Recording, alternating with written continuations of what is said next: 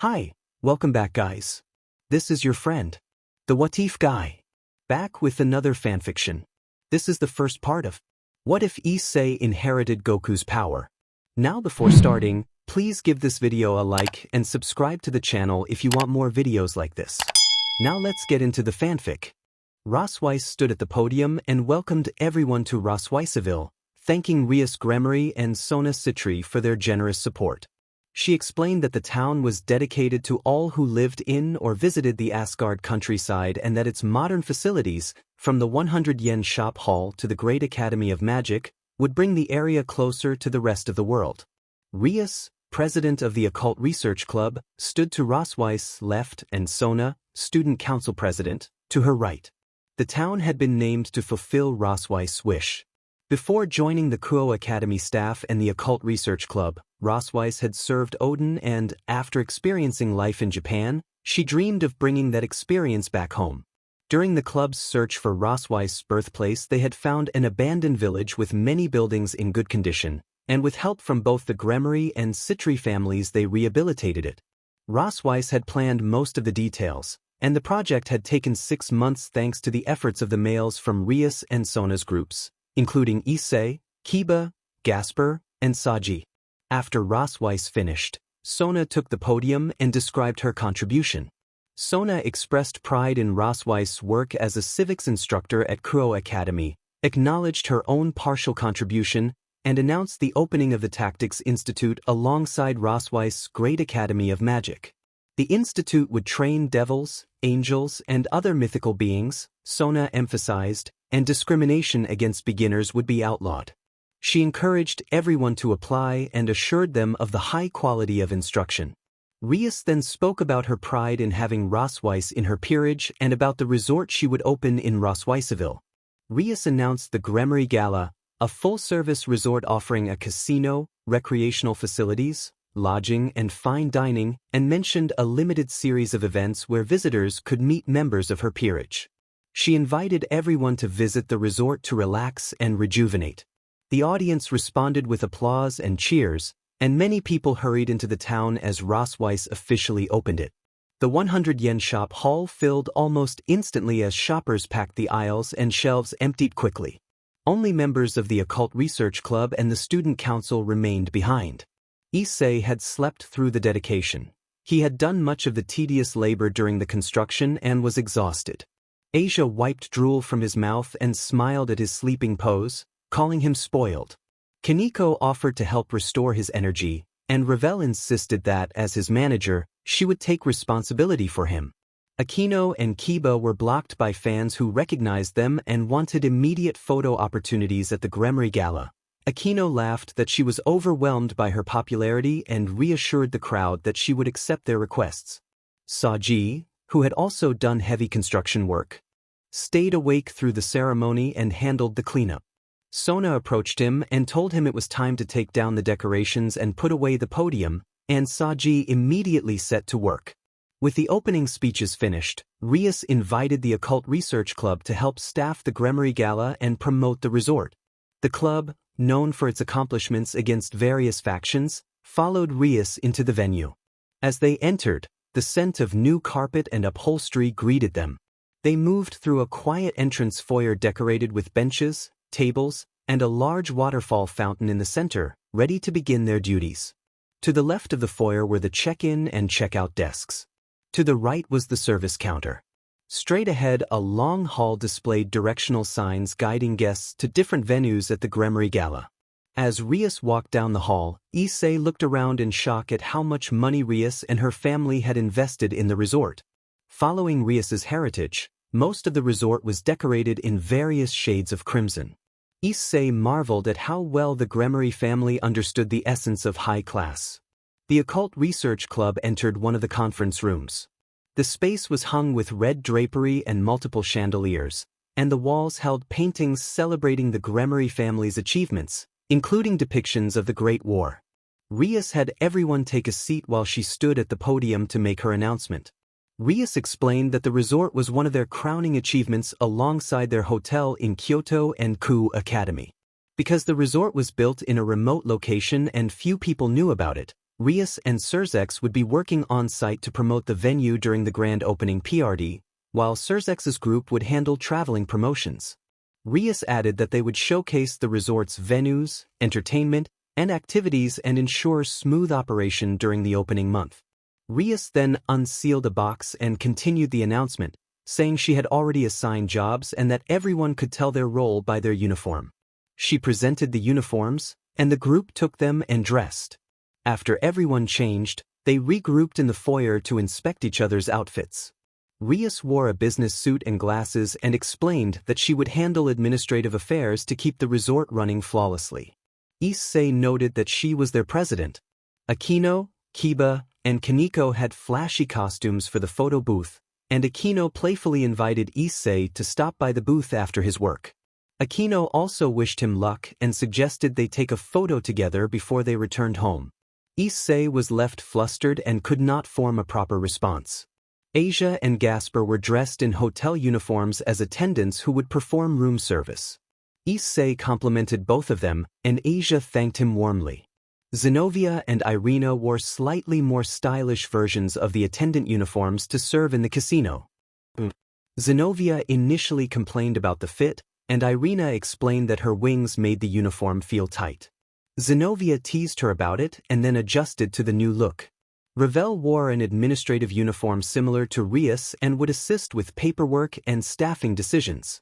Rossweiss would not be working at the gala and was assigned to City Hall instead. When Issei asked what his job would be, Asia and Rias presented a large mirror. Issei froze when he saw his own outfit: white overalls with no collar, bow tie, or decoration, and the fabric felt thick and rugged compared to the others' uniforms. Kiba and Akino announced that, since he was the strongest member of the group, Issei would serve as the handyman. He would handle technical requests, perform repairs, clean common areas such as the conference room and dining halls, wash building facades, and trim the resort's vegetation. Overwhelmed by the assignment, Issei fainted to the floor. He regretted not getting a more glamorous role but knew he had to step up.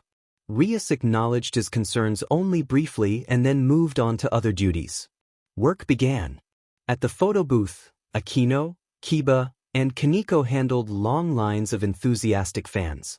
Akino attracted many admirers, Kiba had a steady stream of guests, and Kaneko drew devoted fans eager for photographs. Asia and Gasper moved through the resort serving tea and assisting guests with check-in luggage. Guests were often kind and helped Asia when she struggled with heavy bags. Gasper found himself frequently misidentified by other guests, which led to some awkward but harmless moments. In the casino room, Zenobia and Irina were in high demand due to their appearance among the waitstaff. Zenobia, who had mocked the uniform's fit earlier, now felt the strain of high heels and a style she was not used to, and she stumbled occasionally. By the end of the day, both Zenobia and Irina had made countless trips back and forth to the refreshments counter. Rias and Ravel focused on paperwork. Rias estimated maintenance needs and consulted officials about rules and regulations, while Ravel reviewed job applications and made final hiring decisions. Meanwhile, Issei reported to a strict head handyman who addressed the team firmly, stating that their goal was to make President Rias Gremory proud. Since the hotel and resort ratings depended directly on the staff's performance, the head handyman insisted on perfection and made it clear that no one under him would be dismissed until the results met his standards. The staff answered in unison that they understood. He stepped up to Issei, tapped him sharply on the cheek in a brisk, anime-style reprimand, and warned that he would wipe the smile from his face by the end of the day. Issei acknowledged the warning and went to work. The head handyman assigned everyone to wash nearly 500 square meters of windows. Because he knew about Issei's dragon power, he gave Issei twice as many windows to wash as the others. After a couple of hours he inspected the work. He praised several workers and sent them off to rest. For Issei, however, he pointed out a small streak on a pane that looked as if a child's greasy fingers had wiped it and judged the job unacceptable. He ordered Issei to go back and clean it until it was squeaky clean and said he would not let him sleep until it met his standards. Issei returned to work and finished before nightfall. When it came time to sleep, the head handyman ruled that Issei was forbidden from sharing quarters with Rias and the others. He explained that Rias Gremory was a high-ranking administrator and that, as a lowly handyman working under his supervision, Issei had to follow the rules. Issei was told to take a straw mat and sleep in the boiler room with the other handymen. The boiler room bed was hard and uncomfortable, poorly ventilated, and shared with 8 other men. The other members of the Occult Research Club, who had better positions, were allowed to sleep in one of the hotel rooms. Issei could not sleep that night. He kept thinking about the days at home when he had been able to sleep close to Rias and Asia and felt the quiet comfort of their presence. In the boiler room, an elderly man snored loudly and muttered about politics in his sleep, which made rest impossible. Issei resolved that it was only for 1 month and that he would have to endure it. It had been 3 days since the Gremory Gala opened. Reservations were increasing rapidly, and the pressure on the Occult Research Club mounted. Many guests stayed at the hotel to see Rias and her servants, while others used the resort as lodging while attending Sona's institution. Time slots for photos with Kiba and Akino were fully booked and many guests held priority passes. Asia and Gapser had packed schedules, carrying luggage between rooms and supplying pillows, blankets, and treats. The casino room was busy and Zenobia and Irina now doubled their efforts to serve everyone. The strain reached Issei and the other handymen as well. No matter how many guests checked in, they had to keep the entire resort in like new condition. The head handyman announced that it was 6:30 and ordered everyone up, listing the day's tasks: a blocked sewer line, chair legs in the dining hall that needed polishing, and drapery that required washing. They needed to finish before the guests arrived. Issei changed into his uniform and set to work without having had time to speak with the rest of the club. His first assignment was to clean all the public restrooms: 500 toilets, 500 sinks, 100 mirrors, and 200 trash cans, all without assistance. He tried to cut corners to save time so he could visit Rias and the others, but the head handyman watched him closely, inspecting his work and scolding him for every missed spot.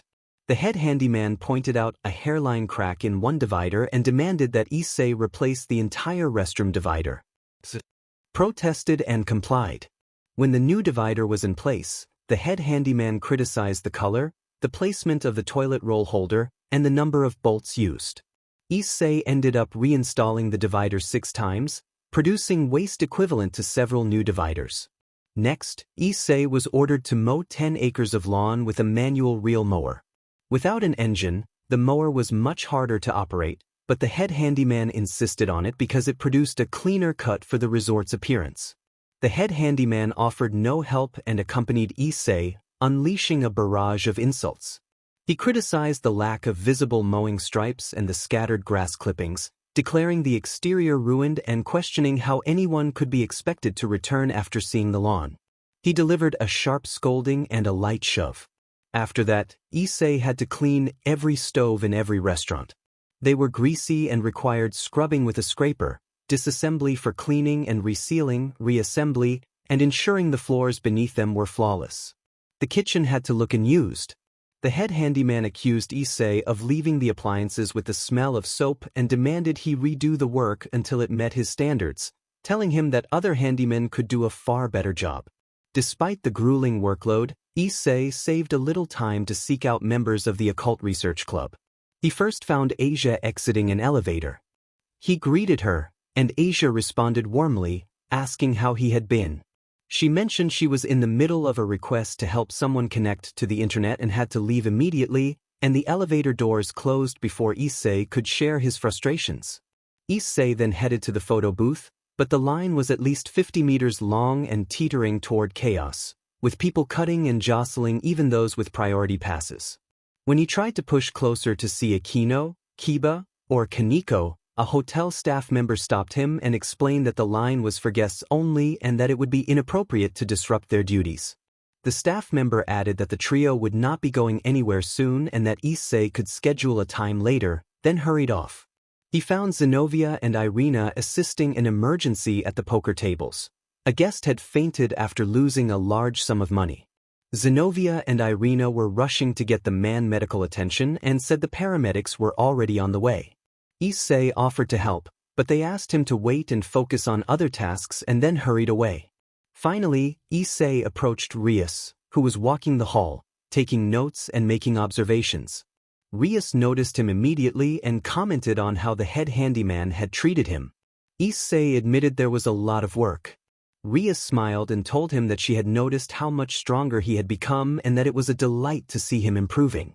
Before they could continue, a staff member called for Rias. She excused herself to attend to the matter, leaving their conversation unfinished. A staff member informed Rias that the electric bill had been forwarded a few minutes earlier and that they had been double-charged. The utility company was arguing that the resort was in a remote region and cost extra to service. The staff member asked Rias for help resolving the issue. Rias acknowledged the problem, said she would see Issei later and wished him luck, then returned to work. The following night, loud thuds echoed through the boiler room. The head handyman confronted Issei, scolding him for contacting the higher-ups and claiming that Issei had tarnished the resort's reputation by speaking with Rias and the others. The head handyman imposed a strict disciplinary routine and assigned extra duties in an exaggerated, anime-style punishment that left Issei exhausted. The head handyman added up several penalties and extra hours until the total punishment reached 5,000 strikes and 10 additional hours of work. He then filed a scathing weekly report and gave Issei the worst rating possible. Rias, busy setting up a new restaurant called Milika's Grill at the resort, stamped the report without reviewing it closely. That evening, during dinner, the head handyman gathered everyone in the dining hall and read the weekly report aloud, including the salary allotments for the week. The head handyman announced that Kongo Kuruma had the best performance, flawless work and careful detailing of the flowers in the marquee gallery, earning 30,000 dekobits. He said that Moro Lichiken had performed well and would receive 28,000 dekobits. Amo Royce had done excellent work except for leaving some flyers behind a cabinet in the conference room and would receive 25,000 dekobits. The head handyman continued down the list, noting a 3-way tie at 20,000 dekobits, a 5-way tie at 19,000 dekobits, and a 20-way tie at 17,500 dekobits. When he reached Issei Haidu, the head handyman declared Issei's performance atrocious. He listed dents in the hallways, broken glass, scratched windows, leaky pipes, stained upholstery, and spoiled food among the problems and criticized Issei for taking long breaks and meeting with higher-class staff, which violated the rules. Issei's compensation was recorded as 0 dekobits, with a 10,000 dekobit material fee for restroom doors and a 1 million dekobit fine for damage to the resort's reputation, resulting in a debt of 1,010,000 dekobits. The head handyman displayed the weekly report, complete with Rias's signature, and warned Issei that continued failure could lead to financial ruin. The other handyman laughed at Issei for his poor performance and his infatuation with Rias. Issei took his dinner to his room. On his uncomfortable bed he found a mysterious present, an action figure resembling himself with no sender's name. He placed the figure beside his bed and used it as a quiet outlet for his frustration. More than a week into the Gremry Gala, demand continued to surge. For 3 straight days the hotel portion of the resort had been fully booked with a waiting list forming. The Occult Research Club's photo shop remained packed, with Akino, Kiba, and Kaneko dealing with lines that started in the parking lot. Asia and Gasper answered an ongoing stream of room service requests, including one guest who wanted a channel upgrade to watch more movies from their room. The casino was crowded, increasing the pressure on Zenobia and Irina. Surzex and his group had returned to the underworld after finishing their advertisement campaign, and Surzex and Rias convened a family meeting at Gremry Castle with their parents to discuss expansion plans. Possible options included an additional resort, a hotel upgrade in Kyoto, or an expansion of the Gremry Gala. With Rias away, Ravel handled Rias's administrative duties and apologized to guests, explaining that Rias was attending a meeting near Odin's Creek and would likely return the next day.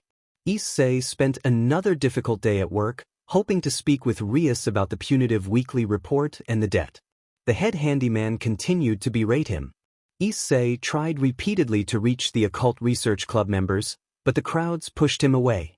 Asia apologized to Issei and explained that she was in the middle of a request and could only spare a few seconds.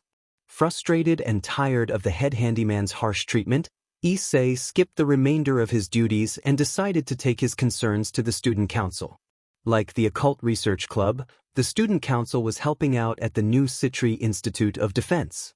The institute was quieter than the BGMI Gala, and Issei hoped the calmer environment would bring him some relief.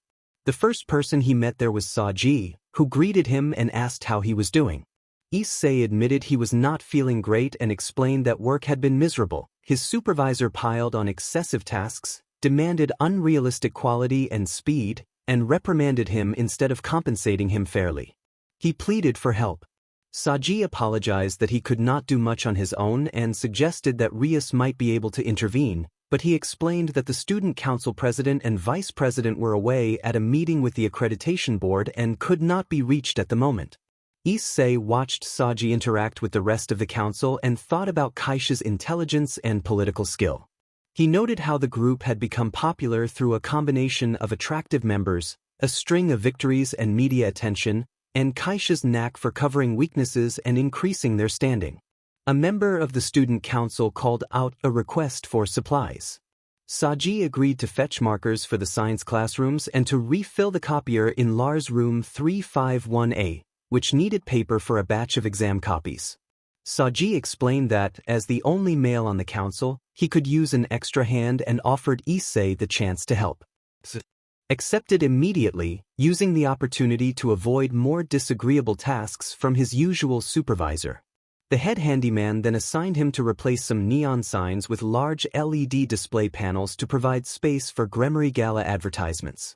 Working at the Sekiryuutei Institute of Defense proved more pleasant than his other assignments. Issei's first task was to replenish office supplies: pens, erasers, markers, folders, and paper from the storeroom and deliver them across campus. Since the institute was less busy than the gala, some rooms were unused. Issei organized furniture and made sure the spaces were clean and intact. Later, the student council asked Issei to demonstrate his Sekiryuutei dragon powers to a class. He activated his boosted gear and shifted into his red male form. The professor requested a demonstration of non-destructive techniques, and Issei began to show controlled mobility moves and simple drills that would not damage the classroom. Before he could continue, Sunny intervened with a restraint technique that tripped Issei and brought him down, explaining that the demonstration had been more than sufficient. Another council member noted that any inappropriate stunt could result in costly damage to uniforms and facilities. Issei felt disappointed. He had hoped to make a memorable impression after missing the chance to see Rias and Aquino earlier, but accepted the reprimand and moved on. His final duty for the day was cleaning the whiteboards with cleaning solution. Marker residue from erasers required careful wiping, and Issei frequently had to return to the storeroom for more paper towels. He completed the task without major trouble. Saji praised his work, offered encouragement that it would be fine to return, and handed him 5,000 dekobits as compensation.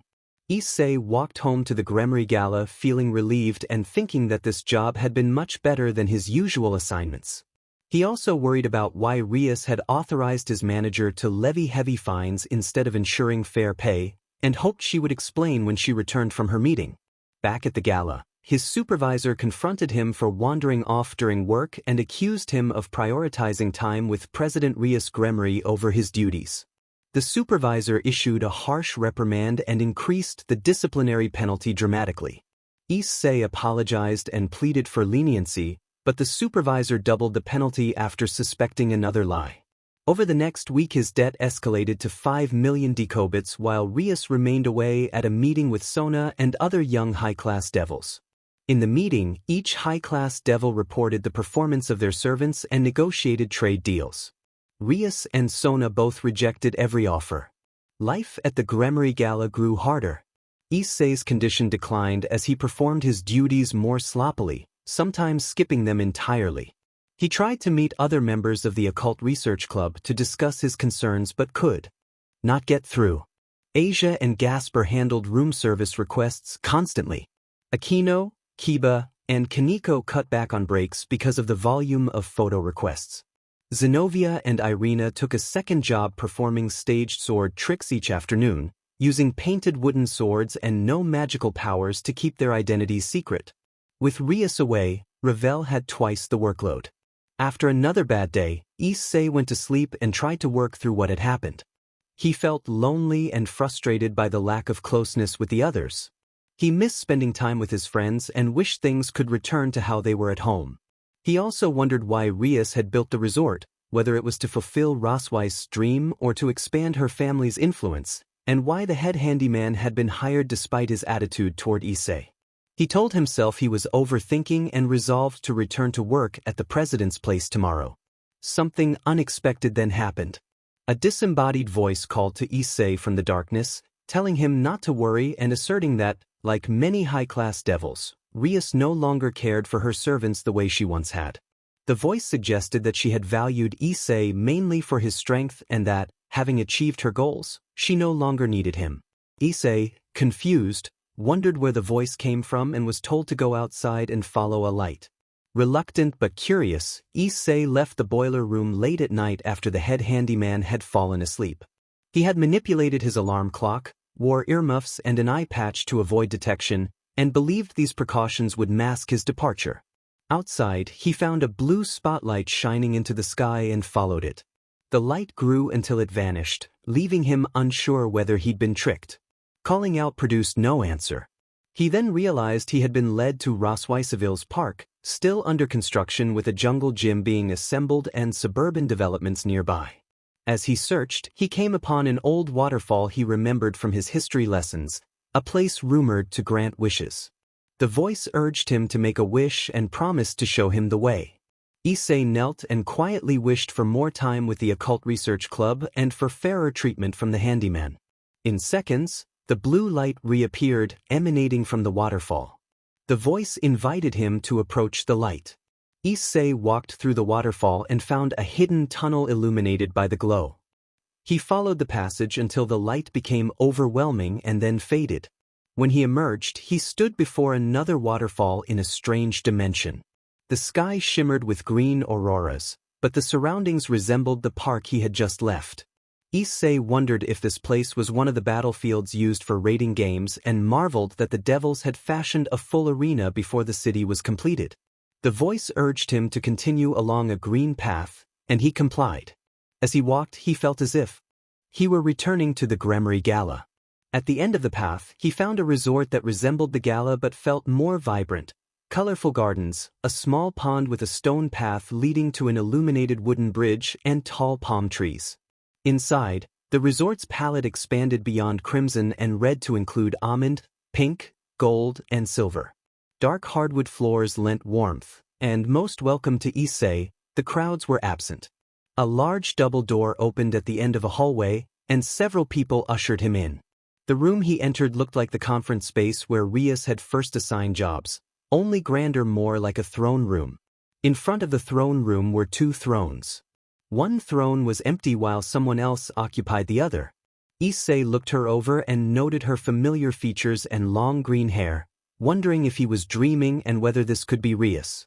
Rias greeted him warmly and asked how he was.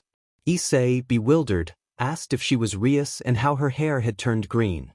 Rias explained that she was not Rias but Grias, his other master, and that while Rias's red symbolized war and terror, Grias's green represented calm, peace, and nature.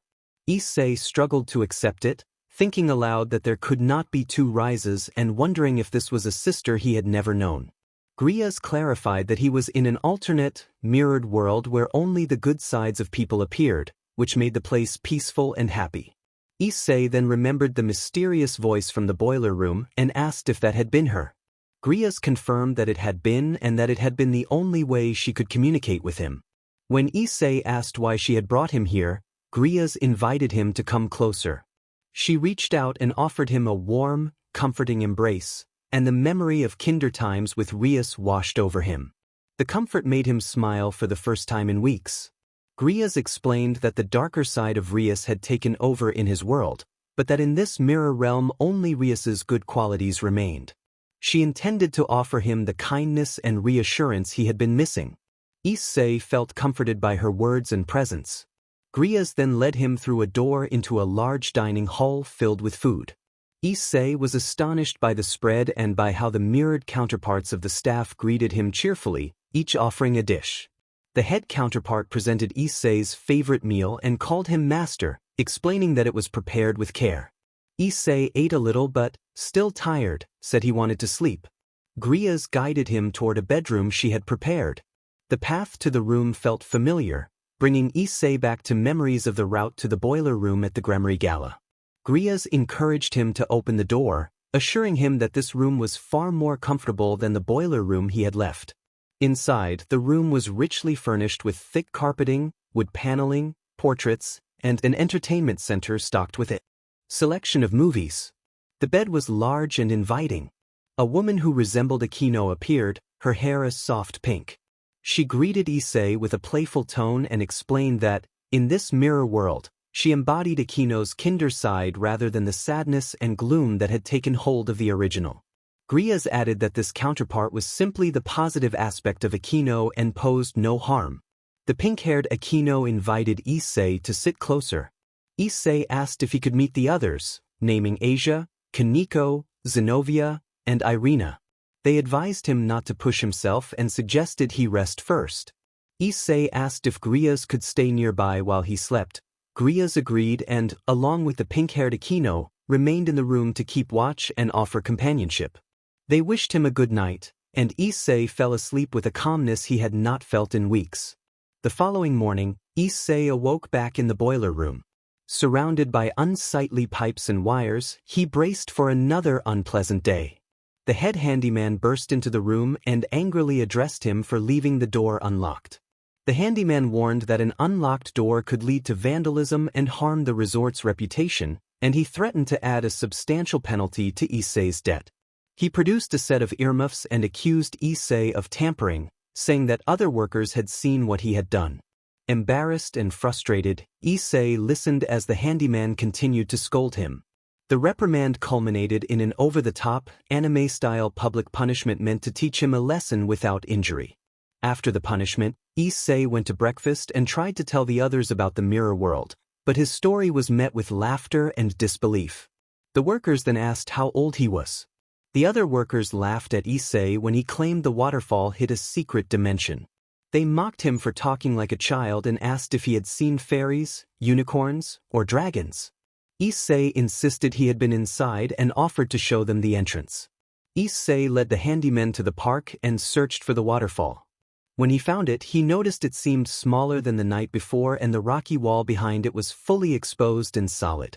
He pushed at the rocks and even charged a punch with his boosted gear, convinced a rock slide might have sealed the entrance. He tried to pray at the waterfall again, but nothing happened. The handymen continued to taunt him, calling him a baby and daring him to prove himself. The ridicule boiled Issei over. He responded with a single, powerful strike that sent 4 of the handymen skidding across the grass and collapsing 3 meters away. The others stared in shock at the display of strength. Issei landed a few more controlled blows in a blur of action until the rest were knocked unconscious. He left them where they lay and walked back toward the resort. On the path back, Saji appeared and greeted him. Saji recognized the waterfall at once and warned Issei to stay away, explaining that people called it the Forbidden Waterfall. Saji told Issei that many visitors who had gone there later vanished under mysterious circumstances, and that those visitors had been searching desperately for something. Saji explained that the Institute's president had investigated hotspots in the Norse grounds while trying to establish the Citri Institute of Defense. The president had studied the mysterious places and had clashed with Rias over developing the area because she felt the waterfall's strange aura. They had competed over the decision in a tense contest of strategy. Saji said the president had removed most of Rias's pieces, but Rias had found an opening and ultimately won. Saji continued that Rias favored the location because of its excellent transportation links, including a direct connection to several major cities and Rosweiss's hometown. The land had been inexpensive and flat, ideal for development, and the airport under construction nearby made the site practical for large projects. Issei sat back and reflected that Rias seemed different since coming here, more focused on development and profits, and he inwardly bristled at how he had been charged a high fee by the head handyman. Saji apologized for taking time and invited Issei to discuss the matter further at the institute. Issei agreed and then took a bench in the park to think. He glanced at his arm and called out internally to Drake.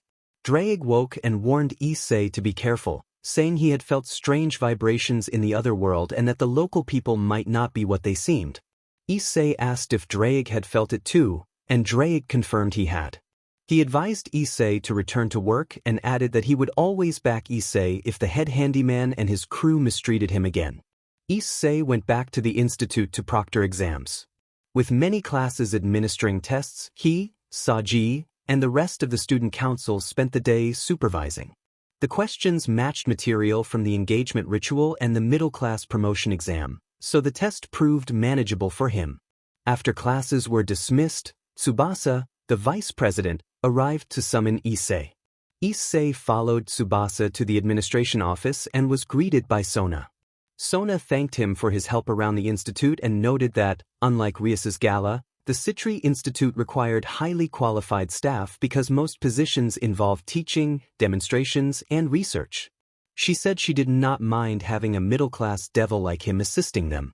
Sona asked about his troubles at the BGMI gala, and Issei complained about the head handyman's heavy workload and excessive penalties, mentioning that Rias had approved the charges. Sona listened and suggested that Rias had probably not intended to cause those problems. She explained that Rias had been extremely busy since opening the resort. Nobody had expected the resort to become so popular. The increase in population had made the environment chaotic and Sona observed that it had reached the point where Rias could not handle everything on her own. Sona suggested that Rias must be under heavy pressure from her family at BGMI Castle, and Issei acknowledged that it made sense. Running a popular resort was difficult. Sona proposed that Rias could pull all of her servants from their jobs and place them in the administrative department, but she had declined because her servants were the main attraction for the resort. Issei complained that everyone else seemed to have better jobs, more breaks, and less to do, and Sona pointed out that even if he did not run an attraction, he was working hard to keep the resort functioning. Issei insisted he was the only one doing all the maintenance, that the head handyman assigned everything to him and even fined him for damages, and Sona promised to speak with Rias when she returned. Sona worried that the resort would collapse unless Rias improved her management, and Issei offered a faint smile, hoping that would help. Sona then changed the topic to the mysterious waterfall that Saji had mentioned. She warned Issei to stay far away. Sona explained that the waterfall lured people toward it and acted as a trap. She recounted that one of her father's servants, a powerful subordinate who wanted independence, had begun visiting the waterfall claiming it brought relief, and after repeated visits he disappeared. Similar disappearances had followed among fallen angels, and humans, until the place had earned the nickname the Forbidden Waterfall. Sona urged Issei not to become the next victim. Issei said he needed rest after Sona's long lecture and left for the BGMI gala. As he arrived, the day took a harsher turn. The head handyman intercepted Issei and accused him of abusing his powers and mistreating the resort's star workers. The handyman announced that, unlike Issei, he had the authority to enforce discipline. In an abrupt, forceful exchange, the handyman struck Issei with a whip several times, seized him roughly, and slammed him against a wall before letting him collapse to the floor. He then loosened Issei's bindings and berated him for poor attitude and performance, warning that punishments would become harsher if Issei disobeyed. The handyman ordered Issei to bed and reminded him they had to make up for lost time after his recent incident. Alone at night, Issei allowed himself a private smile. Drake had kept his promise and reinforced Issei's body to take much of the impact during the discipline, reducing the pain. Buoyed by that confidence, Issei decided to flout the handyman's orders and slept in one of the unfinished dormitories at the Citri Institute of Defense. By the following day, the BGMI gala had reached maximum capacity and the resort's reputation began to suffer. Ravel ordered the front doors and gates closed to prevent any more people from entering. Members of the administrative staff tried to calm those gathered outside and asked them to wait for available space, but their appeals failed to pacify the crowd.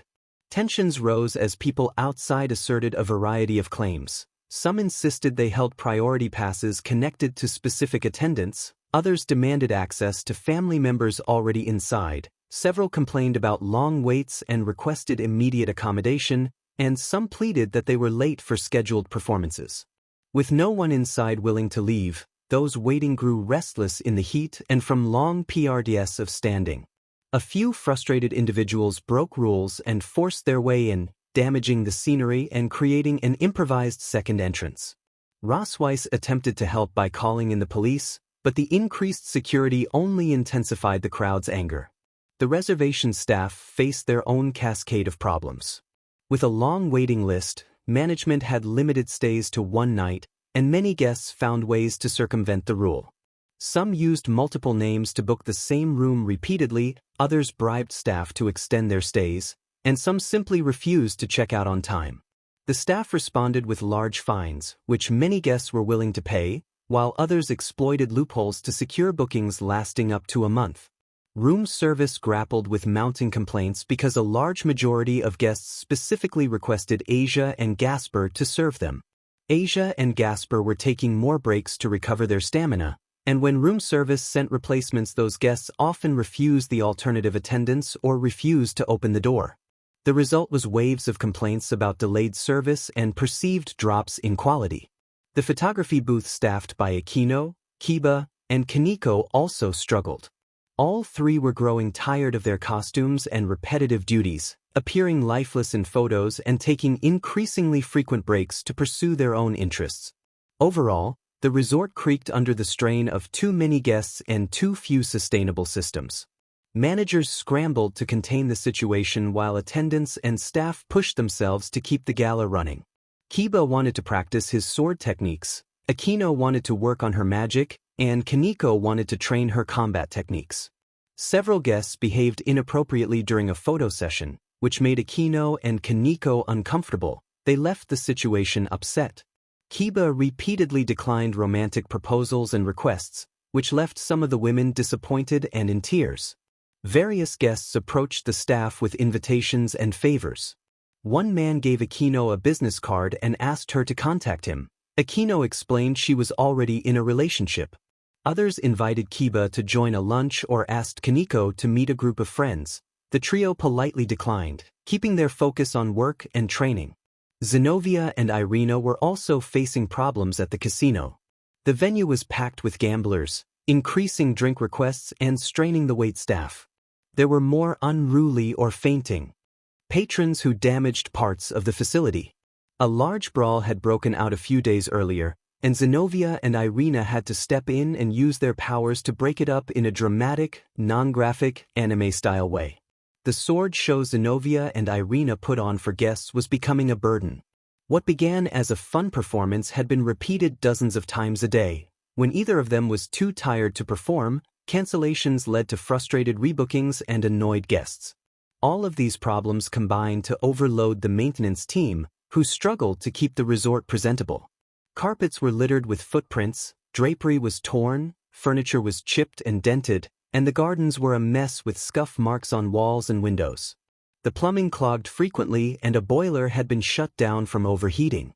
The head handyman wanted to assign much of the work to Issei but could not locate him, and he took out his frustration on the other maintenance crew. As a result, their rushed repairs were sloppy and the resort's reputation suffered. The sharp decline in the resort's standing prompted Rias to return and investigate. She moved to convene an emergency roll call with the Occult Research Club to address the mounting problems. A public announcement called all members of the Occult Research Club to conference room 178 at the Gremory Gala, but only Ravel answered.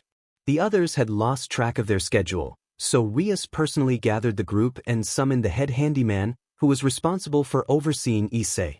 Rias explained that she had brought everyone together to outline the resort's situation. She said the resort had suffered setbacks from overpopulation and reminded them they needed to maintain order for the remaining month. She urged them to do their best to preserve the resort's reputation through the grand opening PRD. The members responded with exhaustion. Akino told the president that she felt worn out from the work and uncomfortable in the costume she had to wear. Kiba followed by asking to lighten his schedule, saying he disliked modeling and missed practicing with his sword, and requested permission to train at the Citri Institute of Defense. Kaneko said the mascot outfits made her uneasy because they reminded her of her past as a cat spirit. Asia complained that the room service shifts were interrupting her rest with late service calls. Gasper agreed quietly. Zenobia expressed concern that the constant trips to the casino were exhausting her legs and that the repetitive work was eroding her sword skills, leaving her worried about failing as a knight. Irina also voiced her fatigue. Issei remained silent. Rias reminded them that she was their leader and that their duties at the resort must continue until the grand opening PRD ended. Akino stood and suggested they might be neglecting their usual devil responsibilities, asking whether summon requests, new packs, and monitoring stray devils should still be handled. Rias paused, said she had authorized postponing their normal devil duties for the duration of the grand opening and that her brother Surzex would substitute for her. For now, she said, everyone needed to focus on assigned tasks at the Gremory Gala. Ravel accused Rias of leaving too much of the work to others and described the resort's overpopulation and supply shortages. The Burger Cube had run out of paper plates and supplies would take time to arrive. Trash was accumulating and there were numerous damages. Others appealed to Rias to heed their concerns. Rias rejected the complaints, stating that she could not allow the resort's reputation to suffer and ordering the group back to work. As the group dispersed, Akino told Rias that this version of her did not match the Rias they remembered, the one who cared for her servants. Rias then called Issei over and confronted him about skipping work to visit Sona's place. Issei began to explain, and Rias pinched his cheek as she reminded him of his obligations and insisted the resort needed his cooperation more than the Citri Institute did. Issei pointed to the head handyman and accused him of making his work intolerable. The head handyman responded that Issei should look at his own behavior before placing blame. Rias asked Issei to explain the situation. Issei said the head handyman was harsh with him in front of others, and that he was being held responsible for damages and debts he felt were unfair. He asked to be transferred. Ravel added that the head handyman was lazy, prone to sloppiness, and often distracted, which made discipline necessary. Issei pleaded to be released from his duties, saying he would rather be fired than continue. Rias refused to let him go. She concluded that freeing Issei would risk further problems and decided to keep him at the resort so she could monitor him. She asked the head handyman for another chance and warned him not to mistreat Issei. The head handyman accepted the responsibility and promised to take care of Issei and the resort. Because Rias had dismissed their complaints, the other occult research club members began to slack off in small, deliberate ways. The photo booth closed repeatedly, causing many rescheduled appointments. Akino, Kiba, and Kaneko spent long PRDS in the backroom playing video games. Asia, Gasper, Zenobia, and Irina blocked their service availability, preventing requests.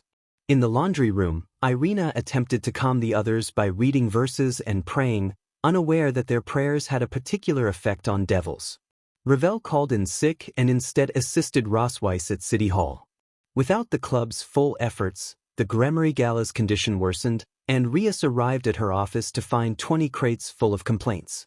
In response, Issei decided to defy Rias's orders and work at the Citri Institute of Defense. Issei spent the day cleaning and inspecting each room in the nearly finished dormitories.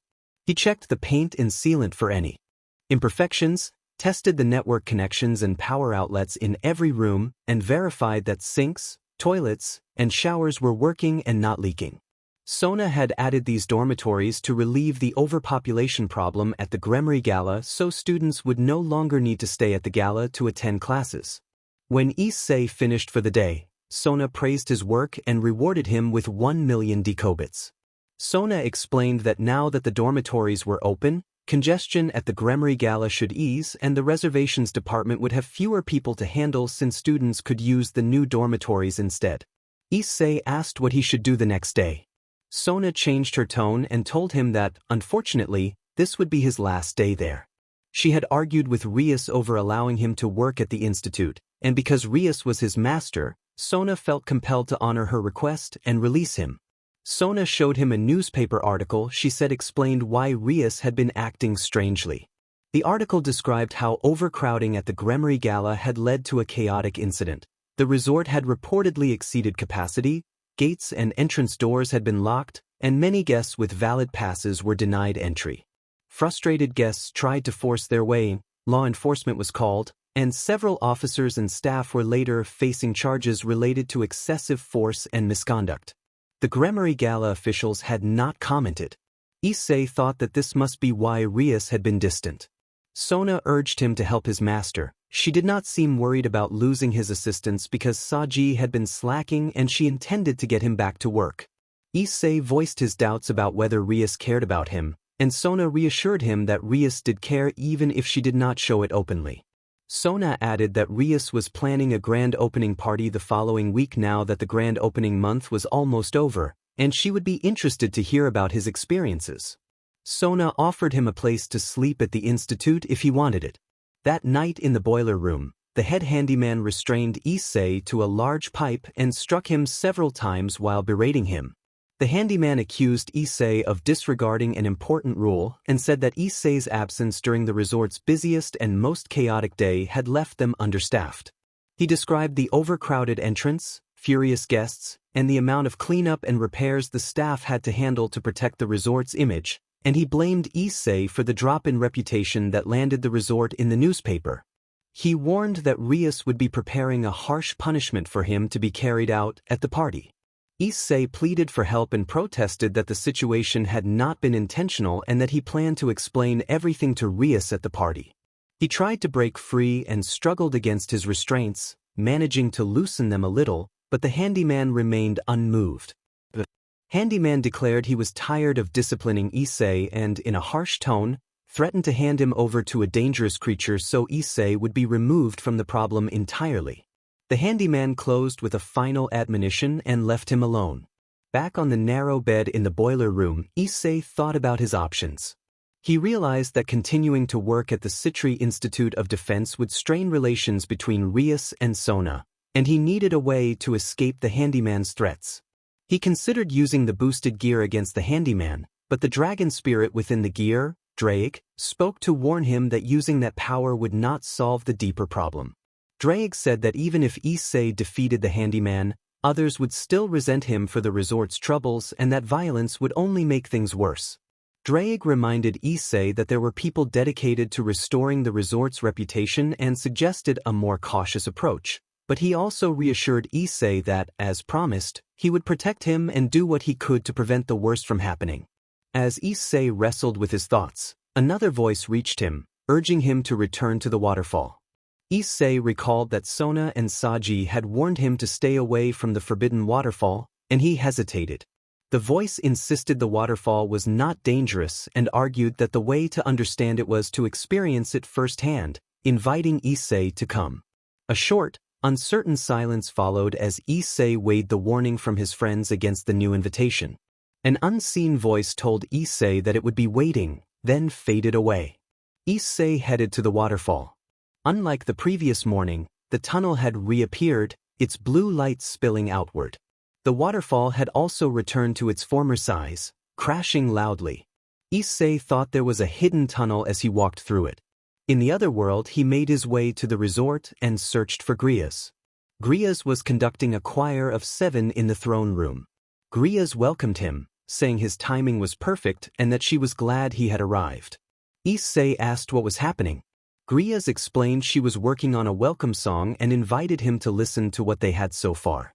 The choir performed a playful melody that welcomed Issei by name and promised paradise and mischief.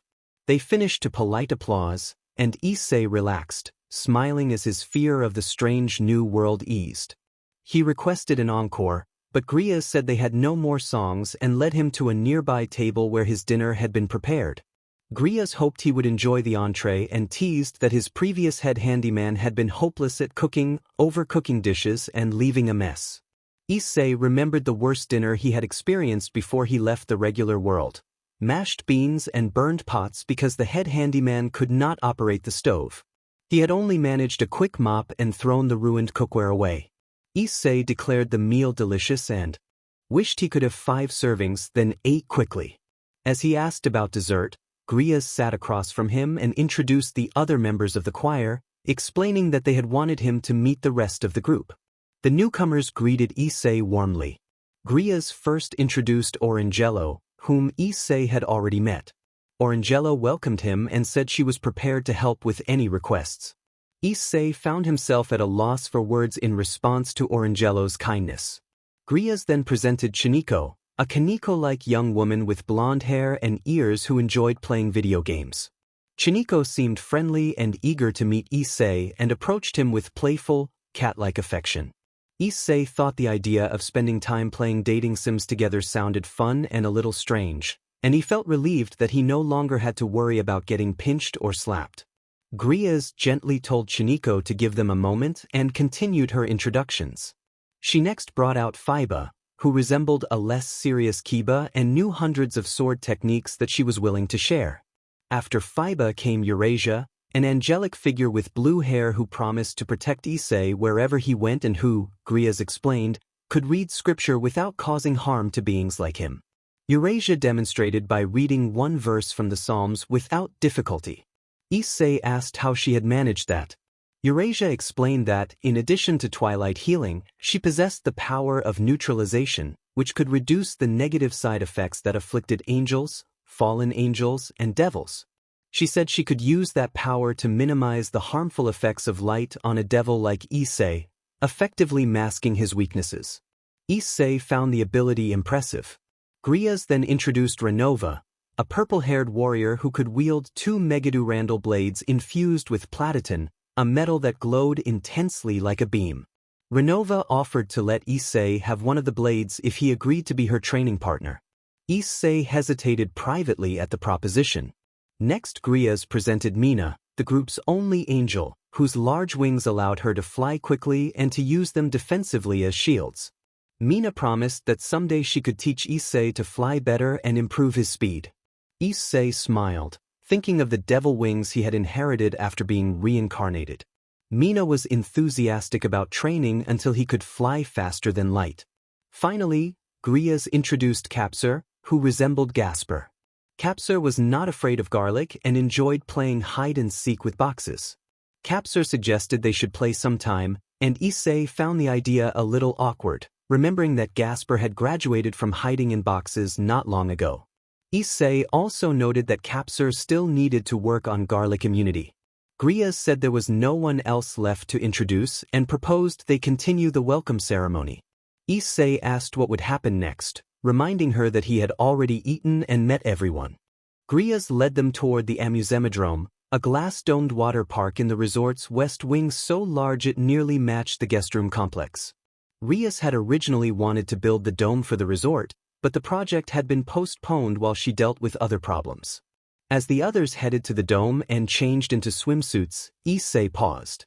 He realized that everyone from the Occult Research Club had been mirrored into this world except for one person and mentioned to Grias that someone was missing. Issei wondered where Rosweiss had gone. Grias smiled as she leaned on his arm and told him that Bossweiss was different from Rosweiss.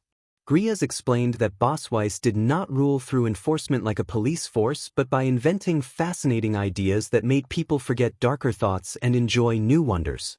Grias asked rhetorically whether it would not be pleasant to run a city without a police force and said that this was why the city was perfect. Orangello called to them from the water park. Issei and Grias found Orangello where the water pumps had just been turned on and water was gushing down the slides at great speed. Orangello announced that the water slide ride was ready and said he would start up the other rides while asking Issei to enjoy himself. Issei waved goodbye as Grias guided him to the start of the water slide. Grias suggested they be the first to ride the slide and use it to show everyone how fun the newly opened Amusemidrome was. Issei agreed. The slide proved rough for him. The water rushed fast, the course had many turns, and there were bumps and waterfalls that left both Grias and Issei soaked by the time they reached the exit ramp. Grias invited Issei to try the other slides and tubes, but Issei declined to ease his nausea. Grias then went on the other attractions with Orangello. As Issei left the slides area, Eurasia and Chiniko waved him over to the next attraction and invited him to play at the waterworks. The waterworks featured water guns, leaky pipes, and a set of levers, wheels, and knobs that carried streams of water toward a distant leaky bucket. There was also a station where Issei could use a small bucket to pump water up into a large ceiling-mounted bucket that would eventually spill. Issei grew tired of the back and forth, But Chiniko helped him and together they filled the bucket so that it spilled, soaking both of them. After the waterworks, Issei moved on to the wilderness canoe. He was given a boat and rowed down an artificial river, taking in the crafted scenery along the banks. Signs along the way told a simple story about living beside the river, but the text proved too small for Issei to read easily. Issei finally reached the artificial beach, complete with real sand and machine-generated waves. As he settled into a lounge chair, Mina approached with a cup of water and offered it while asking if he was thirsty and tired. Issei accepted the drink gratefully. Mina sat down in the next chair and asked how he liked the place, whether it felt soothing and relaxing. Issei said he enjoyed it and noted that he could never have this kind of life back in Japan because his days were filled with making pacts, schoolwork, fighting monsters, and intense physical training. Mina said that in her world things were organized so well that wars had never occurred since the world was formed. She explained that physical workouts there were purely recreational.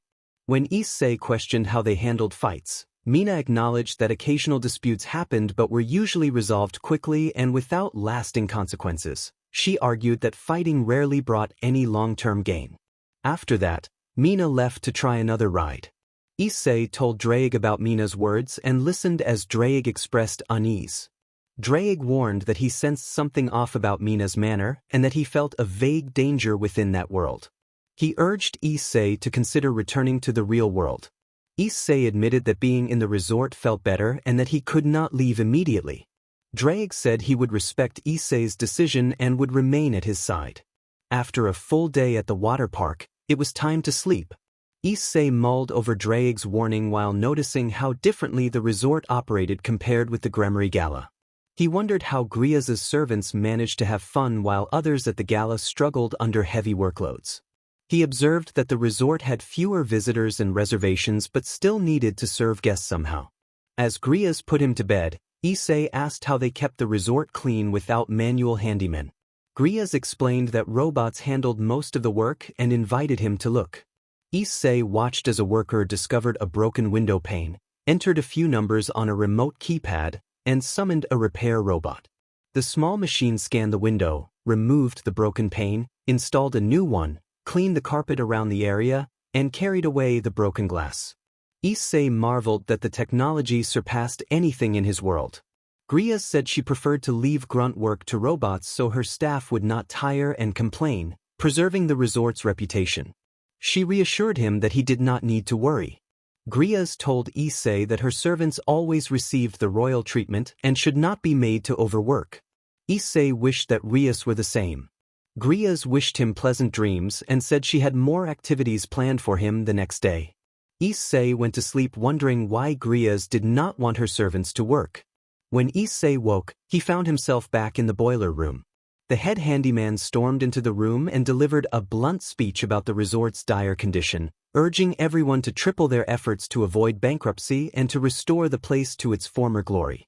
The head handyman then turned his attention to Issei and reminded him that they had discussed his duties the previous night and that he knew the consequences of disobedience. Issei agreed meekly. During the day, Issei repeatedly ignored instructions and took shortcuts that left the resort in worse shape. When assigned to replace the hallway carpeting, he patched only the damaged areas instead of replacing the entire roll. The repairs held, but the hallways looked shabby with mismatched patches. In the front courtyard, which had gone from crowded and vibrant to empty and worn, he performed odd landscaping and sculptural alterations that ended up discouraging many guests. When tasked with fitting the skylights with stained glass, he dismissed the bland designs and painted unconventional motifs. When light passed through, the details blurred into an unappealing pattern. For wall repairs, he applied plaster over damaged sections without properly replacing patches, producing surfaces that looked fine at a glance but would not withstand touch. He also glued faux wood paneling over problems. Instead of the requested crimson-red paint, he applied forest green to a large wall and added a mural expressing his gratitude for the water park outing, depicting Gria's, Orangelo, and several friends at the slide. The mural left the rest of the occult research club puzzled. That evening, the handymen gathered for dinner with the head handyman, as was customary. The head handyman thanked them for their efforts and relayed announcements from President Rias. A competing resort called the Leviathan Lodge had opened on the other side of Rosweisseville, operated by the same group behind the Citri Institute of Defense, and it was drawing away customers with promotions such as free tickets to a popular show for early bookers. He added that another resort named the Bail Box would open soon, making it harder to recover their clientele. The handymen cursed the Leviathan Lodge, the show, and the Bail Box. The head handyman then noted that everyone was present except Issei and ordered the others to find him, promising a 500,000 decobit bonus to whoever dragged Issei back. The handymen searched, remembered a joke about the waterfall, and made their way there but became lost in the dark. One of them reached the waterfall but could not find any tunnel. With no leads, they returned and the head handyman reported Issei's absence to Rias. Rias advised patience, saying Issei would return in time. The head handyman vowed quietly that he would find Issei someday and smiled grimly as he planned his next move. Issei, aware that dinner would be poor after the head handyman had discarded many pots and pans, skipped the meal and headed for the waterfall, expecting better food from Grias. He found the hidden tunnel behind the falls and passed through to the other world. The doorway closed behind him, becoming invisible to the other handymen. In the Otherworld resort, Issei discovered Grias at a piano, practicing for a recital. He noted with surprise that she played while reflecting that Rias had not shown such skill. Grias turned, greeted him warmly, and explained that although she knew only a little piano, the instrument had features beyond what appeared. She pressed a button and the piano began to play on its own, then rose to the control panel to adjust its settings. As the piano finished the introductory phase of the music, the curtain behind Grias lifted to reveal a large orchestra chamber with 100 musicians. The orchestra joined the automatic piano and swept into the main phase of the piece. Issei listened in awe, feeling the music wash over him. He marveled at how amazing it all sounded. Grias told Issei that the orchestra was a piece she had composed for him and invited him to notice the different harmonics that blended together to create soothing sounds. She explained that the more he listened, the more relaxed he would become. Issei took a seat and followed her advice. The music calmed him, and he could put aside the stress he had felt after returning to work at the Gremory Gala. In the middle of the orchestra, the choir of Grias's other attendants glided onto the stage to add operatic voices. The more Issei listened, the more amazed he became. It almost felt too good to be true. After the concert ended, Grias asked Issei how he felt and whether he felt relieved. Issei replied that he felt much better. Grias hugged him warmly, calling him her Issei. Soon after, Issei mentioned he was hungry from his long day. Grias told him that everything had already been prepared and instructed the chefs to set up a dining table for him. The chefs quickly rolled out a table laden with dinner and a server handed Issei his silverware. As he ate, the orchestra continued to play other repertoire. When his meal was finished, Grias invited Issei to tour the city. She told him there was more excitement ahead and that they would take him on an adventure around the city of Boswaisepolis. Issei admitted confusion at the name.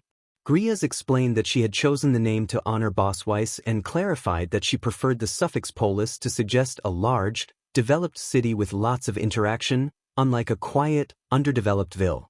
Issei still felt puzzled by the terminology, and Grias quickly moved on. She told everyone not to linger on the details and called them to board. When Issei asked where they were going, Grias only promised that it was a secret and that he would be amazed. A large motorcoach waited outside the resort. Grias invited Issei to sit in the front seat beside her. As the motorcoach pulled away, the sky grew very dark, which made Issei uneasy. He voiced his concern about the safety of traveling in such darkness. Grias reassured him that the darkness would make the trip more exciting and that behind that veil were many surprises that would reveal themselves little by little. She pointed out a distant blue bulb of light, then green and red bulbs that joined it, followed by yellow, orange, pink, white, and purple. Grias explained that the bits of color would appear gradually and that if everything were visible at once it would be less interesting. Issei conceded that he understood her point. As the bus climbed the mountain, she asked him to watch how the colors changed. They were not random. As the coach traveled along the invisible road, the colored lights blended and formed small images that shifted and moved. Issei recognized his own face in one of the images, then water, then a cocktail glass with lemon slices. He thought the display was becoming even more exciting. When the bus stopped, Issei realized they were on top of a small hill. Grias directed everyone to an observation deck.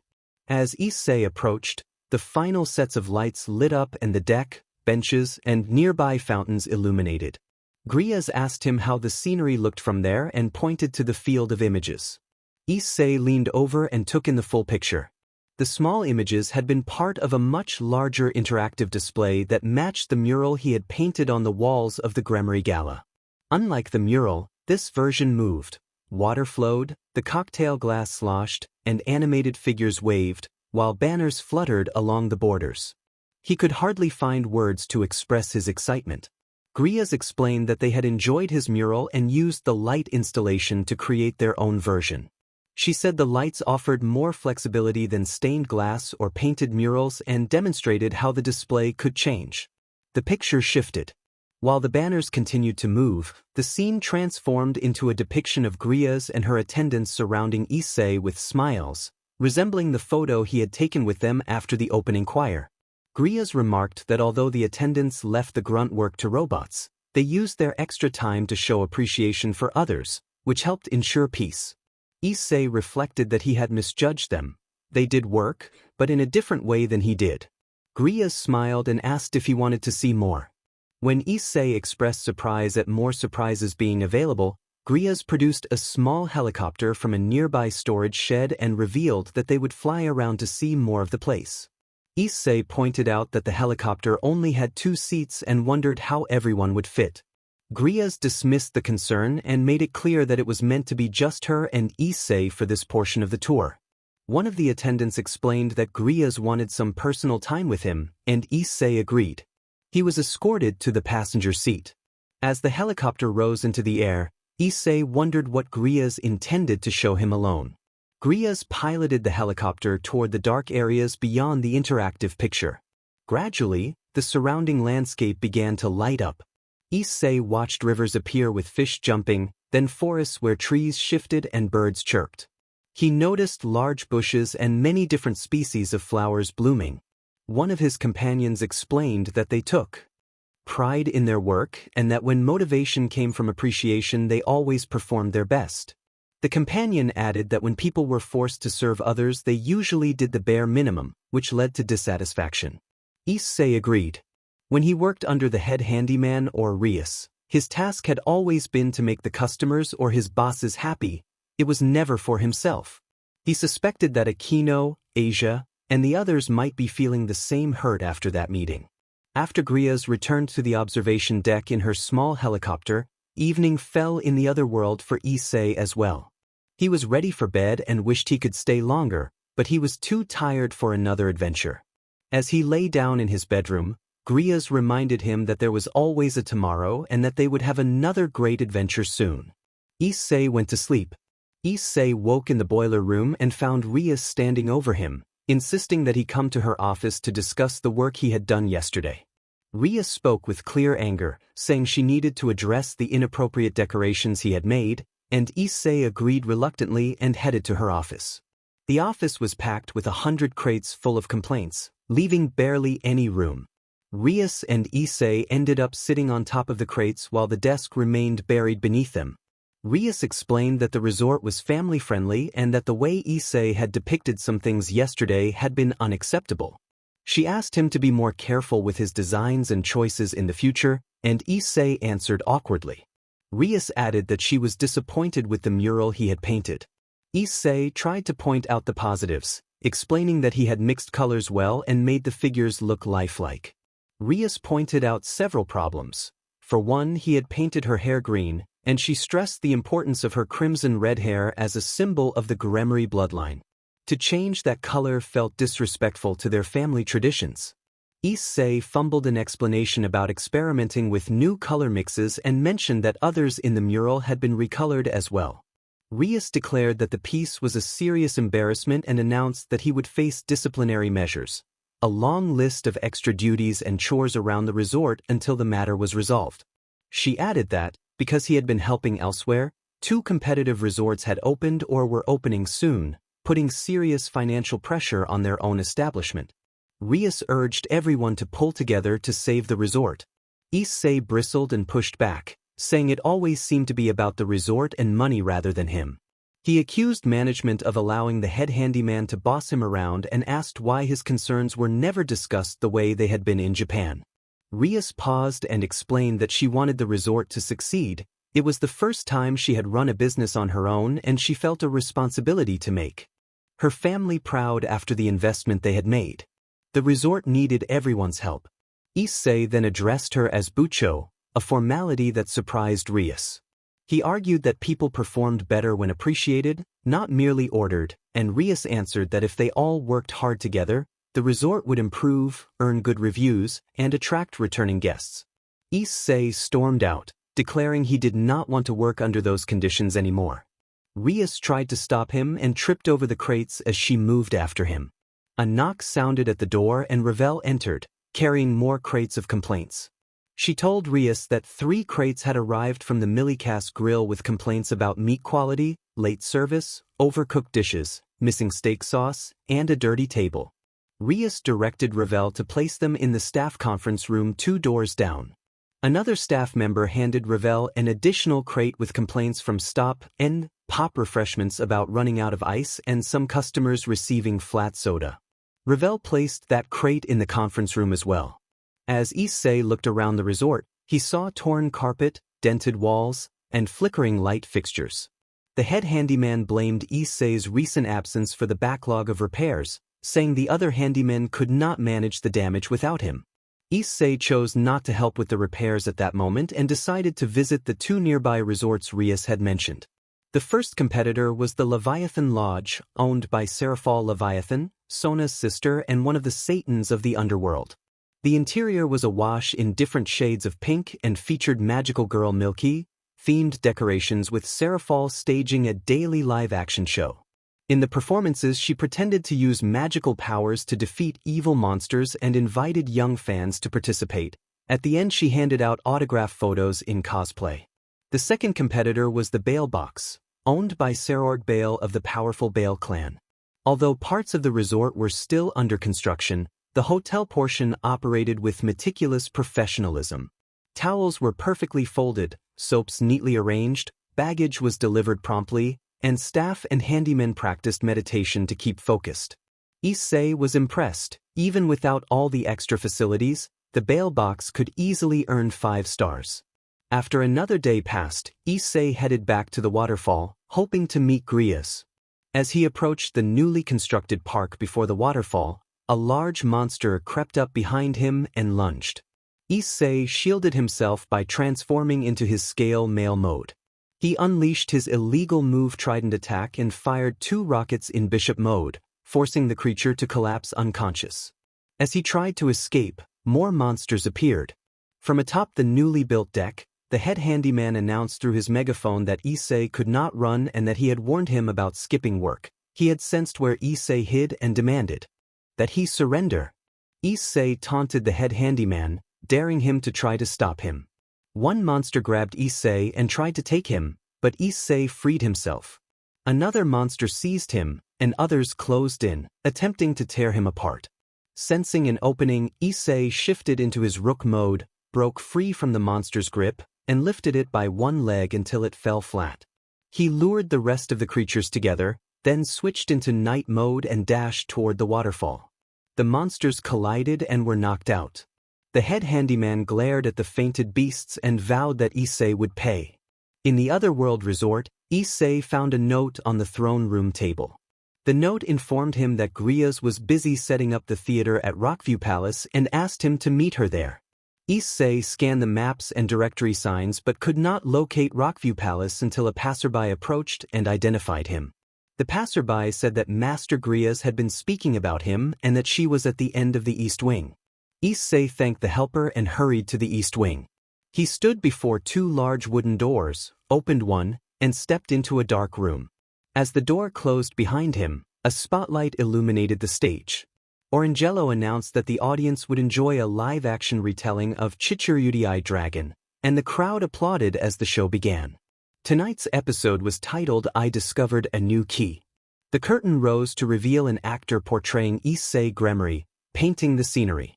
Suddenly the stage shook, and a monster emerged from beneath. The villain declared that he would bury Issei deep underground and that the Switch Princess was already trapped, then covered the scene the actor was painting. He created quicksand that forced the actor to sink. The actor called for help. Just as he was about to be overwhelmed, a wave of water struck the villain, breaking its hold. The quicksand receded, leaving a large pit where the actor had been. A new figure appeared on a screen, Eurasia, portraying a goddess. The goddess, played by Eurasia, told Issei Gremory that his powers lay deep within him and that he should not be afraid. She explained that his strength could be unlocked by focusing on what mattered most to him and by channeling cherished memories and feelings into a single clear intention. She encouraged him to think of his favorite things and to let that emotional connection become the key to his power. As Issei was lifted from the pit, he concentrated on his memories of the Switch Princess and on the values that drove him. His armor coalesced around him in seconds, and he transformed into the chest dragon. Fully empowered, he launched himself at the underground Hulk and delivered a decisive blow. The villain shattered into harmless debris, and the pit filled in. Issei approached the Switch Princess, portrayed by Griaz, who thanked him for saving her. He expressed relief that she was all right, and she asked how he had managed to transform. Without her. He only said that it was a secret she would learn in time. The live-action performance ended to enthusiastic applause. The actor who had played Issei then told the audience that there would be a special treat. He explained that while he was a volunteer who had portrayed Issei Gremory, the real Issei was present in the audience. When the spotlight found him, the crowd identified the real chess dragon among them and began to cheer. Chiniko and Fiba escorted Issei up the aisle and onto the stage. They encouraged him to demonstrate his abilities. Issei transformed into his scale mail, displayed his illegal move trident, and activated his night speed to zip across the theater. He ended the demonstration by pulling a guest onto the stage, and the audience applauded. After the performance, Griaz and the others returned to the throne room. Griaz asked Issei to sit at the table and brought out a large wooden box from the other side. She inquired how he had been feeling since his last visit. Issei told her that he felt great and that he always looked forward to visiting her, the resort, and this other world. It had always been painful for Issei to face another day in his ordinary world. He felt that Rias no longer tried to understand him, and the burden of running a large resort had taken over her mind. Griaz welcomed him warmly and said she understood how he felt. She told him she was glad he had come and that she had never had someone so enthusiastic. She suggested that he might serve her, explaining that it would be nice if he stayed with them and that they could enjoy more activities together. She even offered to move his bedroom closer to hers so they could coordinate better. Issei asked whether she really meant for him to become her servant. Griaz confirmed that she did and handed him a large wooden box. Inside was a red globe ball, which she explained was a symbol of service in her house. She compared it to the pawn tokens Rias used to signify bonds and told him she kept other colors on her shelf for choice. Issei hesitated as he considered the globe ball. Griaz encouraged him not to stress and reminded him of how Rias had treated him. Other voices nearby urged him to accept the offer. Issei reviewed his options and memories. He recalled how, after defeating the head handyman summon creatures, he had only caused more trouble. He feared that Rias, aligned with the head handyman, might punish him for betraying his master. Convinced he needed a fresh start, Issei accepted the globe ball. The moment he accepted, the pawn tokens that had anchored him to Rias fell away like tiny pieces of light and flew outward. With them gone, Issei felt his bond to Rias dissolve. The globe ball became the token of his new service to Griaz. From that night on, he no longer found himself returning to the real world when he slept in his room. In the real world, Rias had plans for the Gremory Gala. It had been a day since her confrontation with Issei, and Ravel worked through the pile of complaints to clear space in the office. If the complaints continued to accumulate, they would soon run out of places to sit. Although they had reduced the load in Rias's office, an additional 60 crates of complaints remained in the staff conference room. During a break, Ravel told Rias about what she had heard from Issei during his visit. Ravel suggested that Issei's point about people performing better when appreciated was worth considering. She observed that everyone was exhausted from overwork and that Rias had reacted by scolding them instead of honoring their efforts. Ravel warned that forcing the staff to continue without recognition would only worsen the problem and likely explained the rising number of complaints. She urged Rias to think about how making people work harder would fix the growing issues at the resort. Rias listened but remained focused on saving the resort. The Occult Research Club had been one of the main attractions. Without it, the resort would lose support and uniqueness and become vulnerable. Two competing resorts, the Leviathan Lodge and the Bail Box, offered more appealing deals and were running grand opening promotions. 3 days earlier, officials had given all 3 resorts provisional ratings that highlighted their shortcomings. The Leviathan Lodge was too new to rate, the Bail Box was still under construction, and the Gremory Gala did not meet all requirements for a 1-star rating. Rossweiss had completed a hall of small shops and the Great Academy of Magic, which had drawn new visitors to her town. Many of these newcomers were swayed by competitive deals, and only 10% of visitors chose to stay at the Gremory Gala. Ravel proposed holding a celebration to mark the end of the grand opening PRD. She reminded Rias that a proper celebration would be an opportunity to show appreciation to the Occult Research Club for sticking together during a difficult time and might help boost morale before they returned to Japan. Rias checked her calendar and acknowledged that the end of the month was approaching.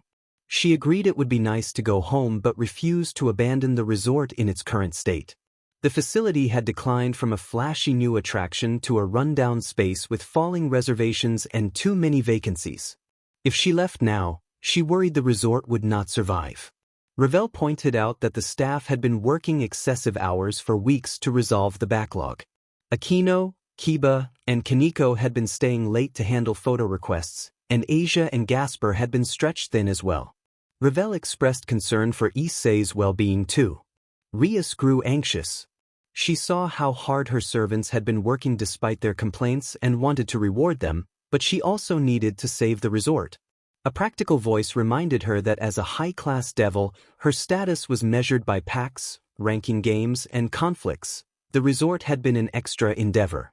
Rias still felt the pressure of her reputation and believed that reviving the resort could prove she could manage a successful enterprise like other high-class devils.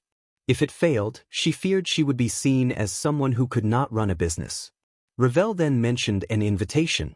She had heard that Serafal was holding a party at her resort to celebrate the first week of opening. For the event, Serafal planned an expanded performance of the Magical Girl Milky live-action show, and the producers and directors of the series were expected to attend. The news presented an opportunity and a potential avenue for drawing attention back to the Gremory Gala.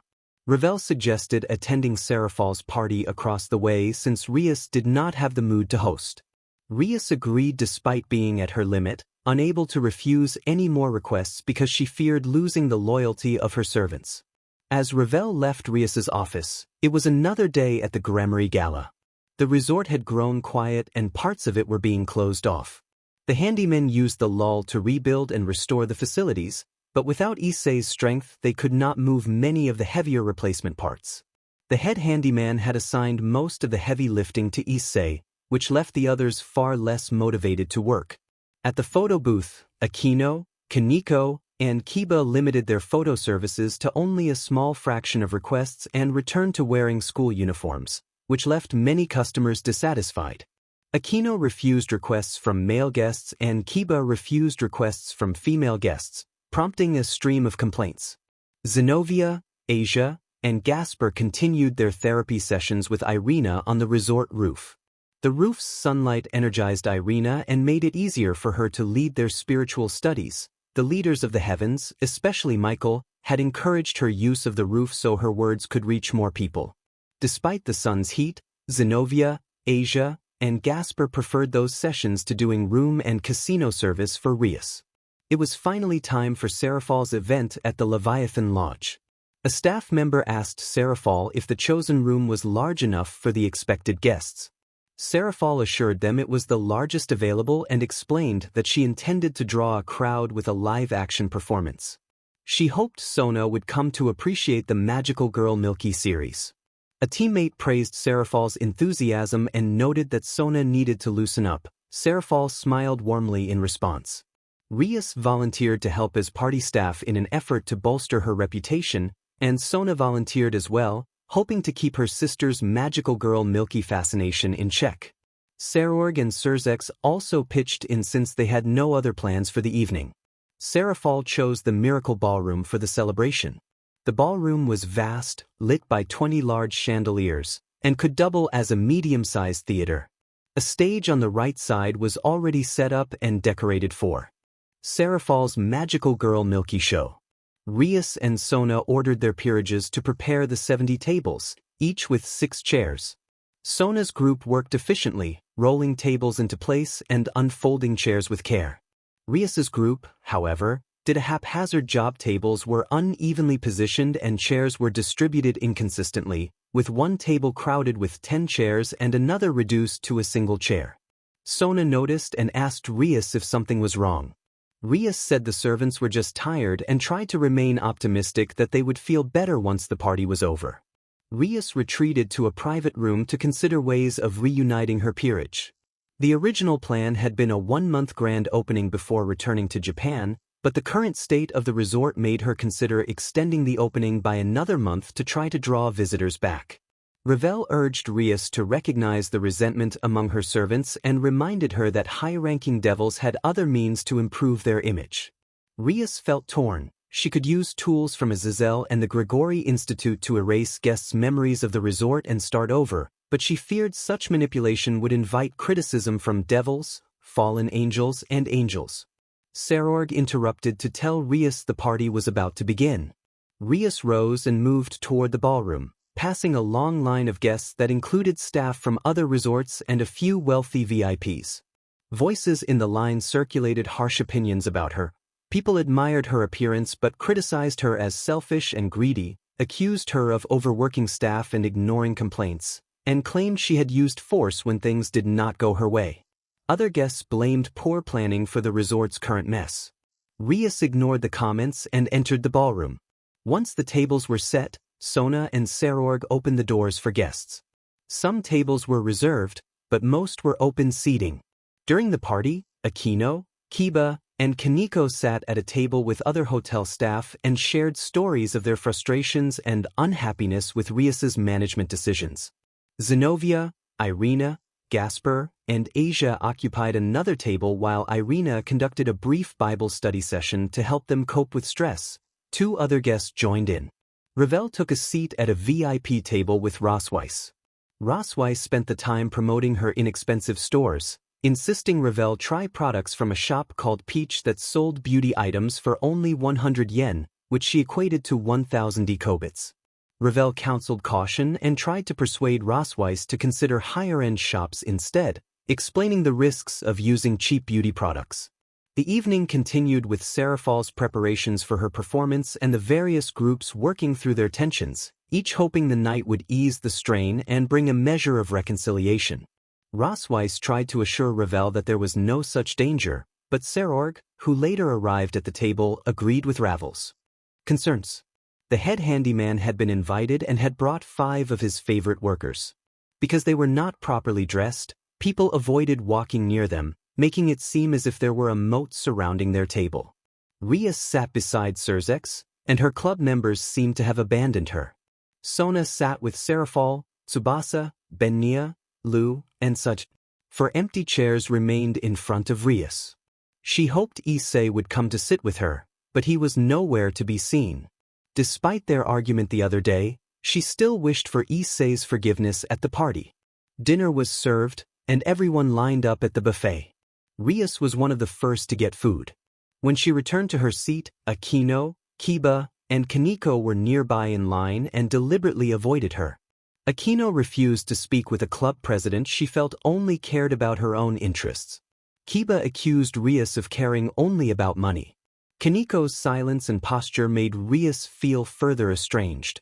Rias stepped back in the line and saw Zenobia, Asia, Irina, and Gasper waiting as well. They all ignored her. Overwhelmed by negative energy, Rias ate her meal in silence, feeling more depressed as she watched others happily converse. Surzex attempted to comfort her and told her not to worry, but Rias grew more anxious when she noticed one person missing. Rias pointed out to Surzex that Issei was absent. Surzex shared her surprise and suggested asking around. Rias replied that asking others would be pointless since many of them would likely be dishonest with her. Surzex rose and began asking around for Issei, starting with the members of the Occult Research Club. He approached Akino, Kiba, and Kaneko first. Akino said she had not seen Issei since the meeting and suggested Rias would know. Kiba insisted it was Rias's responsibility to watch over him. Kaneko, in her own reserved way, implied that Rias had not treated Issei well enough. None of their answers helped. Surzex moved on to Zenobia, Asia, Irina, and Gasper. They were surprised by the question, had no knowledge of Issei's whereabouts, and could only look around for signs of him. His last hope was Ravel and Rosweiss. Both had little contact with Issei since the town opened. Finding no answers anywhere, Surzex returned to Rias's table with no new information. The party continued until dessert. Serafal, who had been expected to prepare backstage for a show, called Surzex away for a private discussion. Surzex left his place and Sona took his seat beside Rias. Sona informed Rias that Surzex had been asking people about her servant Issei. Rias casually confirmed that Issei was absent. Sona then produced a small box and told Rias that Issei had left something behind. Inside the box were several chess pieces, and Rias recognized them immediately as the evil pieces she had once owned. Sona explained that the pieces had been identified as Rias's 8 pawns. Sona went on to say that she had not been the one to identify the pieces. A student from her institute had found them during fieldwork and reported them to the Lost and Found. One of her servants at the Lost and Found believed the pieces to be evil and, unsure of ownership, suggested calling Ajuka Beelzebub for help. Ajuka arrived, analyzed the pieces, and identified Rias as their owner. Rias realized she was in serious trouble. The Satans and even members of her own family would likely become involved. After the party, the guests spread throughout the common areas of the Leviathan Lodge. Some chose to play indoor golf in the basement. Serafal performed a live-action adaptation of Magical Girl Milky, inviting Kaneko and Gasper to be guest stars. Gasper played the boxed monster role known as the Danball Vampire God, and Kaneko portrayed a cat spirit. Serafal employed her powers to produce dazzling special effects that disappeared at the last moment, impressing the audience, who assumed she had invested heavily in production. Afterward, the directors offered guest roles on the actual Magical Girl Milky TV show to Gasper and Kaneko, but both declined. The directors also declined Serafal for the main role, explaining they already had an actress cast as Magical Girl Milky. The lively atmosphere persisted throughout the resort with one exception. Conference room inside sat the Gremmeries, the Citrus, the Occult Research Club, the Student Council, and representatives of the Satans, all focused on Rias and the 8 pawns with angry expressions. Rias found herself unable to speak. Akino accused Rias of ignoring repeated warnings and prioritizing the resort over her peers, claiming that Rias had left them to work extra hours. Ravel added that Rias had neglected their training and duties while concentrating on the resort. Kiba and Zenobia complained that overtime had increased and their roles in the peerage had been neglected. Irina suggested, harshly, that Rias's actions had been reckless and needed to be addressed. Sona reminded Rias that she had warned her about this and reiterated that Rias had prioritized the resort beyond what she could manage. Sona reproached Rias for prioritizing the resort's appeal over its functionality. Rias apologized and looked down at the conference table, explaining that she had seen the potential success her servants brought and had been afraid of losing the chance. Sona reminded everyone that Issei had complained about the head handyman and asked why Rias had given him a pass for his misdeeds toward Issei. Rias admitted she had known about the problems with the head handyman and had hoped Issei could endure it only for a short PRD. She had planned to negotiate with both Issei and the handyman at the end of the month to avoid escalating the situation. In the end, the pressure and harsh treatment became too much for Issei to bear. Rias looked up and apologized again, saying she had wanted to show her potential and abilities. She explained that when she discovered her servants were the main attraction of the resort, she had leaned on that appeal. She had feared that reorganizing her administrative staff and moving her servants into management would hide their strengths and cause the resort to lose momentum. She described each member of her team as having unique, non-SXL qualities that drew guests.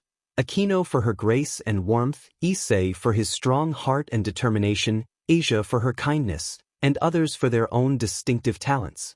Rias admitted she had exploited that appeal rather than find another way to maintain the resort's success. Akino had noticed complaints from guests and staff about fatigue. She reported that the constant photo shoots and public appearances had become exhausting and monotonous, and staff fatigue had led to complaints in the administrative office. Ravel reminded Rias that a high-class devil's worth was not measured solely by the success of a resort. There were other paths to prestige such as the rating game, defending against threats, and the quality of packs. Rias's mother then took responsibility for pushing her daughter too hard. She explained that, when Rosweiss planned to open a town in Asgard, the family had seen a business opportunity and chose Rias to run the resort to honor Rosweiss and showcase Rias's abilities. After past successes with other ventures, the family had high hopes and pressured Rias to maintain the resort's early overbooked success. She admitted she had not anticipated that things would go as they had. Sona's mother, a friend of Rias's mother, urged vigilance, saying parents should monitor their children and watch over servants tied to family members. She noted that this man was destined to have a close role in Rias's life, making careful oversight all the more important. Rias, still staring at the pawn pieces on the table, wondered aloud why Issei had behaved as he did, confused and hurt by the situation. Sona's mother then turned to Surzex and criticized his oversight, questioning how he could manage the underworld as a Satan if unusual activity among devils went unnoticed. Surzex apologized, saying he had wanted to see his sister shine and had been proud of her accomplishments. He regretted not warning Rias earlier about the potential dangers. Serorg urged the group to focus on solutions rather than dwell on how the incident had occurred. Ajuka Beelzebub then read an official notice regarding Rias's standing. Ajuka explained that, while the House of Baal and other high-class devils would continue to acknowledge Rias as a pure-blood Gremmery, the privileges of owning evil pieces were under review. If found guilty of misconduct, Rias could be stripped of her evil pieces and her peerage transferred to other high-class devils. She could also be classified as a restricted high-class devil, permanently barred from obtaining evil pieces. Rias acknowledged this consequence. Ajuka expressed disappointment that Rias's family had been partially involved, noting historical abuses of the peerage system and the necessity of cracking down on those who misused it for personal gain. She referenced pressure following a past incident in which servants were used to aid a hostile group and explained that the current crackdown had already stripped many devils of their rights. From the feeling of the evil pieces, Ajuka reported that Issei Hayadu appeared to be alive somewhere. The pieces seemed to have left his body, indicating his body was likely intact, though his exact location remained untraceable. The possibility that Issei was still alive brought renewed hope to the Occult Research Club. Ajuka finished the notice and departed, creating a teleportation circle and leaving the conference to consider the next steps. With Ajuka gone, the meeting was dismissed and everyone returned to the party outside the conference room. Rias's and Sona's parents also took their leave. While everyone else returned to the festivities, Rias remained in the room with tears streaming from her eyes, lamenting that she had sent Issei away and fearing she could never find another like him. A familiar voice came from the doorway, declaring that there was someone who could take Issei's place. Rias recognized the head handyman and, wiping her tears, ordered him to come in. She demanded to know where Issei was. The head handyman answered that he had thought they were discussing a replacement and offered himself as a candidate. He admitted he did not know where Hayadu had gone, claiming Hayadu had run off again and that when he tried to use his monster to catch him, Hayadu had destroyed it and fled. He pressed his offer to be the replacement again, insisting he could fill the role if that was what Rias wanted. Rias held up her 8 pawn pieces and asked the head handyman to explain them. He misunderstood at first, assuming they were ordinary chess pieces and joking about buying a set to assign to his own staff and play human chess. He even suggested being a pawn himself and bringing his top handyman. Rias cut him off and clarified that these were not ordinary chess pieces but the markers she used to identify her servants.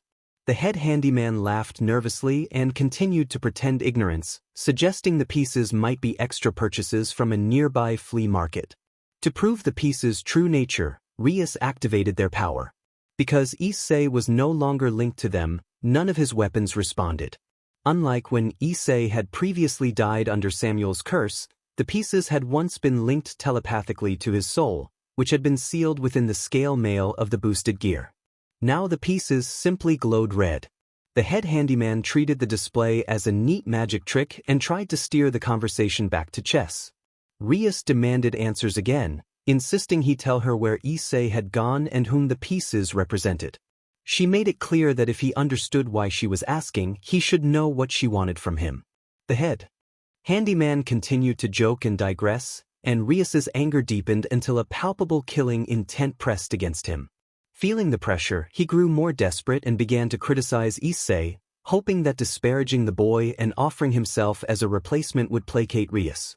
He called Issei the worst delinquent he had ever met, complained about the extra work and damage Issei caused, and said that Issei's poor performance made him unfit to be Rias's servant. He argued that Rias should pick him instead and boasted that he would be 10 times better and 10 times more loyal. Rias replied that she had read the reports and acknowledged Issei's poor marks, but she expected reasonable remedies from his boss. If Issei had failed, Rias believed the boss bore some responsibility. The head handyman insisted he had done everything, fined him, disciplined him, even attacked him with a monster, and still failed to improve Issei. Rias told him that an effective leader would not drive someone to run away and that his methods disqualified him from being acceptable. The head handyman became frantic and tried one last time to convince Rias by criticizing Issei further, but his words only confirmed his own unsuitability in Rias's eyes. The head handyman complained that Issei could not concentrate, that his mind was filled with nothing but muscles, and that he was so careless that the other servants were always dressing him and cleaning up after him. He argued that Issei did not understand high-class society and would tarnish Rias's pristine image. He offered many reasons why Issei was unfit. Rias asked the head handyman what made him better than Issei. The head handyman hesitated and then explained that he had undergone rigorous training on how to care for a high-class person. He said he had spent years at Sekiryuutei Academy learning to serve elite families and that he had served the daughter of the Mortiso Corporation, who had praised him despite her arrogance. He claimed that praise had earned him recognition as the best servant of his year and that such an honor from an elite school proved his qualifications. Rias acknowledged his background but pressed him for a direct answer. She demanded to know where Issei was and what he had done to warrant his absence. Rias insisted that she did not care about the head handyman's dreams and credentials. She wanted facts about Issei.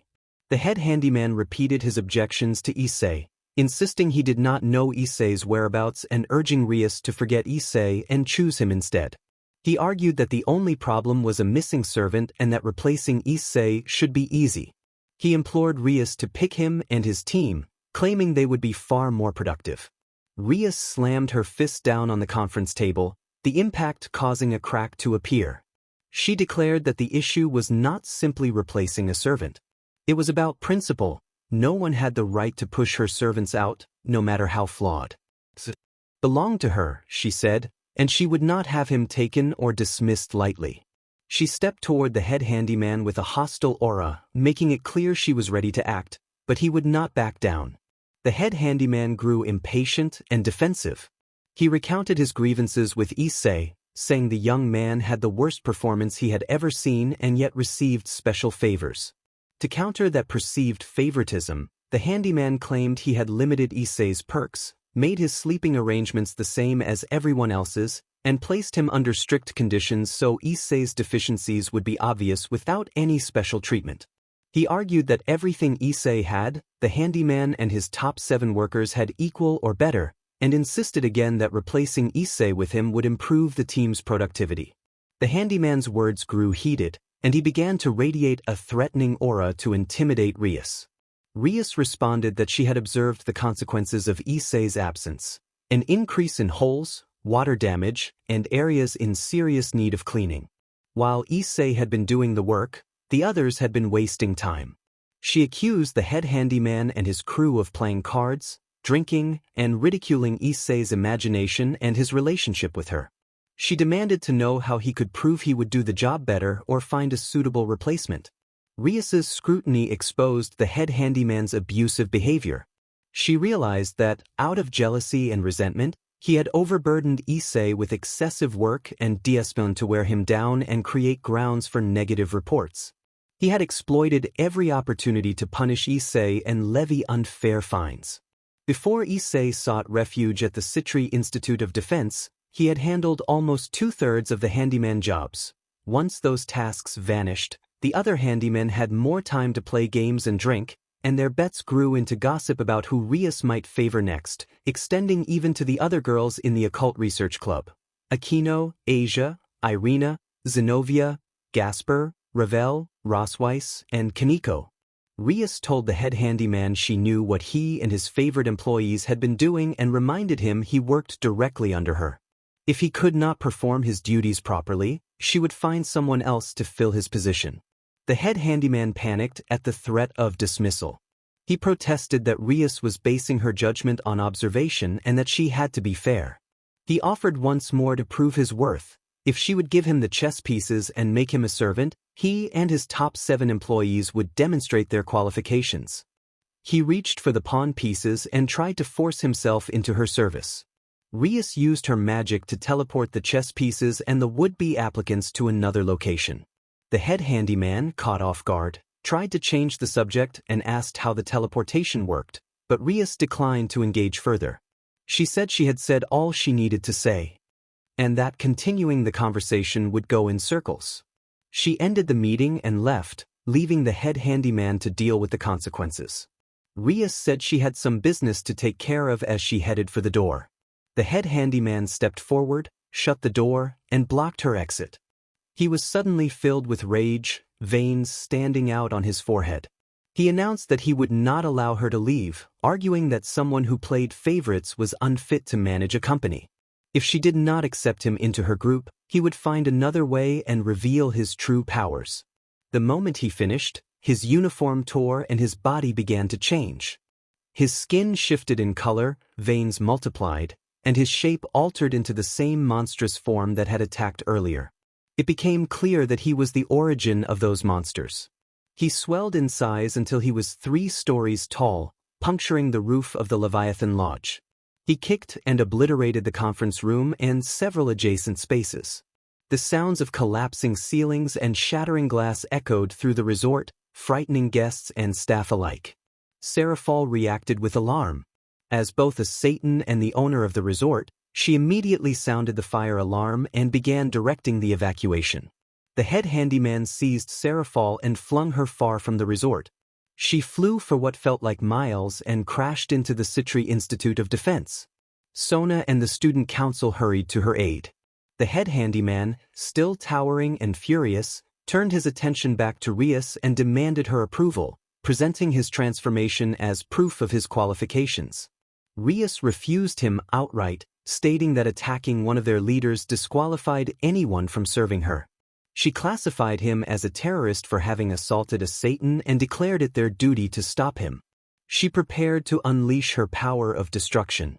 In response, the head handyman hurled a colossal fist at Rias. She struck it with her destructive power, creating a single hole in the middle of the fist, but the injury sealed almost instantly as he regenerated. Before she could launch another attack, the fist connected with her and sent her flying several feet. The handyman then stormed through the resort, crushing conference rooms, tearing open hallways, and smashing a salad bar in his path. Each of his steps produced enormous shockwaves that stunned nearby people and sent fragile magical milky decorations crashing down, injuring and disorienting those inside the Leviathan Lodge. He tracked Rias to a meadow and scooped her up in his massive hand, lifting her to his mouth so that every word he spoke would push overwhelming sound pressure at her. He tried to intimidate her with that force, demanding to know whether his display of power was sufficient and whether she would accept him as her servant. Rias stayed silent and refused to yield. He insisted that if she made him her servant he would release her, and if not he would convince her with the power of his fist, threatening to take all her servants away if necessary. He tightened his grip, squeezing with intent to compel compliance. Ria struggled under the pressure and could not speak, but she showed no sign of conceding. Just as the hand seemed about to crush her completely, the head handyman unexpectedly toppled forward and lost his hold. Rias dropped free, badly hurt and gasping for breath. She looked down and saw Kaneko standing near a massive footprint. As the rook of her peerage, Kaneko had used her strength to resist the beast's weight and push him over. Kaneko said that she had infused a touch of spiritual energy into his foot when she shoved him, which should keep him down for a while. The handyman, rubbing at his foot and complaining about the pain, warned that he still had his hands and could crawl back. He rolled to his knees and began to crawl toward Kaneko, moving with an unsettling speed despite his size. He closed in and reached out to grab her. Before his left hand could touch Kaneko, streaks of holy lightning crackled across the air and shocked him. A fallen angel hovered above, mocking the giant and promising DSD. It was Akino, using lightning to paralyze him. The handyman answered by whipping out a long tail and sending Akino flying into the city hall of Rosweiseville, where debris struck nearby shops. With Akino temporarily out of the fight, he turned back toward Kaneko. Zenobia and Kiba intervened, appearing between the giant and Kaneko and slashing at his hands. The cuts looked like they might hold, but the handyman's flesh sealed itself rapidly. He taunted them, saying that no matter where they cut he could regenerate. Zenobia and Kiba aimed their swords to strike in unison, but the head handyman struck them with a massive blow that sent them crashing into the Gremory Gala and scattered the remaining guests. The head handyman bellowed that no one could stop him. The clash continued to unfold across the resort and the surrounding town as the student leaders rallied to defend the civilians and one another, each action punctuated by explosive, anime-style impacts rather than gore. The battle shifted from room to room and street to street, with the peerage working to protect the guests, evacuate the injured, and counter the giant's relentless assault. The head handyman proclaimed that as long as he could regenerate, he was unstoppable. He smashed through Kaneko's Senjutsu barrier and barreled toward the Leviathan Lodge, tearing parts of the hotel loose and hurling them at the Occult Research Club. He taunted the group and called to Rias, insisting he was fit to be her servant. When he reached the administrative level of the Leviathan Lodge, a shadowy surge erupted from below and seized him, preventing him from advancing. The darkness reformed into Gasper, who insisted he would not let the handyman escape because he had harmed Rias and Issei. The head handyman reacted in fury and tried to use his regeneration, but Rosweiss stood on the rooftop of the Leviathan Lodge with magic circles surrounding her and used a spell to cancel his healing. Rosweiss explained that someone who had wrecked the city would not be welcome. As he tried to lunge upward, a dragon of holy lightning struck him and stunned him. Akino, nursing minor injuries, dismissed his boast as childish and unimpressive. Then an army of dragon knights led by Zenobia and Kiba arrived and executed a coordinated assault that battered him, leaving him reeling. Kaneko, in Chiron mode, amplified her senjutsu and forced the handyman back down to his smaller, monster form. The handyman protested that the group had used underhanded techniques. Rosweiss called on Rias to finish the confrontation. Rias, fully recovered thanks to Asia's aid, approached and spoke to him about what it meant to belong to their group and about the value of each servant's unique abilities. She asked whether brute strength and regeneration alone were truly special enough to join them. The handyman pleaded for a chance, but Rias announced there was one more technique he had not seen. She prepared a concentrated demonic technique, an extinguished star, and warned him it was her final move. He begged to be spared and offered to help find Issei, but Rias activated the technique. The sphere of demonic light enveloped him and sealed him away in a burst of power that left only a large crater where he had stood. Rias dismissed him and then looked around at everyone, puzzled by their united support. She remembered how they had once been upset with her for ignoring their requests, and she wondered aloud internally why they had come to her aid this time. After the incident in Rosweiseville, construction was temporarily halted and workers were reassigned to repair the city. City Hall, the Defense Institute, and several small shops remained open because the damage there was minor. The Gremory Gala and the Leviathan Lodge, however, were closed for repairs, The Leviathan Lodge had suffered heavy damage and the BGMI Gala's condition had worsened. With many resorts out of commission, the Occult Research Club and Serafal's group took refuge at the Bail Box, the only resort still operating. Rias and members of the Occult Research Club were booked into the ultra-prestige suite, the largest suite at the Bail Box. It was a 2-floor suite with room for several guests and balconies on both floors. Rias and the club sat together in the living room, while Sona, Serafal, Serorg, and Surzex took chairs at the conference table. Rias asked why everyone had helped her despite the past grievances and the ways she had been criticized as a high-class devil. There was a brief silence before Gasper spoke first, explaining that he did not want to be separated from Rias and sent to another master. Rias observed Gasper's tears and understood the fears he carried as a half-vampire. Asia followed, saying she felt at home with Rias and that she feared being taken away by a dangerous figure like Diodora if not for Issei and Rias's protection. Kaneko added that being together felt like family. Rias listened as Aquino then explained more fully. Aquino reminded her that they functioned as a family, supporting each other and achieving better results together than they could apart.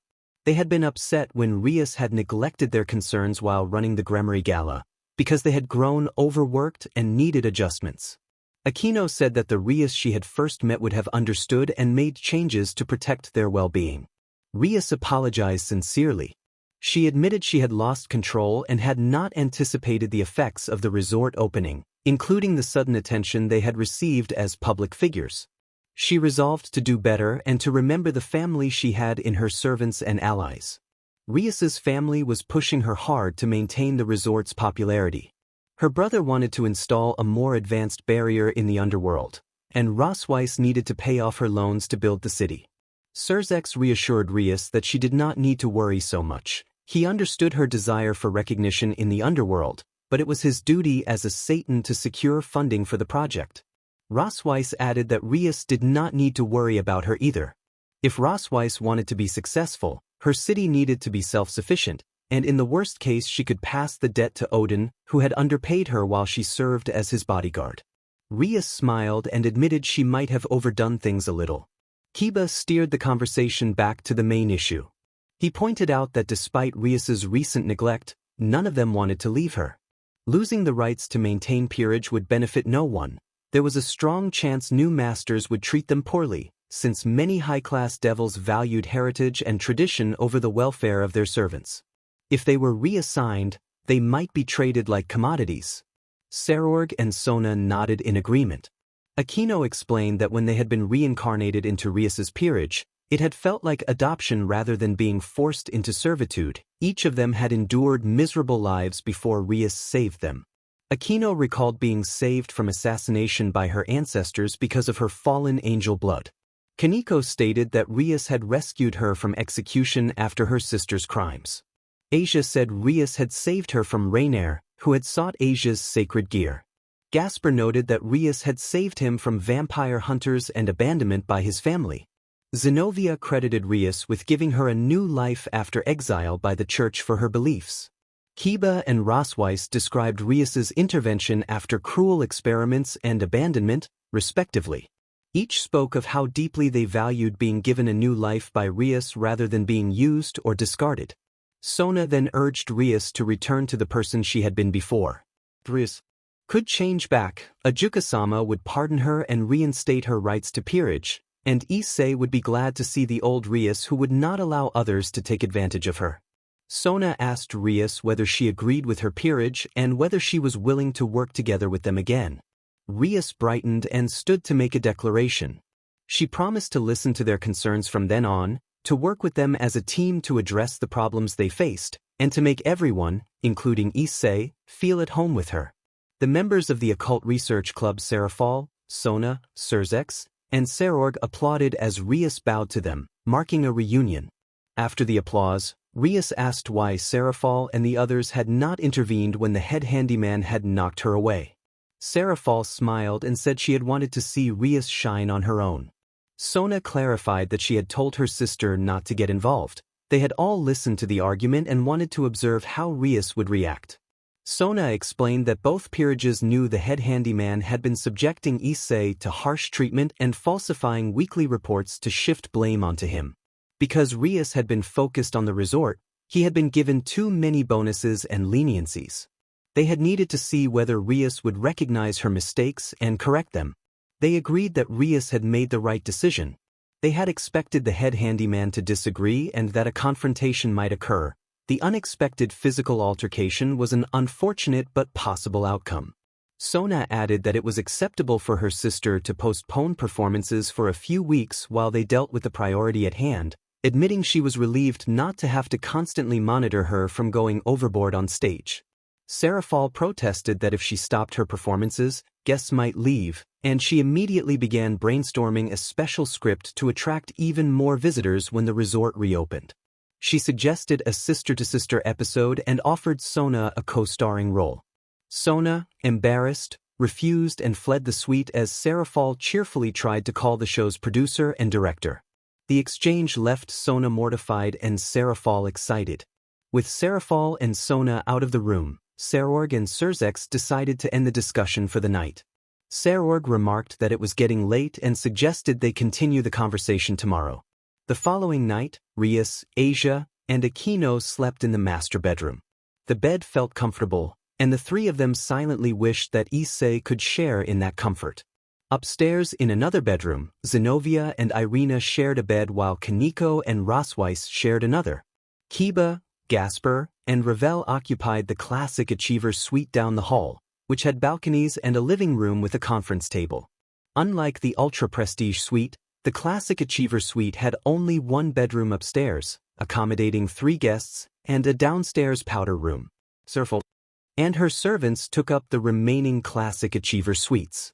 The next morning, Sona placed a wake-up call and announced that the Citri Institute of Defense had reserved an unused classroom for the group to begin investigating Issei's disappearance. Everyone acknowledged the arrangement and prepared to leave. As the others went to the Citri Institute of Defense, Serorg asked Rias for a private moment to show her around his resort and offer advice on managing a resort while leading a peerage. He explained that he wanted to demonstrate how he balanced those responsibilities, since Rias had mentioned struggling with it. Rias agreed that the opportunity could be useful once her own resort was rebuilt and said she would arrange her schedule around the investigation. As they walked down the halls, Serorg outlined his philosophy. He said that relying solely on fame and celebrity was not enough, and compared the situation to his own rise in the Bale clan.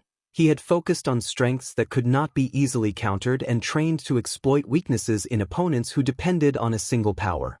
He suggested that Rias's resort had suffered because it depended too heavily on the celebrity of her peerage members. When those members left, there was nothing left to attract guests, and poor management had led to complaints that damaged the resort's reputation.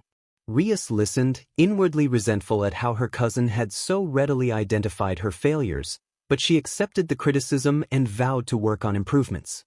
Serorg then demonstrated the standards he expected. One of his peerage carefully ironed bed sheets and blankets until there were no wrinkles. Another prepared the dining hall, polishing silverware until it shone and inspecting plates and cups for any defects. A third vacuumed methodically, double-checking missed spots, and the staff greeted arriving guests with polite, attentive service. Serorg explained that high-quality, consistent service would bring repeat customers and sustain the resort long-term, and he offered Rias these ideas to incorporate when her resort reopened. Rias thanked him and promised to focus on rebuilding after resolving the Issei situation. Later that afternoon, Rias returned to the Gremory Gala to inspect the restoration progress. Large sections had been demolished and rebuilt from scratch. The previous head handyman had left the resort in such poor condition that many repairs were impractical. While surveying the ruins, Rias recognized a familiar worker, Kongo Kuruma, who had been the favorite of the dismissed head handyman. Kongo lamented the firing and blamed Hayadu for running away and defying orders. Rias approached with a sharp, dangerous calm. She made it clear that she would not tolerate any further disparagement of Issei and warned that continued insults would have serious consequences for his employment. Kongo, frightened by her intensity, quickly recanted and promised to behave. Rias left him and continued her inspection. At the spot where the boiler room had been, an object with an unusual aura rolled to a stop at her feet. Rias picked it up and found an action figure of Issei. Though it looked ordinary, she sensed something unfamiliar emanating from it, a presence that did not feel of this world, the underworld, or heaven. She wondered where it had come from. At that moment, Sona arrived and greeted Rias, noting the timing was perfect. Sona led them through the boiler room where Issei had slept and then fell silent when she felt something odd. Sona told Rias she sensed something coming from the figure in Rias's hands and asked if Rias had felt it too. Rias confirmed that the feeling did not originate from their world. Sona called it a breakthrough, noting that the only concrete fact so far was that Issei had gone to another world, and she invited Rias to return to the Sekiryuutei Institute of Defense to go over their findings. Rias agreed to join the investigation. Back at the Sekiryuutei Institute of Defense, Rias entered a classroom that had been unused until recently and was now scattered with possible evidence related to Issei's disappearance. Sona greeted Rias and pointed out that they still had very little to work with. Most of the material collected so far amounted to rubble from the BGMI Gala, suggesting the Student Council and the Occult Research Club had not made much progress. Sona added that the head handyman had done an effective job of keeping Issei out of public view, which explained the falsified reports circulating the previous day. Rias asked Sona not to bring up that person, and Sona apologized before moving on. Sona then reviewed the observation notes she had gathered from everyone in the room and said that, while they did not provide many answers, the notes reinforced the suspicion that Issei had entered another world. Before summarizing, she reached into a pile of rubble and pulled out several colorful fragments.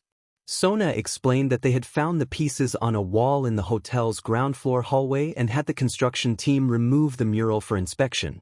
She asked Rias if she recognized the image. Rias identified the mural as Issei's work. The assembled fragments revealed a painting of members of the Occult Research Club at a water park, but the hair and eye colors of everyone except Issei were different, an oddity Rias felt was intentional. Asia pointed at the figure resembling her and complained about the blue hair and how the painting made her look heavier. Zenobia smirked and remarked that Issei had at least gotten her hair color right in that version, while Aquino noted a desire for a pink shade and Kiba commented that a darker color made the painted figure look younger.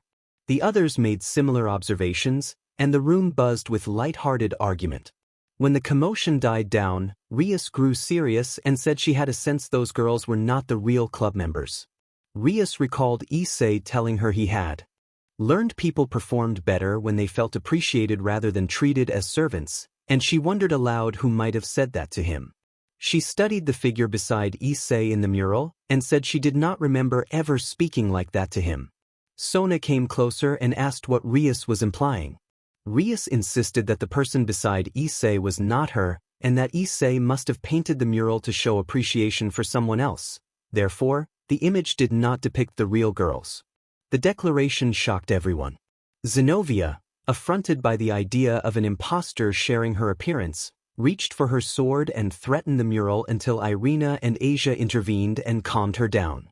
Sona seized on the idea and suggested that the existence of near replicas might mean Issei had entered a mirror version of their world, an alternate place where people looked almost identical. She flipped through her notes and found Saji's observations to connect to the mural.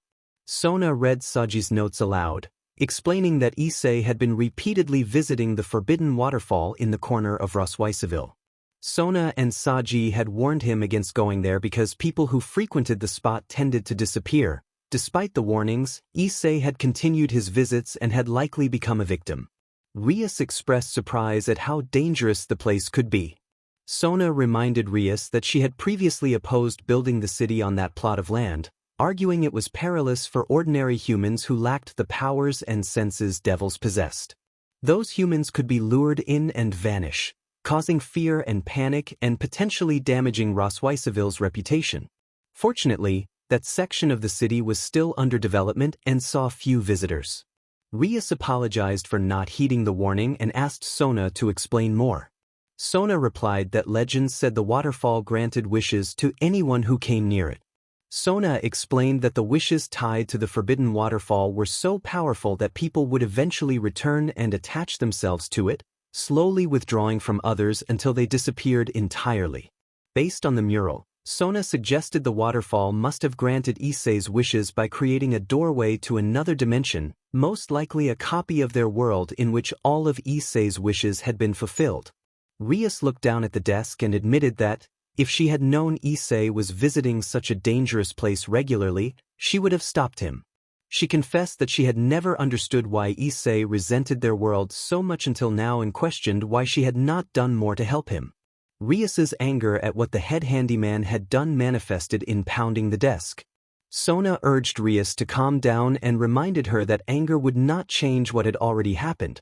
They needed every resource to solve the mystery and rescue Issei.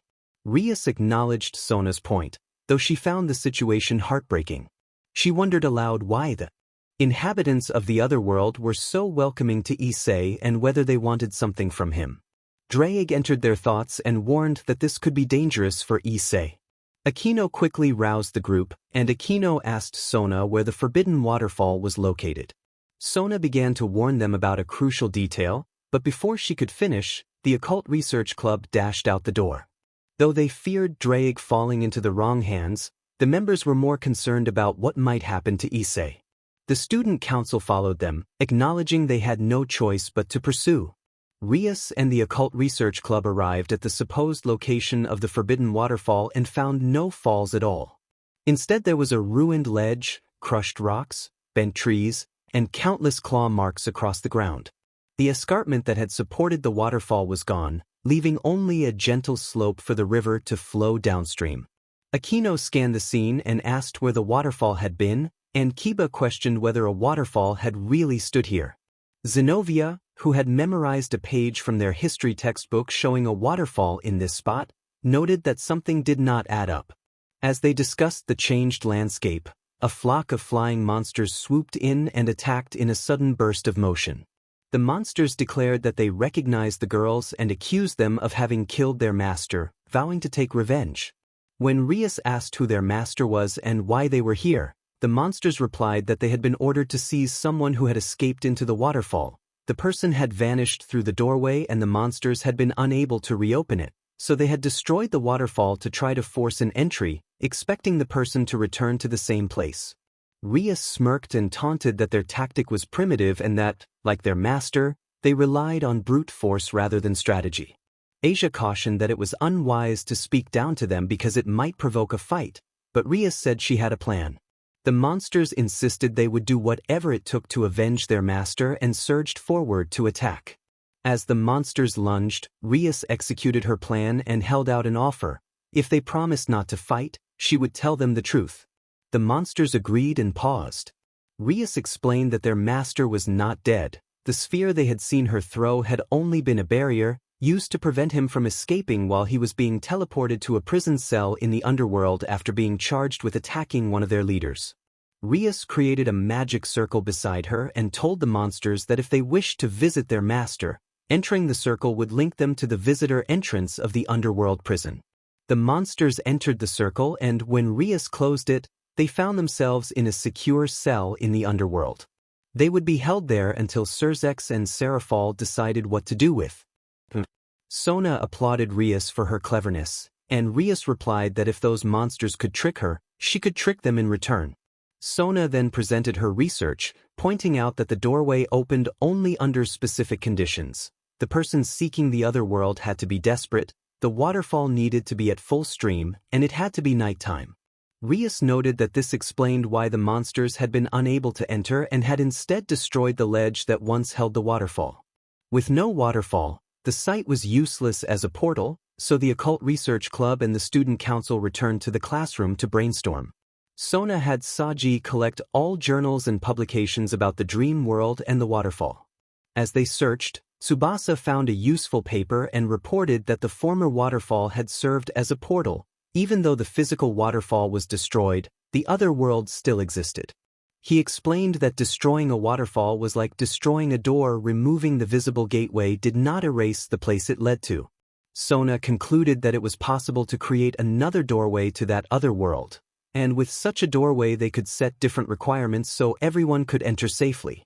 The major obstacle, she noted, was that they still lacked the address and location of the other world.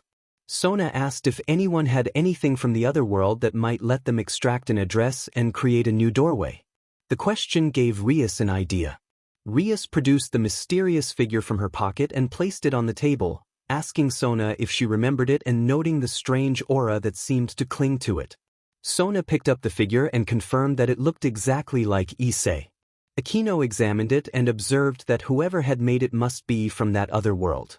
She added that none of their devil powers could decipher the aura and that the only way forward was to open the figure, though there were no obvious screws or fastenings to use. Kiba and Bennia moved quickly and used their weapons to pry the figure apart in a sudden, practiced burst of action. Inside were only plastic parts, a battery compartment, and a small central circuit board held to the assembly by a purple crystal. Oros took the crystal with tweezers and examined it closely. Oros noted that the odd aura seemed to originate from the crystal and that the key to the other world was likely encoded there. Sona asked whether any angelic or fallen angel abilities could help. Irina explained that angels could not decipher it, as their powers were tied to light. Akino echoed that her mixed nature did not give her access to the crystal's secrets either. Sona then proposed a careful analysis of the board to determine the device's purpose and how it connected to the crystal. They examined the central circuit board as a group and found that most components linked directly to the purple crystal, but two devices stood out. Rias pointed out that one module was a microphone and another a small camera. Akino concluded that the device appeared designed to spy on Issei, and that without understanding the crystal they could make no further progress. Rosweiss suggested calling on the magicians. She explained that, as the granddaughter of a renowned magician, she had learned that magic relies on manipulating equations and processing patterns in ways similar to how a computer processor operates. She believed her grandmother could apply that expertise to decode the crystal's stored data. Rias brightened at the idea and embraced Rosweiss warmly in gratitude. Rosweiss agreed to contact her grandmother, and because the town was close to Rosweiss' homeland, Gondor arrived quickly to help. Gondor took the crystal and explained that its structure resembled magical coding equations and calculations rather than ordinary circuitry. Gondor was confident she could decipher the crystal and locate the link to the dream world, but she would need time. She asked the others to rest while she worked. Everyone returned to their rooms except Rias, who stayed in the classroom to watch Gondor's progress. As Rias dozed while observing, other members of the Occult Research Club quietly joined her, and they could hear her murmur Issei's name in her sleep. The next morning Gondor announced a breakthrough to the gathered club. She had reversed the crystal's communication link so the device's microphone could function as a speaker, allowing them to receive audio from the dream world. When Gondor powered the figure, they first heard static, then tuned it until a distressed voice cried out for help. Rias immediately recognized the voice as Issei's. In the dream world, Issei woke to dim sunlight through his bedroom window and noticed the space beside him was empty. Grias usually slept next to him, and she was not there that morning, but Issei was not worried because she was often busy preparing the household for the day. The bedroom door opened and two attendants rolled a cart of breakfast in. Issei recognized one voice as Eurasia's. Eurasia presented the meal, having prepared it based on the requests Issei had made the night before. After he finished, Grias appeared to greet him and remarked that Eurasia was improving at adapting her cooking to his tastes. Grias then told Issei to hurry because the staff had finished testing some zero-G hoverboards and they wanted him to try them. Issei dressed quickly and went to the roof, where everyone was setting up hoverboards. Fiba handed Issei his board, and he examined the unfamiliar technology with curiosity, noting that Earth had nothing like it. Grias arrived and encouraged him, saying they would begin with easy challenges and try the trickier ones later. Grias instructed everyone to watch as she demonstrated. Grias and the others activated their hoverboards and rose into the sky. Grias engaged a special feature that emitted colored smoke from the boards, each plume matching the rider's hair. Using the colored smoke, they began drawing many pictures in the sky: a park, a scene of space, and other simple sceneries. Grias called to Issei for some red coloring. Issei gladly accepted and mounted his hoverboard. He added red accents to the scene, and none of the others criticized his choices. Grias praised him for his work.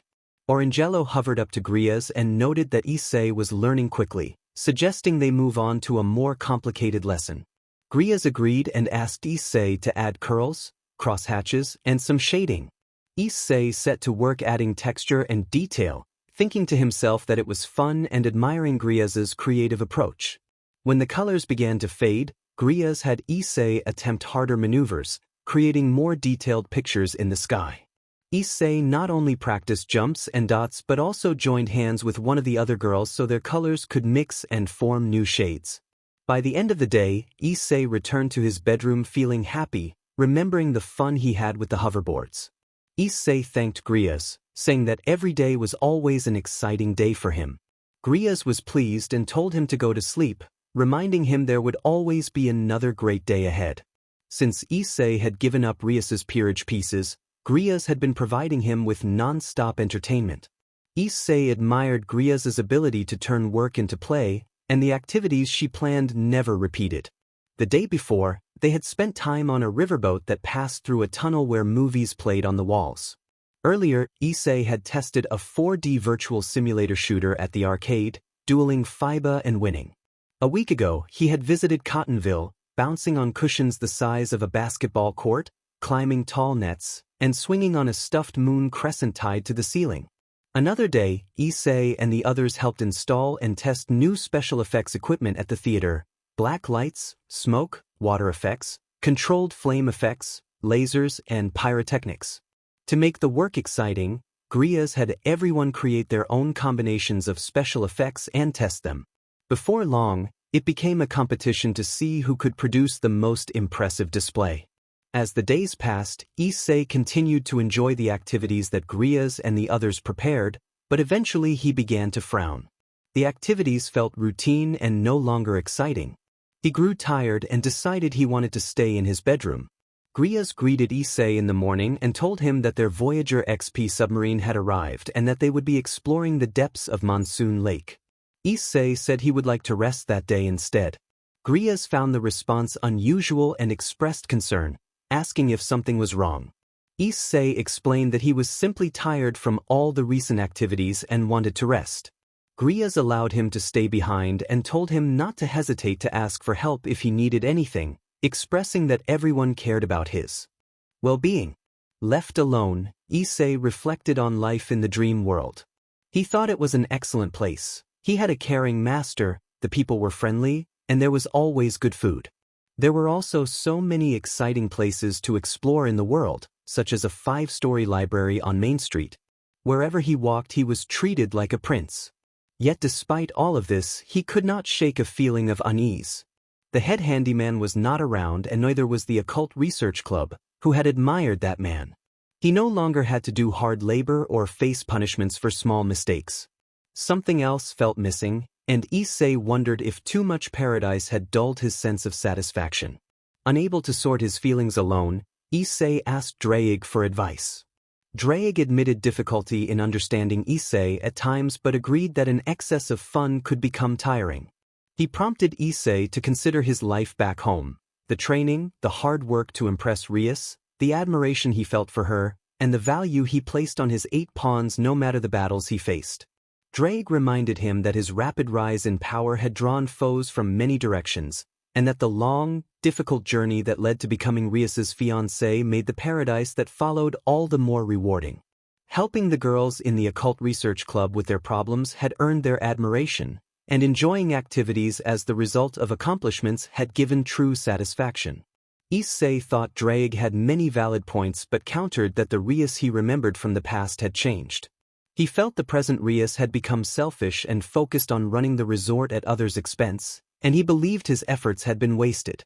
Draig listened and suggested that Rias likely still had thoughts of Issei and might simply be under pressure from her superiors over resort and financial issues. Draig noted that now that Issei had disappeared and given away his pawns, Rias was probably crying in her office, and maybe the other girls were too. Issei responded with uncertainty, wondering why Draig still trusted Rias. Draig warned that the comforts Issei was currently enjoying were not grounded in real accomplishments and that, from past experience, such situations often led to dangerous traps. He explained that some of his former owners had faced similar fates and had their souls locked inside the sacred gear before their bodies were lost. Those souls had remained in the gear until they were restored later. Issei accepted the logic and began to find sense in Drake's caution. He found it strange that Gria's always planned something entertaining for him and wondered aloud whether she might be hiding something more sinister. Issei asked whether he should return home and speak with Rias, uncertain whether she would listen this time or take orders from the head handyman instead. Drake urged him to go back and confessed that the current world was making him uncomfortable. Issei resolved to try one more time. He rose and slipped out of the room, intending to leave the resort without causing a commotion or explaining his decision to Grias. As Issei moved toward the waterfall, he failed to notice the plants and animals watching him. When he reached the falls, the hidden doorway behind the curtain of water was gone. Before he could try to force it open, a familiar voice called from above. Grias stood at the top of the waterfall and had been there the whole time. Grias told Issei that she had noticed his unease earlier and had suspected he was homesick. Issei acknowledged Grias's care but insisted he needed to speak with Rias about his problems on his own. Grias reacted with shock and alarm at the mention of Rias, accusing Rias of abandoning and abusing him and claiming that the head handyman had more influence in that household. She urged him to stay and insisted that returning would only expose him to harm. Issei reiterated that this was a serious matter and that he had to go. Grias protested, reminding him of past mistreatment and warning that he would be in danger if he returned. Issei refused to be swayed and began searching for a way to reopen the hidden doorway. Seeing his determination, Grias decided to proceed with her plan. With a snap of her fingers, Grias wove emerald magic around Issei and sealed him within an unbreakable crystal. She levitated the crystal and told him that the gem would ensure his safety, then snapped her fingers again to render him unconscious. Calling the servants, she instructed them to prepare for a grand ritual and to take the crystal to the top of the shrine. The servants complied. Grias transformed the resort into a shrine using her magic. The roof rose and side panels peeled away, revealing a tall tower beneath. Pillars slid apart to reveal an altar and 4 surrounding pedestals. The servants placed Issei, still encased and unconscious, onto the altar and knelt around him while Grias explained the purpose of the ritual. She said that nothing in her world came free, she needed energy and resources to sustain this place, and the ritual would draw what she required from the crystal containing Issei. Drake, still active within the sacred gear and desperate, used Issei's voice to broadcast a plea for help. The distorted call for aid reached Rias and the members of the Occult Research Club through their modified purple crystal. Rias immediately recognized the voice and confirmed to the others that it had to be Issei. Kiba worried aloud about the danger, and others feared the attackers sought the dragon. The club members called Issei's name in alarm, and Rias grew certain that her suspicions were correct and that Issei was in grave danger. Rias told Gondor that she needed to get to Issei and asked him to open a doorway in the classroom.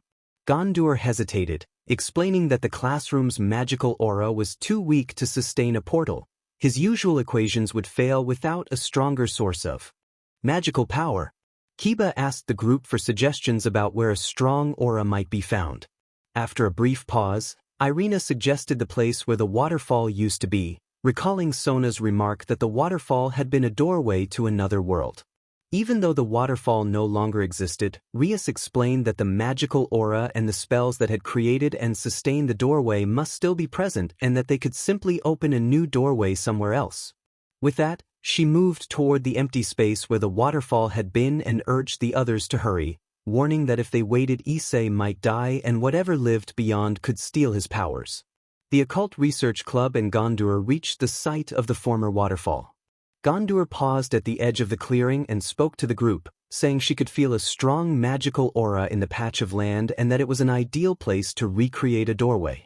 She added that she sensed the residue of a doorway that had existed there before and that she only needed to alter the conditions to reopen it. Gondor traced a magic circle onto the ground and asked everyone to stand around it. She instructed them to close their eyes, relax, and put aside anxiety and worry. She told them to concentrate on the most important thing, and each person focused their thoughts on Issei. Gondor acknowledged that everyone wanted to rescue Issei. The circle flared red, and shadowy, red-hued figures burst from it with eerie calls. The sudden noises rattled Gasper and his concentration wavered. Gondor urged them to remain focused and not to fear the small intruders, explaining that the doorway's defenses were reacting and that as long as they held their concentration the creatures would not be able to harm them. She assured them they would override the security. The circle grew larger and shifted to a purple hue. More shadowy figures poured out, followed by pulses of energy that made Asia and Kaneko tremble. Gondor comforted the younger members, noting this was the last and toughest line of defense and asking them to hold on a little longer. The shadowy voices tried to rattle the group by calling names and baiting Rias. Rias nearly faltered at the taunts but steadied herself, determined to focus for Issei's sake. A sudden burst of light and sound announced a change. Gondor told everyone to open their eyes. They saw that the magic circle had turned white and a tower of blue light had risen from its center, stretching high into the sky. Gondor identified it as the doorway to the dream world, the blue light matching the guide that had led Issei to the waterfall earlier. Rias declared that she was going in and readied herself, but Akino warned her to be careful and make sure the gate led to the correct place. Rias had already leapt into the light before anyone could stop her. The others prepared to follow while Gondor reminded them that because they had forced the gate open without consent, they should expect possible countermeasures and be prepared for anything. Gondor wished luck to Rias, Ross, and the others as the Occult Research Club stepped into the dream world. After the magic circle vanished, the members of the Occult Research Club took in the hollow landscape around them. The place had become a deserted version of Rosweiseville, with withered bushes, overgrown weeds, gray grass, and spider webs everywhere. Buildings stood uninhabitable, their roofs dented, siding torn, windows smashed, and floor beams broken. The dirt path was murky with standing water and mudslides. It looked as if a hurricane had swept through the village years ago. Akino expressed that Issei must have very bad taste for choosing this as a dream.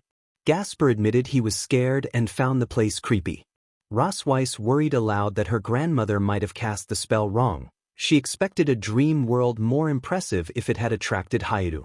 Ravel questioned whether they had teleported at all, noting she saw no clear sign that they had entered a different world. A distant explosion drew all of their attention. What had once been a shining copy of the Gremory Gala now rose as a rundown tower. Grias stood on top, prepared to welcome the intruders.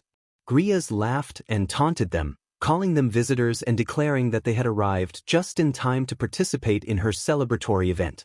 Kaneko pointed out the altar. Issei was on top of the tower. Rias declared that she had come to save Issei. Grias shifted form, taking on the appearance of a wicked witch with gray hair, and thanked Rias mockingly for handing her such useful flesh. Rias accused Grias of luring Issei into the dream world and creating clones of them to make him feel at home so he would never leave. Grias replied that all transactions were final and that Issei was now her property. Rias insisted that she had never sold Issei and demanded his return. Grias dismissed her demands and dared them to try to take him back. As she finished, the platform at the top of the tower descended deep underground with Issei and the altar. The earthquakes intensified. From the base of the tower, swarms of mechanical constructs emerged, and plant-like creatures erupted from nearby shelters. Rooftops ripped open and waves of flying creatures poured out. The club found themselves surrounded by hordes of attackers as Grias's voice boomed down orders, telling her forces to distract and obstruct them at all costs and to buy her the time needed to complete her ritual. The creatures obeyed and launched their assault. The plant creatures, once illuminated pixels forming an interactive mural Issei had painted, now attacked with bursts of light. Because devils were vulnerable to light, the club had to expend most of their energy dodging the radiant orbs. The flying creatures, once harmless birds Issei had seen, swooped to peck and harry them. Asia cried out as creatures continued to attack her. Kiba tried to fend them off with his sword but was struck by several light orbs and weakened. Akino, airborne, unleashed holy lightning to repel the birds and the plant constructs. Rias fought back by firing small spheres of destructive energy at the flying and plant enemies. Zenobia then arrived. brandishing a large sword and sweeping through the attackers with precise, rapid strikes that cut off their advance without graphic harm. Asia expressed admiration for Zenovia's skill. Irina remarked that Zenovia's habit was to slice first and ask questions later. Zenovia responded defensively about her tactics, and Irina warned against overconfidence while pointing to more plant creatures advancing. Kiba cautioned everyone to keep their guard up because more were coming. Irina, strengthened by light but outnumbered, struggled to keep up with the barrage of light orbs. Ravel stepped forward and unleashed a large burst of fire that caused the plant-based constructs to dissipate and lose cohesion. Ravel noted that plant-based constructs were vulnerable to fire. Kaneko teased Ravel with a nickname, and Ravel protested that she had helped. The brief exchange ended as Akino urged everyone to calm down and keep moving. They had little time and needed to reach Issei before Grias could finish her ritual. Ravel and Kaneko agreed and called off their argument. As the Occult Research Club continued down the trail, they encountered more plant monsters and flying creatures. Bees swarmed among them and fired poisonous stings at the group. The plant monsters were stronger than before, launching multiple light orbs at twice the speed. Zenovia and Ravel replicated those attacks, but their stamina began to wane. Zenovia complained that the situation was absurd and that they were being ambushed again. She warned that if they kept this up they would never reach the old woman who held Issei captive and began scanning for an opening to slip past the enemies. She tried to slide through the first swarm, but another wave of flying creatures and plant monsters blocked her path. Zenovia muttered that it looked impossible to get through and that she needed to find another way. Then a large tremor ran through the area from another direction. Everyone turned and saw a vast sphere of destructive energy raining down smaller blasts on the monsters. When the sphere dissipated, Rias stood in the center. Asia smiled and said that Rias was their club president. Irina remarked that there must be someone even more reckless than Zenovia. Akino complimented the technique Rias had used.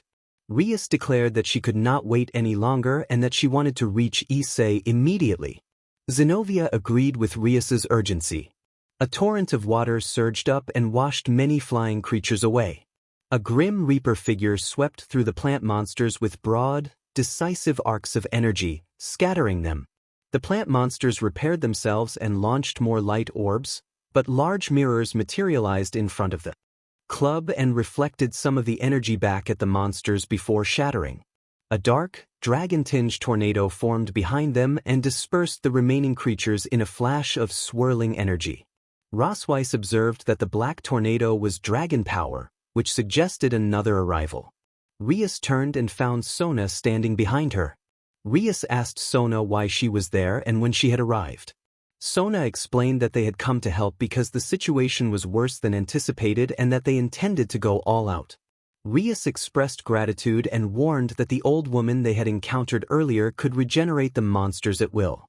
Before they could continue the conversation, larger swarms of flying creatures and plant monsters descended from all directions. Rias warned the student council members to take their positions. The student council, including Saji, prepared to fight. Rias moved as if to order the Occult Research Club to assist, but Sona intervened and insisted that the student council would handle the monsters and that Rias and her club needed to conserve their energy for Issei and the tower. Sona added that the student council needed battle experience and this would be a good opportunity to sharpen their skills. Behind Sona, Sid summoned a black, dragon-like tornado that tore through swarms of flying creatures. Ben-Nia, appearing as a grim reaper, struck through plant monsters with precise, non-graphic motions. A werewolf named Lu Geru dashed through ranks of plant creatures and incapacitated them with swift, powerful strikes. Although the monsters continued to respawn, the student council held their ground. Trusting Sona's judgment, Rias summoned her peerage and told them to move. She announced that the student council would handle the battle and that the Occult Research Club needed to hurry to the tower. The Occult Research Club acknowledged her order and moved on. As they pressed forward, the earthquakes grew stronger, lightning pierced the sky, and fierce winds hurled debris toward them, but their battle experience helped them ward off the worst of the weather. At the tower entrance, they were met by an orderly army of robots, the same maintenance units that had appeared in the Dreamworld version of the Gremory Gala. now repurposed as sentries. The robots broadcast an intruder alert and declared their intent to destroy the target. Hordes of robots lined up in formation and blocked the path. One maintenance robot sprayed a corrosive cleaning solution toward the occult research club. The robot sprayed detergent in hopes it would act like pepper spray and blind the attackers. Asia and Gasper exchanged worried looks at the prospect of another wave of enemies wearing down their stamina. A robot launched sharp circular discs toward the occult research club. With no physical metal shields, Kiba and Zenobia switched to sword techniques to intercept the flying blades. Each impact dulled their edges, reducing the effectiveness of the defense. Kiba called to Rias that they could not hold back the metallic weapons for much longer, and Zenobia pleaded with Rias to see if there was any other way to combat the robots, asking whether any magic would work. Rosweiss attempted defensive magic, but the robots slipped through her barriers as if they were insignificant. Irina fired light arrows, and the robots used their armor to reflect the beams back. Everyone managed to avoid the reflected light at the last moment. Aquino tried lightning attacks, but the robots conducted the electricity and returned it toward the club. Aquino had taken precautions and withheld her most powerful light abilities in case the attack failed. Kaneko switched into her Nikomata mode and blasted several robots. Though her strikes damaged many, additional units rapidly replaced the fallen. Aquino voiced concern that most of their attacks were ineffective and that the robots respawned much like the monsters the student council was contending with. She explained that robots were virtually unknown in the underworld and heavens, and their lack of experience fighting metal-based enemies left them at a disadvantage. Rias urged everyone not to give up and reminded them that they had found solutions in past battles by holding on and searching for the right approach. From the sky, Griaz's voice rang out, taunting them and declaring that their chances of rescuing Issei were zero. She urged them to abandon their quest and return to their world before they were consumed by the realm, and she boasted that her ritual was proceeding steadily while her maintenance crew prepared the way. Ria stood and vowed that she would never give up and that she would reach Issei at any cost, promising to defeat whatever obstacles Griaz put before them. Rias's defiance only intensified the assault. The Occult Research Club found themselves surrounded by an even larger swarm of robots, including airborne variants shaped like helicopters and planes that made flight impossible. The aircraft dropped hundreds of explosives and ammunition, while rotor-style units strafed the ground. Heavier ground robots arrived and unleashed showers of needles and metallic blades and swept the field with piercing beams of light. Another contingent launched streams of shattered glass-like projectiles from behind. A loudspeaker-mounted machine broadcast a droning, weakening message that affected the group. Irina, whose angelic nature made her immune to the broadcast, began working to disable the loudspeaker robots, but each one she shut down was immediately replaced by another, and she found herself occupied with continually shutting them off. Rias observed the situation and noted that the student council was still engaged with enemies elsewhere and reinforcements could not arrive quickly. She acknowledged that Azazel and the Satans might be on their way but would need time to break through. Rias ordered everyone to brace themselves and hold their position. Until help arrived, surviving this onslaught was essential to reaching Issei and stopping the witch's ritual. A sudden, thunderous bang drew everyone's attention. A tall, muscular man had punched through a cluster of robots with bare fists, scattering them in an exaggerated, anime-style display of power. Rias recognized him as Serorg Bale, the cousin who fought with raw strength rather than magic. Serorg announced his arrival and affirmed his intent to help his cousin Rias, observing that physical power and strength were the most effective means against metal-based foes. He advised that magical and divine techniques were no match for these enemies. Rias took in his assessment and realized that close combat would indeed be the most effective tactic. More robots respawned and advanced on their position. Serorg stepped in front of Rias and prepared to fight, quickly organizing his peerage into defensive positions. He directed Baruka to block the south entrance, Libin to hold the north entrance, and assigned Ladora and Gandoma to provide reinforcements while the rest remained to control the main entrance. As the peerage moved into place, Rias asked what they should do next. Serorg instructed them to leave the robots to his team so that Rias and her members could conserve their strength and push onward.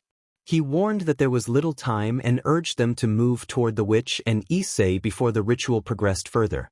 Rias relayed Serorg's plan to her servants and ordered an immediate advance. With Serorg and his peerage containing the robotic onslaught, the Occult Research Club forced open the access door to the tower stairs and descended into the basement below. Rias cautioned everyone to remain vigilant, reminding them that after passing 2 lines of defense they might face an even greater surprise. The Occult Research Club carefully descended the long flight of stairs into the tower's basement levels. Rias knew Grias had deliberately made the stairs unstable to slow their advance. When they reached the halfway point, a mocking voice echoed up from below, taunting that their luck would run out and proclaiming that their fate would be sealed where they stood. The stairs began to vibrate violently, and Rias lunged forward seeking stable ground. The steps collapsed beneath them and everyone tumbled down. Dust and falling rubble filled the air, making it difficult to open wings and fly, but a few meters below they found a pocket of intact floor that broke their fall. It felt like an implausible slide of luck. Akino pushed herself to her feet and took stock of their surroundings, noting the temporary safety of the surface. Asia said that she was all right and quickly healed a few shallow scratches before rising. Rias gathered the group and warned that the old woman's ritual was likely nearing completion and that the traps ahead would only buy more time for it to finish. The club spotted a tunnel entrance and moved toward it, only to be interrupted by a voice from the shadows declaring that trouble was not over. From the dark emerged a figure who resembled Asia but with different colors. Rias registered the similarity and confusion, while the Real Asia waved to confirm her presence nearby. The newcomer identified herself as Eurasia and claimed she had simply recolored her hair and eyes, joking that blue hair and brown eyes were more attractive and better for blending in. Rias recalled seeing a similarly colored figure in a painting Issei had made and accused the newcomer of being one of the girls from that image rather than the real Asia. Eurasia retorted that she was a superior version of Asia, a remark that stung the real Asia and drew Rias's defense.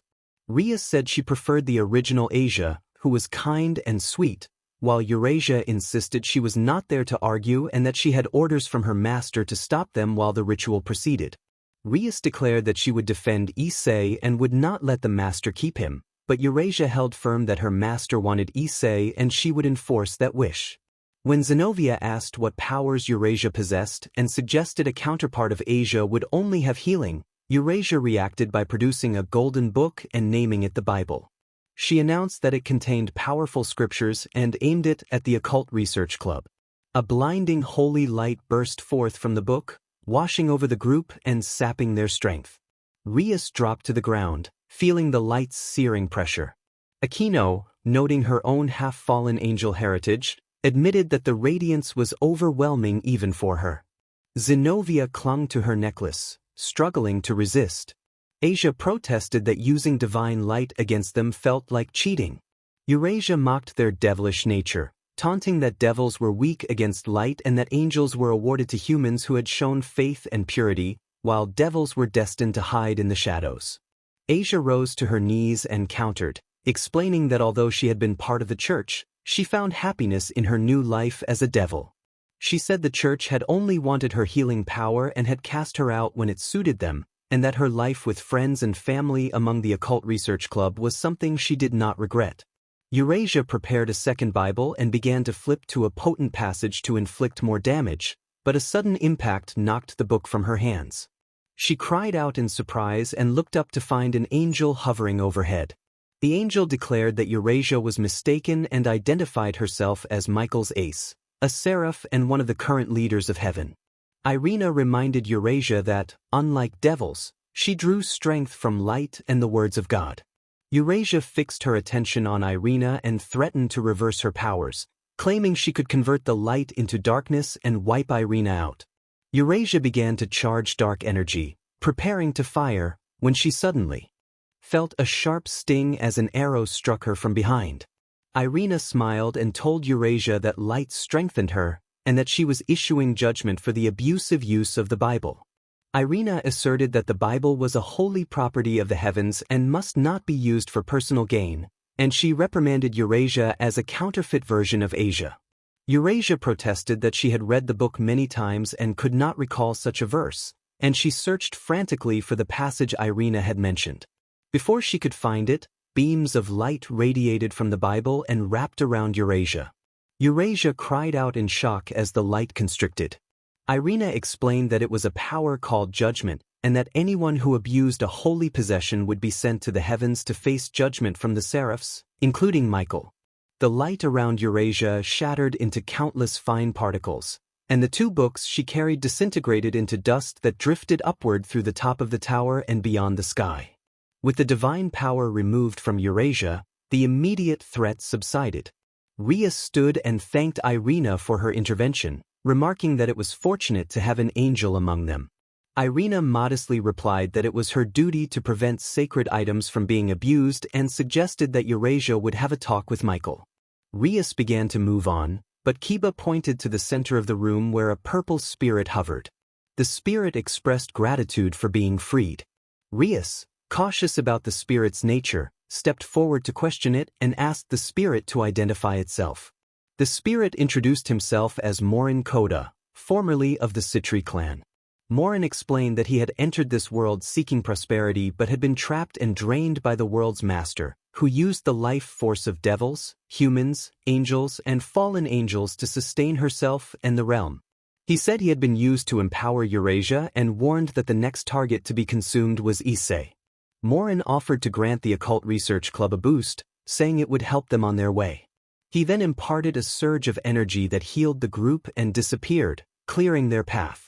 Rias and the others ran down the tunnel, which opened into another large chamber where someone who resembled Irina was waiting. Rias noted that Eurasia must have lost control of her powers and exposed openings, but then the newcomer declared that this would be as far as they went. Irina recognized the figure as a copy of herself when the woman revealed 8 wings and introduced herself as Mina, calling herself the best angel anyone could find. Mina displayed her wings proudly while Zenobia mocked Eurasia and warned Mina not to overreach. Mina dismissed Eurasia as foolish for relying on external godly power and boasted that she had developed her own abilities. She announced that, at her master's request, she would defeat them and add all of them to her master's list of slaves, binding them to obey and surrender their powers. Rosweiss refused to accept those orders and denounced Mina's master as corrupt. Mina replied that their fate was sealed. She then activated a stealth mode, changing the formation of her wings and slipping into a near-invisible blur while her voice taunted them about her speed. Rias ordered Kiba, Zenobia, and Aquino to use their knightly powers to track Mina and pin her down.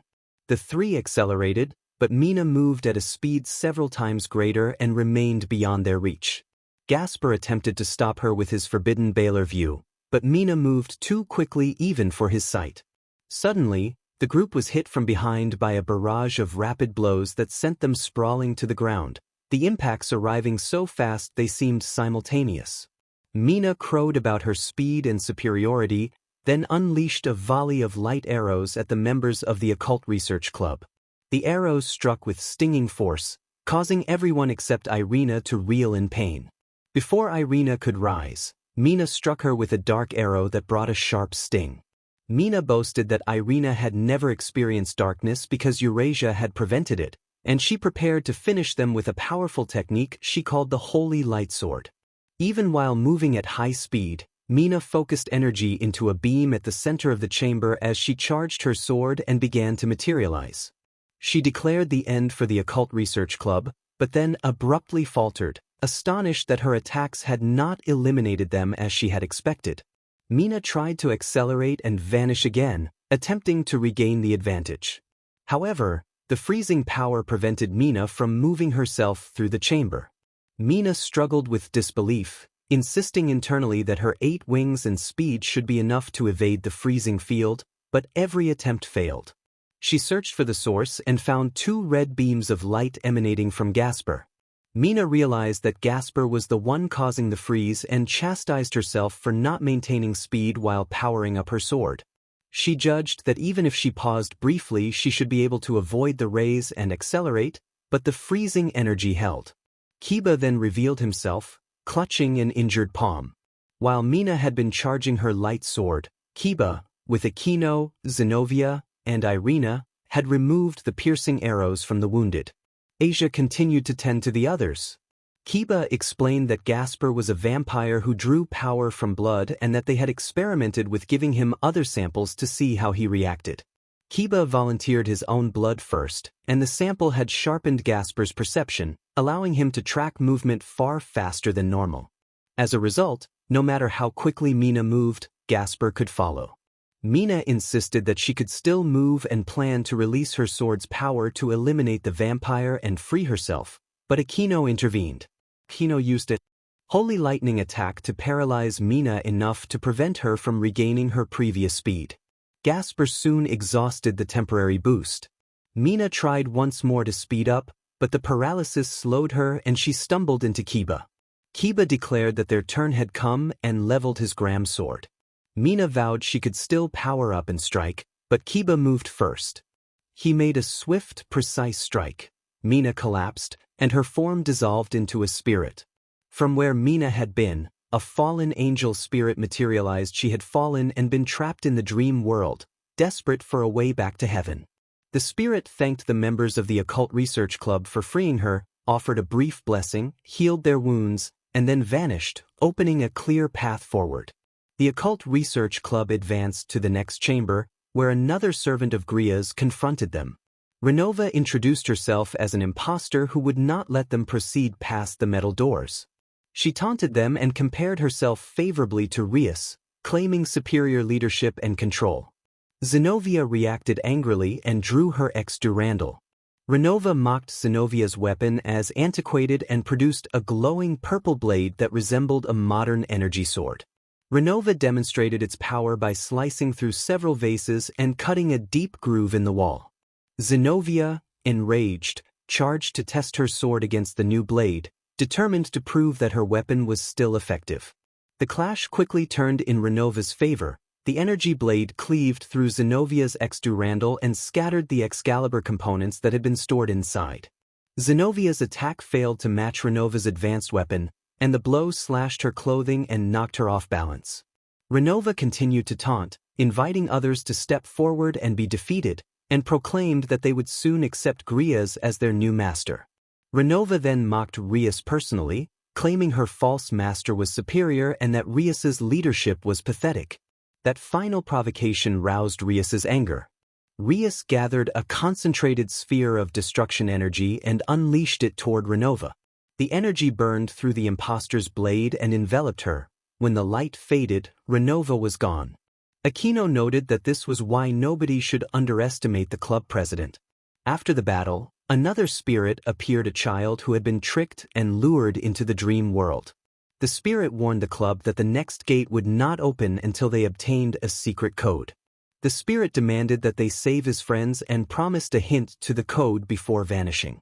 The Occult Research Club acknowledged the instruction and pushed open the large metal doors, moving down the corridor toward Issei. The hallway, on the same floor as the ritual chamber, was lined with crimson carpeting, Greek-style pillars, and Arabian arches. The distant sound of chanting drifted from the far end of the hall. Rias urged the group forward, reminding everyone that they were almost at Issei and needed only a little more effort. Halfway down the hall, 4 figures stepped forward and blocked their path. These appeared to be the last 4 guardians of Grias. A woman with pink hair and green eyes introduced herself as Orangello and announced that their master's ritual was not finished, adding that it was rude to interrupt. Beside her stood Fiba, a white-haired fighter resembling Kiba. On the other side was Chiniko, a smaller figure resembling Kaneko, and in front was Casper, a young-looking figure reminiscent of Gasper. Akino reacted with a mixture of outrage and indignation at Orangello's resemblance, insisting that no one had the right to mimic her and that her feelings for Issei were personal. Kiba demanded to know what Fiba intended, and Fiba replied that he did not care to imitate Kiba and that his name was Fiba. Orangello taunted the group, claiming they had been lucky so far and that it had been surprising that the Occult Research Club had managed to defeat their church and light-based allies. She explained that the opponents had relied only on raw power and lacked strategy, and that her team had studied the club's fighting style. She proposed that the 4 of them would demonstrate their combined strength, confident the club could not reach Gria's with 4 attackers at once. Rias bristled with determination and declared that no one would insult her name or take what belonged to her. She challenged the intruders and prepared the group for battle. Orangelo raised her hands and summoned clouds along the ceiling of the hallway. The skies above darkened and the clouds produced crackling lightning that struck along the corridor while thunder rolled loudly. Orangelo mocked Aquino, claiming her thunderclouds were far greater than Aquino's lightning and that the others would now feel what their enemies had felt. The club had to scramble to avoid the bolts. Fiba then produced a sword handle shaped like a cross that glowed red and unfolded into 4 beam-like blades. He boasted that he had trained another warrior and that her techniques remained in their repertoire, then spun the cross into sweeping arcs. Each beam sliced outward, extending toward the walls and retracting after passing the club. Rias voiced concern that Fiba's knowledge made him a tougher opponent, but Zenobia urged calm and looked for an opening. Fiba plunged 1 beam into the floor and used a sword birth-like technique to summon countless beam fragments from the ground. The fragments shifted into arrow-like blades that shot toward the group. Irina fanned her wings and generated a strong gust of wind that deflected many of the projectiles. Irina remarked with relief that having more wings helped, and Asia assisted her recovery. Fiba pulled his blade free, and the arrows did not dissipate but instead accelerated, forcing the club to continue evading. Kiba recognized the advanced sword birth technique and noted that this version had capabilities beyond his own. Chiniko announced that she wanted to test her abilities as well and summoned a huge stream of water that surged from behind her, drenching the corridor and striking the club. The water carried a purifying magic that caused painful, searing sensations to those it touched. Rosweiss winced at the sudden sting, and Kaneko identified the effect as purification magic embedded in the water. Chiniko watched with grim amusement and declared that the stream was punishment for sins, insisting the club had been guilty for causing harm to Issei. She told Orangelo to call down more lightning, and the electrified water conducted current that shocked the members of the club. Ravel and Kaneko responded by attempting to evaporate the purifying water with their Phoenix fire techniques, creating steam and clearing some of the hazard. While they worked, Casper announced that he wanted to test his own powers. He summoned a thick white fog that filled the hallway and made it difficult for the club to see, preparing the battlefield for the next wave of attacks. Casper announced that they had devil sense detection and X-ray vision, so they did not have to worry. He added that he was curious to see what the 3 girls had and hinted that it would change their reaction.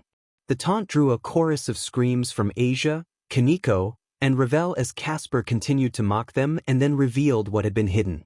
Casper cleared the fog to show Asia, Kaneko, and Ravel tied to pillars by blue energy ropes.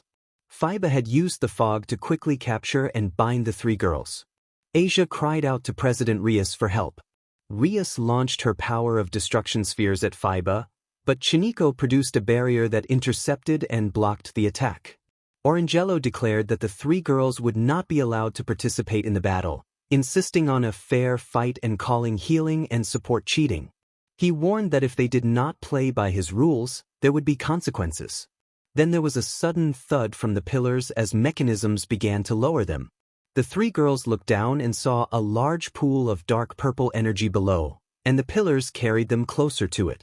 Orangelo said that when the 3 reached the dark purple energy, it would remove them from the field, and he explained that he could control the speed of the descent. If they complied, he would keep the pillars slow. If they tried to cheat, he would accelerate them. He told Rias to say her last wishes. Rias refused to back down and prepared to act, determined to save her friends and stop the threat. Rias refused to let them be killed like that and fired spheres of the power of destruction at the pillars. The large barrier reflected the spheres directly back at her.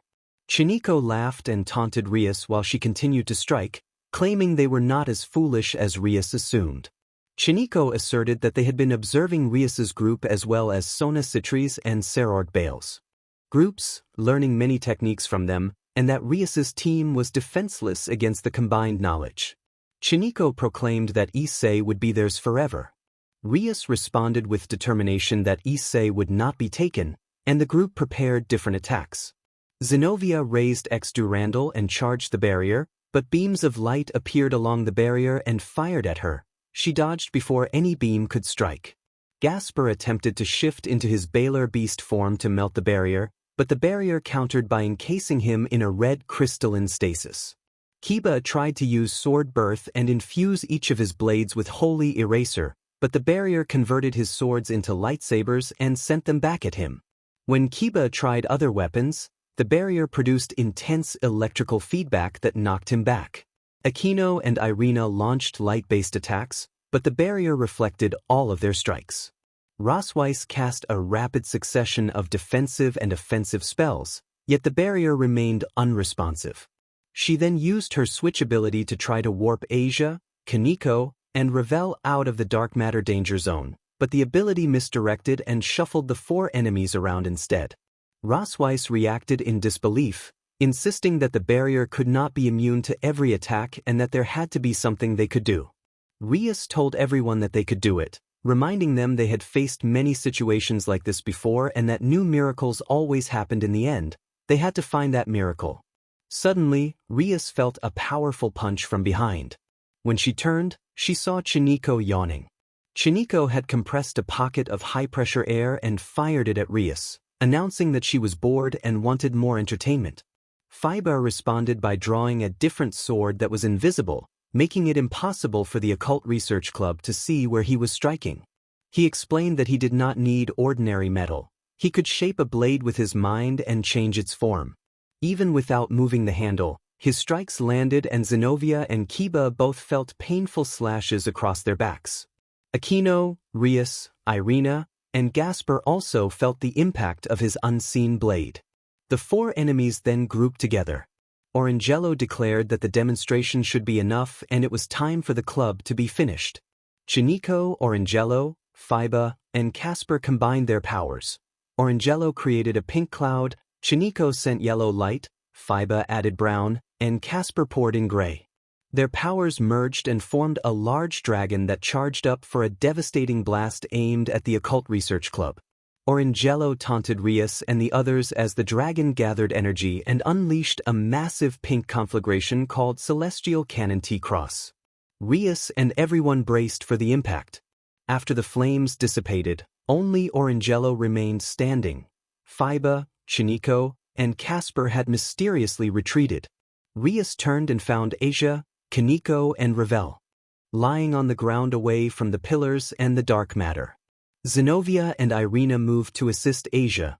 Akino and Kiba rushed to help Kaneko, and Gasper and Rosweiss supported Ravel. Rias wondered aloud how they had escaped the barrier and what had happened to the dragon. Orangelo grew furious and demanded answers. At that moment, different voices screamed from near the barrier. Everyone turned and discovered new people tied to the pillars. Fiba, Chiniko, and Casper had been captured. The captors expressed disbelief at how they had been brought there. They were sure no one could have teleported past the barrier's proxy defenses.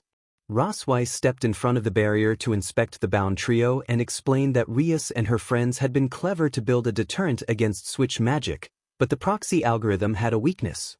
After observing the effects of each attempt, Rosweiss said she had solved the mystery and used that knowledge to counter their switch ability. She then warned them that they would now experience what Asia, Kaneko, and Ravel had endured. Rosweiss pointed to the dark matter beneath their feet. The pillars had been lowered until they were only a few millimeters from the dark matter, and the captives reacted with fear. Chiniko shouted that they did not have much time and urged Casper and Fiba to act, insisting that since they had created the attack, they could stop it. Fiba tried to move his hands but found them restrained. He reported that without the use of his hands he could not reach his weapon and asked Casper to transform into a shadow to retrieve it. Casper warned that they only had a few minutes before they reached the purple substance. He shifted into shadow and reached for Fiba's lightsaber, but he noticed Fiba trembling. Fiba's shoes were already sinking into the dark matter. Chiniko shouted that he should hurry and demanded the lightsaber immediately, accusing him of not caring. Casper apologized and said he needed to be careful not to touch the substance. Chiniko continued to berate him, emphasizing how desperate they were. Casper hastened, pulled the lightsaber from Fiba's pocket, and accidentally dropped it into the dark matter. He apologized again and tried to reassure Fiba and Chiniko with a small smile. Angry swearing echoed from the Occult Research Club as the dark matter slowly began to engulf the area. Akino observed with an amused chuckle that the newcomers did not seem to get along. Kiba agreed that being part of the Gremory clan had its advantages. After Chiniko and Fiba vanished, Casper removed the barrier seals around the dark matter and vowed to make it right. He promised that Orangelo and he would confront the betrayers and fulfill Fiba and Chiniko's wishes. The club felt a mixture of relief and apprehension. Rias approached Rosweiss to thank her for the breakthrough. Rias praised Rosweiss's clever method for freeing their members and allowing them to demonstrate their powers. Rosweiss smiled and credited a lesson from her grandmother about what was required to succeed with magic. 2 lingering spirits remained, each carrying a sign reading Occult Research Club Peerage and Order of Addition. Before Rias could question them further, both spirits flew off. Rias deduced that these 2 clues must be linked to the gate at the end of the hall. Suddenly, a ball of ice magic struck the floor in front of Rias. Orangelo appeared with an angry glare and accused the Occult Research Club of cheating, complaining about the numbers. Orangelo launched several magical spheres, and each sphere burst open to reveal a clone of Fiba or Chiniko. Kiba worried aloud that Orangelo might have the ability to recreate fallen servants of Grias, but another member explained that these were only clones. They mimicked the original's attacks but lacked their true power. The plan, they said, was to focus on reaching Orangelo. Kiba and Kaneko charged forward to reach Orangelo, but more clones appeared, this time of Eurasia, Mina, and Renova. Casper produced more magical spheres and encouraged an all-out fight.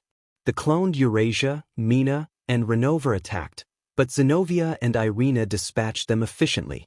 Asia provided healing, buying time, and Rosweiss, Rias, and Akino launched coordinated magical assaults. Ravel moved through the battlefield, sharing her phoenix tears to keep everyone in fighting shape. Casper then sent forth clone dragons, calling them pink dragons to add to the chaos. As he did, someone seized him from behind. Kaneko grabbed him and told him that his tricks would not work twice. She explained that she could sense his life force and had reversed his attack. The dark matter he had been using turned against him, destabilizing his shadow form. In a short, silent moment his shadow dispersed into drifting wisps. A spirit rose from the fading shadow, displayed a sign reading counterparts in this room, and then vanished. With the pink dragon clones defeated, Kiba joined Kaneko and confirmed that Casper had been neutralized. He urged everyone to go help Rias and the others. Orangelo confronted Rias and Akino with a scornful remark about their leadership. Rias responded with a cool expression and insisted that they had not cheated. Orangelo boasted that she could summon powerful blows on her own and attempted to form a much larger pink dragon, but the summoning faltered before it finished. Rias intercepted the attempt with a medium-sized sphere of destructive energy, then entrusted Akino with dealing with Orangelo. Rias framed it as punishing Orangelo for appropriating Akino's appearance to interfere with their friend. Akino accepted. Her bracelets glowed as holy lightning descended and channeled through her rings. A dragon materialized from her bracelet, was charged by the lightning, and launched itself at Orangelo. The creature pursued Orangelo and engulfed her, neutralizing her presence on the battlefield. Orangelo's scream echoed, and a spirit appeared to show Rias a sign that read value of evil peace before fading away. Rias counted the clues. She now had 3, and Kaneko and Kiba each held 1. They remembered the spirit in the previous room saying the clues would help unlock the next gate. Rias looked down the hall and saw a 4-digit combination lock at the gate. Rias urged everyone onward. The Occult Research Club moved toward the gate. Rias, Kiba, and Kaneko presented the 4 clues to the group and set about deducing the 4-digit code, the club's peerage, the order of addition, counterparts in the room, and the value of the evil piece. Rosweiss considered ways the clues might relate. Rias narrowed down the value of the evil piece to the numbers 3, 5, 8, and 9 based on her peerage, and noted that Issei corresponded to 8, which made things easier. The team worked together to interpret the remaining hints and the significance of a 4-digit code. Zenobia counted members and Kiba questioned what counterpart meant. Rias observed that Orangelo resembled her and reasoned that counterpart likely meant the counterpart opponent each club member had faced in the hallway. She identified those counterparts as Aquino, Kaneko, Kiba, and Gasper. Cross-referencing the values, she assigned 9 to Aquino, 5 to Kaneko, and 3 to both Kiba and Gasper, resulting in 2 3s, a 9, and Rias then interpreted the order of addition as the order in which she had added members to her peerage. She placed Aquino first as 9, then Kaneko as 5, followed by Kiba and Gasper as the 2 3s. Rias entered 95-33 on the combination. At first nothing happened, then the lock clicked open. Rias confirmed her solution and the group hurried through the gate. They walked down a corridor and a few staircases until they reached a large ritual chamber. From the doorway Rias saw an altar with Grias standing before it, murmuring an incantation while Issei lay unconscious, restrained on the altar and sealed within a magical barrier. Rias stepped up behind Grias. Grias informed them that they had arrived too early and that interrupting the ritual was inappropriate, but Rias ignored the admonition and focused on Issei, insisting she was there for him. Grias responded that Issei could not hear Rias because the barrier blocked him, and that the barrier would only fall when the ritual finished. Rias prepared to intervene, but Grias declared the ritual unstoppable and accused Rias of having abandoned Issei and favored the head handyman instead, claiming that Issei had been treated like trash. Rias faltered at the accusation. Some of Grias's criticisms touched on real mistakes Rias had made, and for a moment she felt shaken. She rejected the claim that she had replaced Issei and intended to make that clear to him. Before the confrontation escalated, Aquino, Asia, Irina, and the others stepped forward to defend Rias and steady her resolve. Aquino acknowledged that the club president had made errors in judgment regarding the head handyman and the pressure she had faced from family and peers, but she insisted that everyone deserved a chance to explain and make amends. Aquino argued that Issei was not Grias's to claim and that holding him against his will amounted to a serious violation. Grias dismissed the accusation of kidnapping, asserting that she had observed the situation through a device she had sent into the other world and believed Issei had come to her willingly because he preferred his life there. She portrayed the ritual as a form of healing, insisting Issei would be freed from his past suffering and given a better life in her realm. Grias described the inhabitants of her world as people rescued from harsh lives in their original worlds and claimed she was offering them refuge and relief. Irina challenged Grias by pointing to Issei tied and sealed on the altar and asked how that situation demonstrated his consent. Grias maintained that the ritual was therapeutic and would remove his suffering once completed, painting her actions as compassionate rescue rather than coercion. Rias listened, determined to reach Issei and set things right. She realized that Grias was referring to the spirits they had encountered earlier when they defeated counterparts of the Occult Research Club. The spirits did not seem to enjoy their new existence under Grias. It looked as if Grias had bound them and made them serve her. Rias sharply responded, insisting that Grias was generalizing the nature of devils and that her view was outdated. Rias explained that, while some devil clans treated their peerage as servants, other clans treated their peerage like family. The Gremory clan had long been an example of the latter. The old cruel superiors Grias remembered had mostly died or been suppressed, and many of the new high-ranking devils now saw the benefits of treating their peerage well. Rias argued that if she had truly regarded Issei as a SLV, she would not have risked everything to return for him. She would have found a replacement instead of seeking revenge. Rias made it clear that she was willing to go that far because Issei was the one person she truly wanted as her pawn. Grias laughed at the retort and dismissed Rias's words, accusing Rias of having abused Issei and pushed him to find her. Grias challenged Rias to try to take Issei back. Grias sent numerous soldiers out from both sides of the altar. At first the soldiers appeared indifferent to the Occult Research Club, but as they turned their heads toward the group, everyone was stunned. Each soldier resembled a miniature version of the head handyman, moving and chanting in a chorus of eerie voices. The soldiers implored Rias, claiming they had been missed and begging to be let in. They boasted they would be more productive and loyal than Issei and insisted Rias love them and should hand Issei over. Rias refused. Unable to endure the torment from the chanting soldiers, She unleashed a destructive sphere of power of destruction that dispersed the attackers in front of the altar, but more of the small soldiers appeared from behind. The soldiers continued to plead and try to confuse Rias, assuring her they meant no harm. Rias, steadfast, insisted that the only pawn she wanted was Issei and pushed toward the altar. The other members of the Occult Research Club cleared a path for her. Asia kept everyone on their feet with continuous healing, and Kaneko used her senjutsu to shield them from the soldiers' mental influence. As Rias climbed the stairs, Grias began to panic. Grias muttered that this should not have been possible, that her ritual was nearly complete and that if Rias disrupted it, both the world and she could be doomed. Grias acknowledged that she desperately needed Issei's energy and would do anything to keep him. Rias reached Grias and seized her by the neck, declaring that it was over. Either Issei was returned or Grias would be made to disappear. Grias vanished and reappeared above Rias, reminding Rias that she was within Grias's world and that Grias could make many things happen there. Grias manifested a pair of wings that granted her new mobility and stealth, and she taunted Rias to try to stop her. Rias fired bursts of destructive energy, but Grias dodged easily with her wings.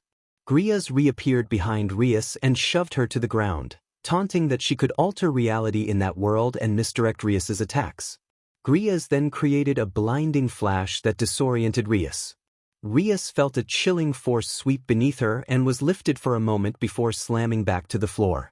Grias reappeared, gloating, and said she could have ended things then and there but preferred to watch Rias suffer for Issei while her ritual finished. Grias rose and sent spinning, crystalline blades at Rias. Rias avoided most of them, but one blade grazed her. Rias ignored the sting and kept pushing forward. Grias surrounded herself with a green sphere, then sent long spears of light outward. Rias narrowly evaded them. Grias boasted that as long as Rias remained in her world she could never match Grias's abilities, that Grias was effectively the god of that reality and that Rias had no hope of reclaiming Issei. Rias stood with determination and declared she did not care about the disadvantage. She would do anything to take Issei back, even if it cost her life. They would face the consequence together if necessary. Grias, delighted by Rias's defiance, mocked her further. Grias envisioned Rias and the others as replacements for her soldiers, a way to expand her world into an empire of followers. She imagined using the peerage of Sona and Sarorg along with Rias and her friends to run and defend her domain. As Grias continued boasting, Rias seized the opening. She surged forward and grabbed Grias for a second time, her resolve unbroken and her refusal to become Grias's LV absolute. Rias swore that she would make sure Issei was safe before the day ended, and she ordered the intruder to leave. She turned and realized that Grias had already returned to the altar with Issei. Grias taunted that it was too late, that her ritual was complete and she could finally claim her prize. Flames and smoke flared around Issei and flowed toward Grias, surrounding her for a moment before vanishing into her body. As Grias laughed, signs of Issei's power surged into her, and her body began to change. She swelled in size, smashing through the ceiling of the ritual room as wings and a tail formed and scales spread across her hide. Her transformation drew the attention of everyone, especially the members of the Occult Research Club. The club realized with alarm that Grias had absorbed Issei's powers and that without them Issei would be helpless. Voices called out for him, filled with fear and desperation. Grias's final form resembled a massive green dragon set with red jewels, a mirror opposite of Drake. The ground split as she ripped free, throwing everyone back to the fields where they had earlier fought deadly plant monsters and winged creatures. Grias had become powerful enough to tear through the earth itself. Grias gloated that this was a perfect prize and that she had more energy than she expected. She claimed she could now draw power for the world from what she had taken. When the Occult Research Club demanded Issei's return, Grias sneered that he was only a corpse and tossed him aside with a powerful bite. Rias and Asia rushed toward Issei. Grias then began testing her new abilities. She amplified her heat and unleashed a wave of intense fire that ignited the ground. Akino, Kaneko, and the others felt a scorching blast around them, though their wings kept them from direct harm. Grias followed with a rain of meteor-like rocks that pelted the field. A large fragment struck Gasper down, and the pulverized debris made it difficult for Rosweiss to breathe. Griaz then called down a storm of ice crystals. Declaring herself the god of this world, Griaz demonstrated that she could summon any disaster at will. She reversed gravity, slamming the Occult Research Club into the ground with such force that nearby hills crumbled and rivers splashed. She lashed the earth with her tail, sending seismic waves that caused earthquakes and a series of explosions that flung the students back into the sky. Surveying the battered club, Griaz mocked them for suffering while she remained unscathed. She offered them a choice: give up, admit defeat, and become her slaves and soldiers. She said they could be her pets if they surrendered. The club refused. Zenobia rose and charged at Griaz with Exdurandal, but Griaz split her power and intercepted the assault with a missile. Rosweiss tried to cast defensive magic, but Griaz used Purify to cancel it. Kiba summoned his spirit knights, but Griaz sent tremors through the ground to knock them down. Kaneko unleashed Purification, but Griaz redirected that power and transferred it to Gasper. Kino summoned a lightning dragon, only to have Griaz coat herself in a reflective glaze and send the attack back with doubled intensity. Griaz taunted them again, claiming she could repeat her attacks thousands of times and that their stamina was nearly exhausted. She urged them once more to surrender and accept servitude. Doubt began to creep in among the defenders. Aquino admitted to fearing they could not defeat such a powerful dragon and questioned Issei's chances of recovery. Kaneko and Irina agreed that Griaz's grasp on Issei's power made her output impossible to match. Zenobia and Kiba complained that their training seemed useless against a foe with so many defenses and varied attacks. Rosweiss and Gasper pointed out that Griaz's ability to manipulate the environment let her misdirect and cancel magic, blocking both offense and support. Griaz stood atop a shattered tower and shouted for them to admit defeat. She prepared another volley, but a distant voice interrupted. The Occult Research Club turned and saw Sona and the Student Council arriving, ready to join the fight. Griaz noted the reinforcements with mild amusement and dismissed them as extra baggage to be handled in the same way. Then Sarorg's group appeared in position, and Griaz adjusted her estimate of the opposition. Confident in her godlike control, she told Rias's forces to show what they had and prepared to continue proving her superiority. Saji challenged the enemy and the Student Council sprang into the fight. Sei transformed into a purple tornado and shattered the tower where Griaz had been standing, using the wind to fling rubble toward her. Griaz fired photon beams at the Student Council, but mirrors appeared in the beams' paths and shattered, reflecting the attacks back with twice the intensity. From Sarorg's side, Ladora dampened the offensive aura of Griaz's draconic form while Regulus dashed forward and bit into the dragon, forcing Griaz to contend with faster, coordinated assaults. Griaz taunted that these opponents were more entertaining than Rias's peerage and welcomed the challenge. The Student Council and Sarorg's peerage continued their barrage, keeping Griaz off balance. Meanwhile, Tsubasa moved to the fallen members of the Occult Research Club carrying extra bottles of Phoenix Tears. Ravel had supplied both teams with additional vials, knowing she would not be present when they faced the first line of defense. Aquino was the first to sit up and she thanked Tsubasa for the aid. Aquino expressed her gratitude and Tsubasa explained that they had managed the regeneration of plant monsters and flying creatures by targeting every spawning base they could find, but those threats had vanished when a green dragon rose from the ground. Tsubasa noted that the entire battlefield seemed to have shifted.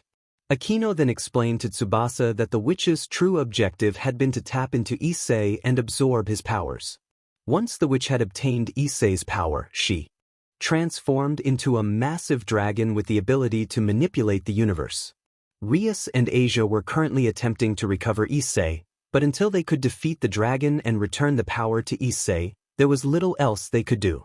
Tsubasa studied the dragon and assessed the danger. She warned that Issei's sacred gear housed one of the most potent life forces, and if it remained in the wrong hands, it could cause enormous destruction. Fortunately, she added, Griaz's universe was isolated from Earth, Heaven, and Hell, which limited the broader impact. Tsubasa proposed a plan. Because the dragon had not fully learned the abilities of Sarorg's peerage and the Student Council, they could exploit surprise and randomness. If all attackers varied their techniques and sequences, the dragon would be unable to predict and counter every move. Akino considered Tsubasa's point, acknowledging that the student council's unfamiliar defense techniques had allowed them to harm the witch, and noting that Seorg's group also possessed unknown abilities. Akino admitted doubt about being able to provide much more support, since the dragon knew their attacks already. Tsubasa urged that they needed everyone's help. She warned that once the dragon fully understood their defenses, she might alter the battlefield again and render their tactics useless. Akino rallied the survivors to join Tsubasa and the others in pressing the attack, but two did not respond. Tsubasa and Akino called out to Rias and Asia, demanding to know what was wrong and urging them to return to the battle.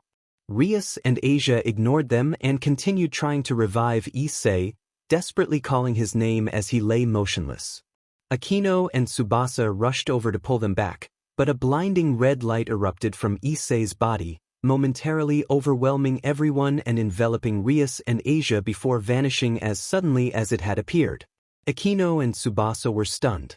Rias and Asia, disoriented, found themselves floating in a strange dimension that resembled none of the worlds they had known. The sky shimmered with shifting colors and bubbles drifted overhead. Rias recognized that she was suspended in midair and heard a familiar voice nearby. Rias identified the voice as Asia's and found that Asia was also floating beside her. Neither remembered how they had arrived. The last clear memory was trying to recover Issei. They soon felt a heavy impact as they were deposited onto hard, barren ground. Rias rose and scanned the empty landscape. Wherever she looked, only a desolate plain met her eyes. Rias guessed that the witch had sent them into another dimension, perhaps a version of Dimension Lost, isolating them in a featureless expanse. Asia suggested they look for help, assuming they were not the first to arrive here. The two began walking. After a few steps, the earth trembled and cracked. A dragon burst from the ground, red and adorned with crystalline scales that looked oddly familiar. Rias recognized elements of its appearance and concluded that this was no ordinary dragon. It had to be the Sekiryuutei. The dragon spoke and identified itself as Draig, one of the heavenly dragons and the main power source of Issei Height. Draig inferred that Rias was the Gremry witch known to him and addressed her with an embarrassing nickname. Rias blushed at the mention of the unwelcome title. Draig then turned to Asia and made an awkward comment about an old nickname she had carried from other encounters. Asia reacted with confusion to the awkward remark. Rias tried to steer the conversation away from the embarrassing nicknames and back to the situation at hand. Rias wondered where they were. All around them there was only emptiness.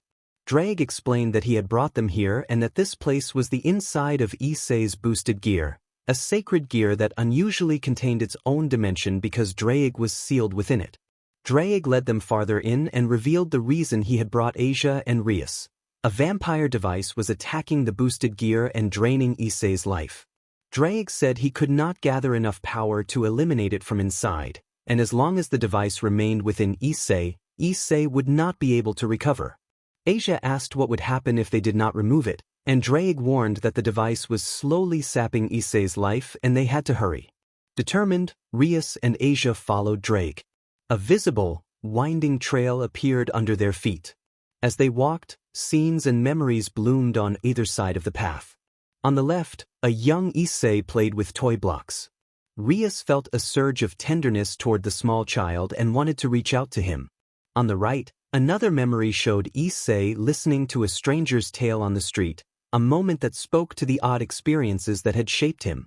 Further ahead, Asia pointed out another Issei wandering through a different memory, and Rias chuckled at the impression of youthful curiosity. Warmer colors like red and orange began to tint the sky as the sense of nearing Issei's core grew stronger. They came upon a diorama resembling a school corridor. Inside it, Issei and his friends were shown conspiring to cause a harmless prank. The scene felt awkward and immature, and later it resolved into an embarrassing but ultimately harmless outcome when other students arrived. Asia reacted with frustration at how thoughtless the prank had been, and Rias offered a sympathetic smile. They continued along the trail and found a quiet, domestic memory. Issei had returned from a tiring day and painted a portrait to lift his spirits. The art teacher had admired his technique, but jealousy from classmates ruined the moment and his plans were dashed. Issei was shown quietly washing away the fatigue of the day, hoping for another chance. Someone then appeared in that memory to check on Issei and offer support. Akino was present and suggested helping him through his troubles, even offering to pose for a portrait to encourage him. The mood was tender and meant to be comforting, but as the memory intensified it became unstable.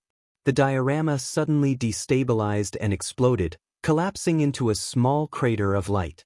Asia turned to see Rias, whose aura flared in a burst of crimson energy. Rias made it clear that Issei did not need to retain the memory that had just broken apart and demanded an explanation from those involved. The atmosphere snapped taut as they prepared to confront what had been revealed and to find the vampire device at the heart of the boosted gear. Asia teased Rias, smiling as she suggested Rias had left Issei unresponsive for 4 hours after Asia returned home with a present. As they moved down the trail, Rias and Asia found more dioramas depicting moments from Issei's life. One showed Issei climbing a mountain with a heavy load, another showed him at a karaoke box with Asia and other classmates, and both of them lingered over a diorama of Issei's mother sharing photo albums with everyone. They soon approached a ring of dark clouds that seemed out of place in the otherwise calm atmosphere. Drake explained that they had reached the central part of this world, where Issei's soul was located. He warned that the dark clouds indicated a problem and that he suspected the vampire device had something to do with it. Rias moved without hesitation and led Asia into the clouds. After several footsteps, they found a dormant soul before them. Issei's spirit seemed to be miraculously shut down. Asia asked what was happening, but Rias did not know. Dark ghosts circled the soul, chanting and sending corrosive thoughts at it. Drake followed and explained what he had learned. The dark ghosts were keeping Issei's soul asleep by saturating it with negative thoughts and siphoning life from it. If they could find a way to energize Issei's soul, he might wake and defend himself against the ghosts. Rias instructed Asia to use her healing powers to restore Issei's energy, and Asia agreed. As Asia prepared, the ghosts intensified their attack. They claimed Issei for themselves and accused Asia of collusion and betrayal in an attempt to unnerve her. Asia grew dizzy from the onslaught but protested that she stood with Issei and that their allies were on their side.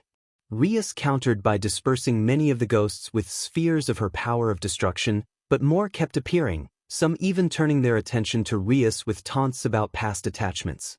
Rias tracked the source of the reappearing ghosts and found the main culprit, a red globe that she recognized as the vampire device Drake had mentioned.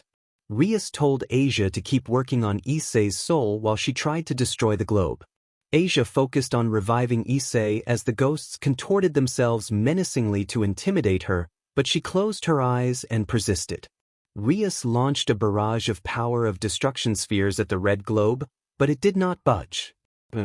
Drake tried to strike it, the globe flashed and weakened him, reminding him that being linked to Issei's soul left him vulnerable.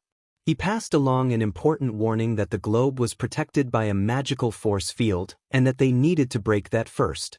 Rias intensified her attacks, but the globe retaliated by sending stronger waves of hateful messages and a new tide of ghosts. The spirits hurled accusations that Issei had pledged himself to another and leveled cruel personal lies meant to wound Rias. The globe also unleashed blinding flashes and hurled metal debris at Rias to disrupt her aim. The ghosts continued to taunt and belittle her, insisting their defenses were unending and that she was wasting her energy. Pushed almost to her limit, Rias gathered herself into a blazing sphere of destructive power and struck.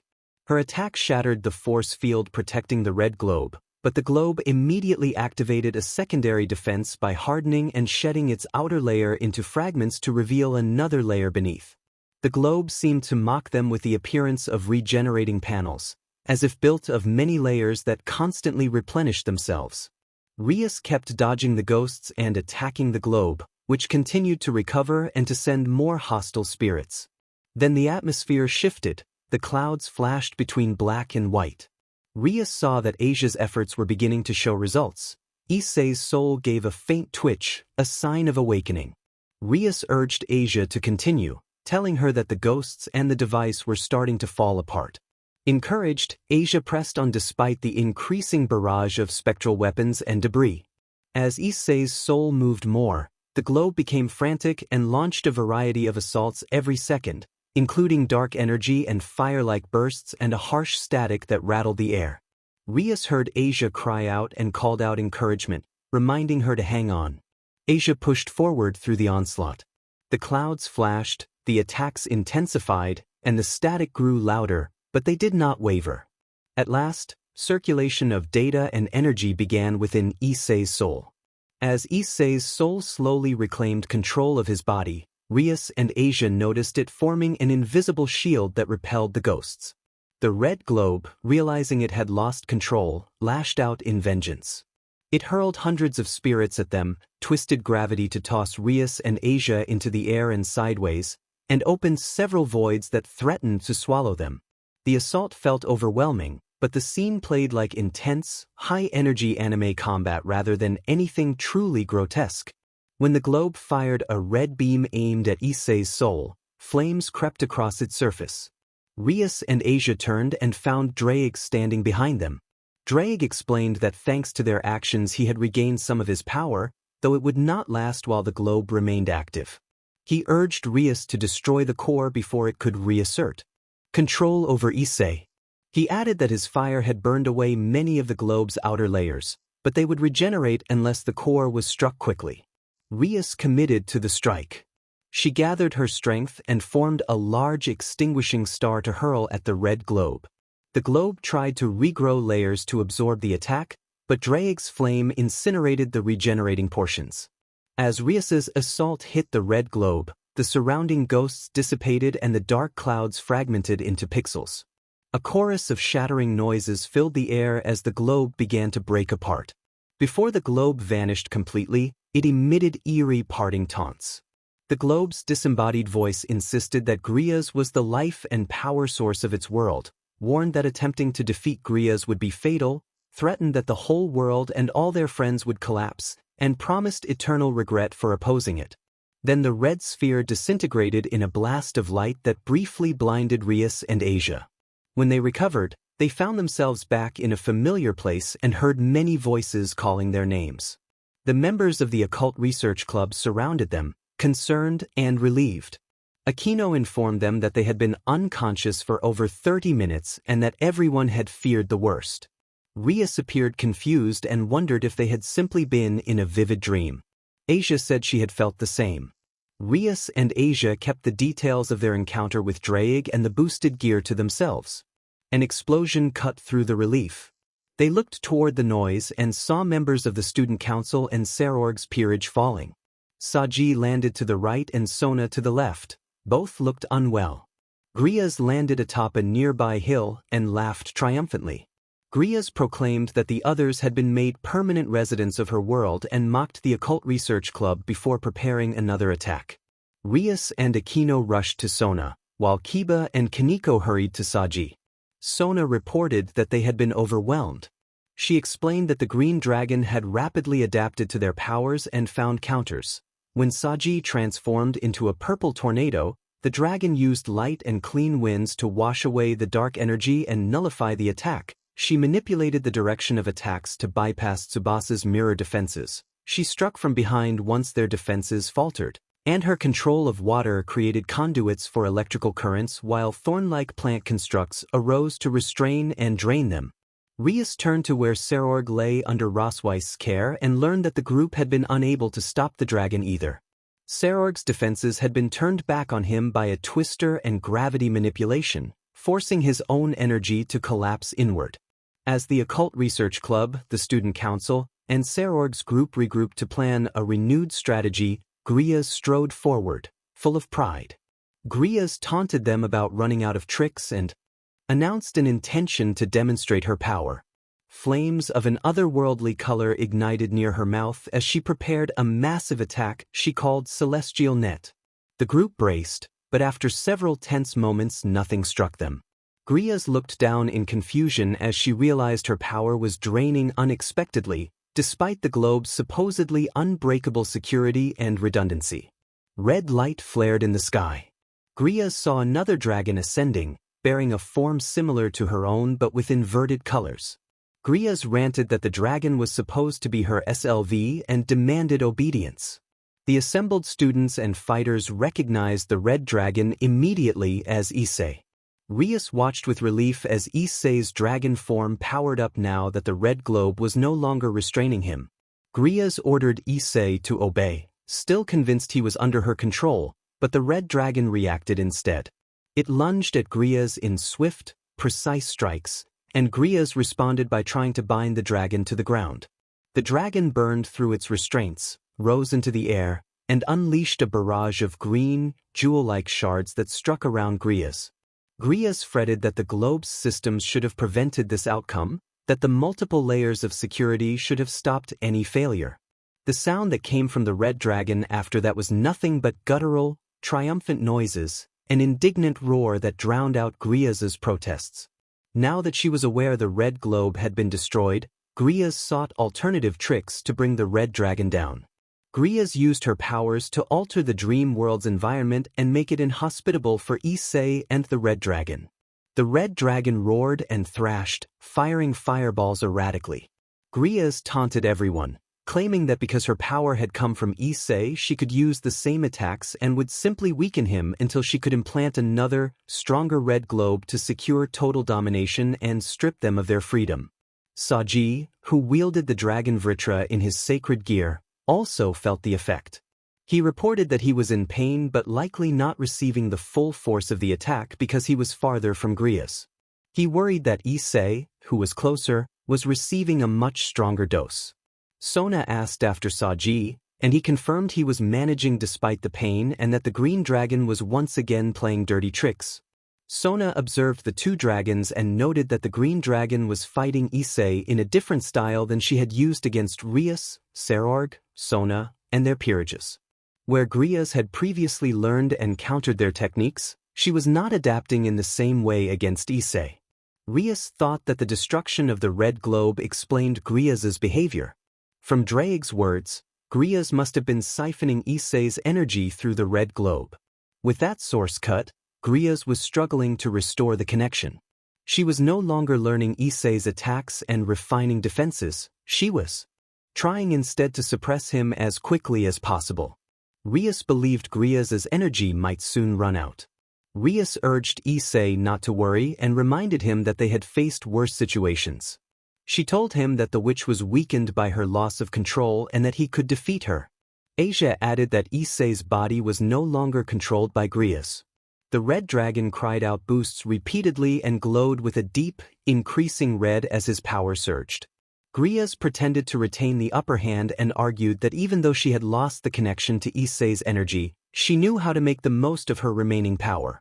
She boasted that Issei would waste his energy and that she could still restrain and defeat him. The red dragon vanished in an instant, using speed to pierce the harsh anti-dragon aura. Grias tried to track his movement until she suddenly felt herself pushed up. Looking down, she discovered the red dragon had grabbed her tail, swung her around, and flung her aside. Grias crashed through several unfinished houses in the fields. Grias was baffled, noting that the anti-dragon aura should have prevented such maneuvers, but she refused to concede. She used her power to increase gravity and air density, making movement difficult for everyone. Rias and the others felt their weight increase and found it harder to move as Grias aimed to hamper the red dragon's navigation and prepare a capture. Grias smiled and reiterated that even limited energy could be used to restrain them and that surrender would come soon. Unaware of how close the red dragon was closing in, she only noticed when his aura intensified. She reshaped her dragon body to be more aerodynamic and darted away from his reach. Grias then fired a series of black fireballs into the air. The first struck the red dragon, though the later ones missed, and she laughed at what she assumed was his injury. She declared Issei's rebellion over and moved in with a laser lasso to secure him, thinking he had malfunctioned. The sounds she thought were groans clarified into repeated shouts to boost, and Grias misinterpreted them as suffering. Suddenly the red dragon seized her, and she realized her attack had not incapacitated him. She planned to land more black fireballs, confident she still had energy to finish him. Before she could act, The red dragon threw Griaz to the ground. Dazed from the impact, Griaz's gravity alteration began to fluctuate wildly.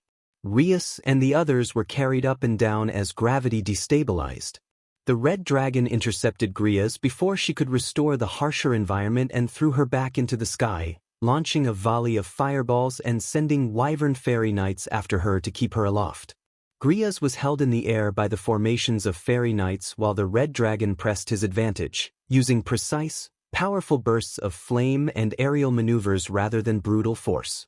The battle became a sequence of swift, high-energy exchanges, Griaz countered with environmental distortions and aimed attacks, and the red dragon responded with speed and coordinated strikes.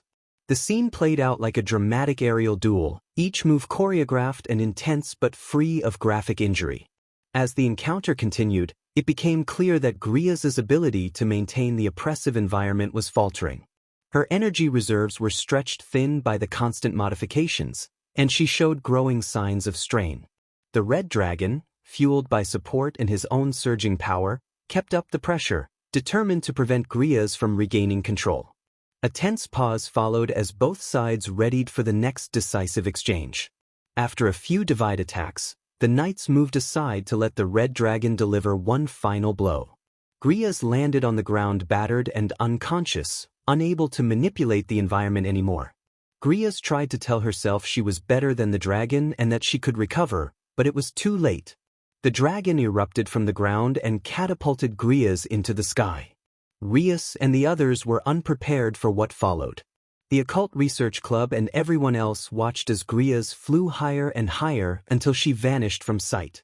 Rias assumed Issei, in his red dragon form, had finally defeated Griaz by launching her far away. After a brief moment of relief, large cracks began to form across the sky. The fissures spread and joined until a hole opened above them. Rias peered at the hole and, shocked, recognized it as a dimensional gap. She warned that harmful forces might pour into the dream world and judged the collapse to be a countermeasure planned by the witch. Sona urged Rias to look higher. The hole widened, revealing the aftermath of Griaz after she had crossed into the dimensional gap. Outside the dream world, Griaz could not recharge or strengthen herself. The favorable effects of the dream environment had faded and her powers diminished. Rias watched as Griaz struggled to swim back toward the dream world and managed to change her trajectory, but something else intercepted her path. Rias heard a gulp and realized Great Red, the massive dragon that dwelled in the dimensional gap, had arrived.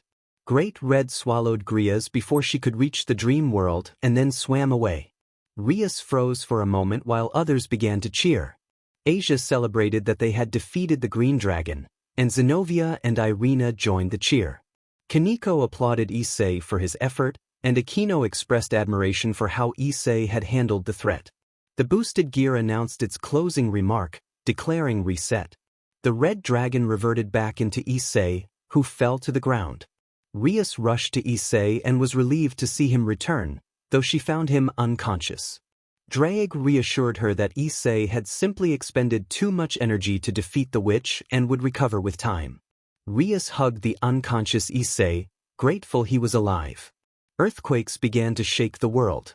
Surg and Sona looked up to find the hole in the sky growing larger, with additional breaches appearing elsewhere. Saji watched as mountains, rivers, and valleys began to disintegrate into powder, and the tower and altar used for the ritual crumbled in the same way. Soon the dream world was raining pixels, the remnants of the sky, and gaping holes opened in the ground, exposing the dimensional gap beneath their feet. Serorg worried that the world was collapsing in on itself. Sona analyzed the situation and concluded that the destruction came from a self-destruct mechanism triggered by the green dragon. A voice echoed from the dimensional gap, taunting them. The voice declared that they had been clever enough to defeat the creature's body but had overlooked her role in the dream world.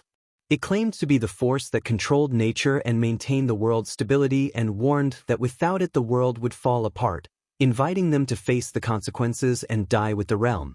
The earthquakes intensified, but the turmoil revealed a blue light, the same portal that had brought them into the dream world.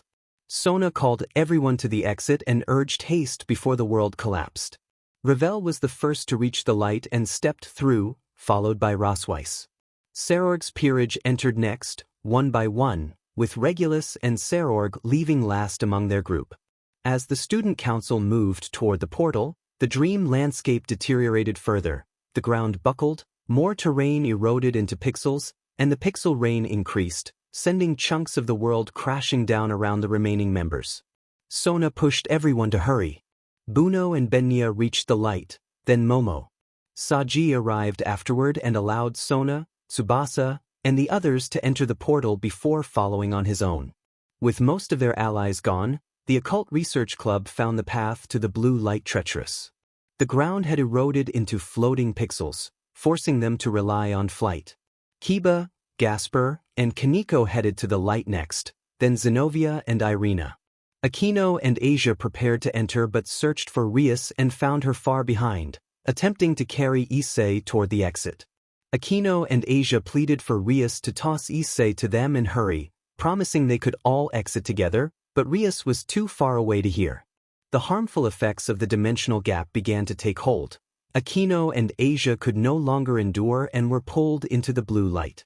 Rias felt the same pressure and knew the dream world was almost gone. Despite the pain, she pressed on, determined to bring Issei with her.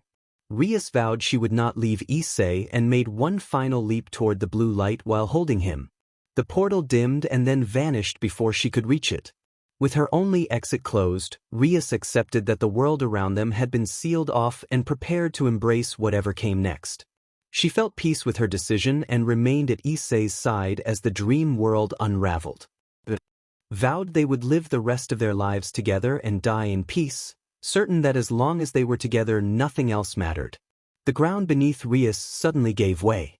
As she fell toward the dimension gap, she held on tightly to Issei, determined not to be separated from him, and she believed they were falling to their deaths until something broke their descent. Rias felt the impact and, in the scramble, realized Issei had slipped from her grasp. Panic flared until she noticed she had landed on something familiar. A distant voice called to her, and she followed it to find Issei unconscious on the ground. Drake explained that the creature beneath her was Great Red, the immense dragon known as the DXD of everything. Great Red had known about the dream world disturbance and prepared for it. Drake said that after Issei had been used to knock the witch into Great Red's territory, the dragon had agreed to take care of the threat. Rias learned that it had been Drake, using Issei's body, who finished the confrontation. When Rias had destroyed the red globe inside Issei, Drake had felt a surge of power and taken control long enough to end the witch's influence. Asia had helped awaken Issei's soul, though it was not fully recovered at first. Once Issei's soul came back online, Drake withdrew and told Rias to leave the rest to the real Issei. Behind Great Red, the last traces of Griaz's dream world faded away until only small hills and sheds remained, and the tower footprint and entrance area were gone. While Great Red carried them toward their destination, Rias felt movement beneath her and watched Issei stir. He groggily recounted the strange dream he had experienced, hostile ghost-like thoughts trying to drain him, and Asia and Rias emerging as true heroes. Asia had used her sacred gear to tend to his wounds while Rias went to the source of the ghosts and destroyed it. He could not understand why he had such a dream under Griaz's spell if Griaz did not want him to return to Rias. Rias embraced him, relief washing over her. Issei blinked up at her, still drowsy, and asked what was happening. Rias answered that she had come because she regretted the way she had treated him.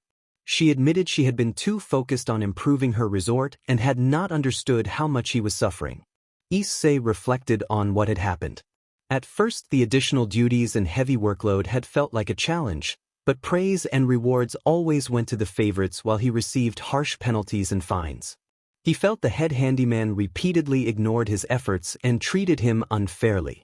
Rias listened as Issei explained that he had sought relief elsewhere when the situation became unbearable, and that when Sona's institute no longer let him return, the dream world had seemed like a kinder place. Rias acknowledged her mistake. She had trusted the head handyman's evaluation and had viewed Issei's struggles as room for improvement rather than a cry for help. She admitted she should have questioned the reports and reached out instead of allowing him to suffer under increasingly severe punishments. A brief pause passed as both of them absorbed what had been said, the dragon's presence a steady weight beneath them. Then they turned their thoughts to waking Issei fully and to whatever came next. She had believed the head handyman's lies about Issei being an incompetent worker. Rias, absorbed in improving the resort, had often ignored pleas for help from her peerage and had dismissed the head handyman's abuses as discipline and methods to improve Issei. It was only after the missing evil pieces incident at Sona's party that Rias finally realized the head handyman had gone too far with Issei. Rias reassured Issei that he no longer had to worry about that man. She explained that the person who had applied as head handyman had seemed perfect on paper, but after Issei left, Rias discovered the truth. The man had been lazy, careless, and had been training his crew to gamble instead of working. He had refused to accept Rias's decision, blamed Issei for his own failures, and even displayed aggressive behavior. After seeing how far his abuses had gone, Rias had put an end to his control and removed him permanently from the position. Issei reflected that visiting Rias's dream world had helped. At least Rias had finally seen how badly the head handyman had acted. Without Issei around, the man had shown he did not know how to properly maintain or clean the resort, and his poor performance had been obvious. Rias produced the wooden box that Sona had given her earlier and opened it to reveal the 8 evil pawn pieces that had belonged to Issei. She asked Issei to become her pawn again and begged for a second chance, promising to be more attentive and to help him in any way possible. Issei made his condition clear. He would return to being her pawn only if she promised not to ignore his pleas for help and to acknowledge his efforts. Rias agreed.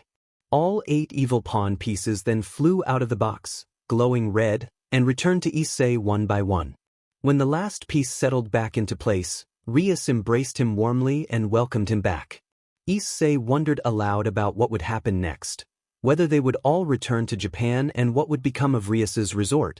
Rias said she was planning a second opening ceremony. The resort had been under renovation since the conflict with the former head handyman and would soon be ready for operation. Issei reacted with surprise and concern at the idea of another resort, asking whether it would be any different from the first, which had caused so many problems. Rias responded that she had learned from her mistakes and planned to prioritize service over advertising. She made it clear that she would not exploit her team to attract customers and that decisions would be made with input and votes rather than unilaterally. Rias went on to explain that one crucial role for the new resort was the head handyman, who would be responsible for the building's structure and systems: water, electricity, cooking equipment, and plumbing. Without a competent head handyman, she feared the new resort could face the same failures as before. Issei understood the importance of the position. With the previous tenant removed after the confrontation, Rias was already considering a replacement. Issei asked whether there would be a hiring process, hopeful that a new head handyman might bring better working conditions but wary that the replacement could be similar to the old one. Rias replied that there would be no open hiring process because she already had someone in mind from among her current staff who was ready to take on the role.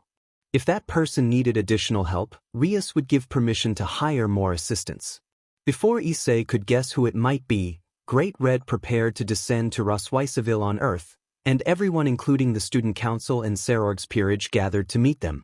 It had been several days since Issei returned to Rosweisaville. A large crowd gathered before a podium that blocked the entrance to the newly rebuilt Gremory Gala, waiting for Rias to deliver the dedication speech for the resort. The entire property had been redesigned from the ground up and bore little resemblance to its previous incarnation.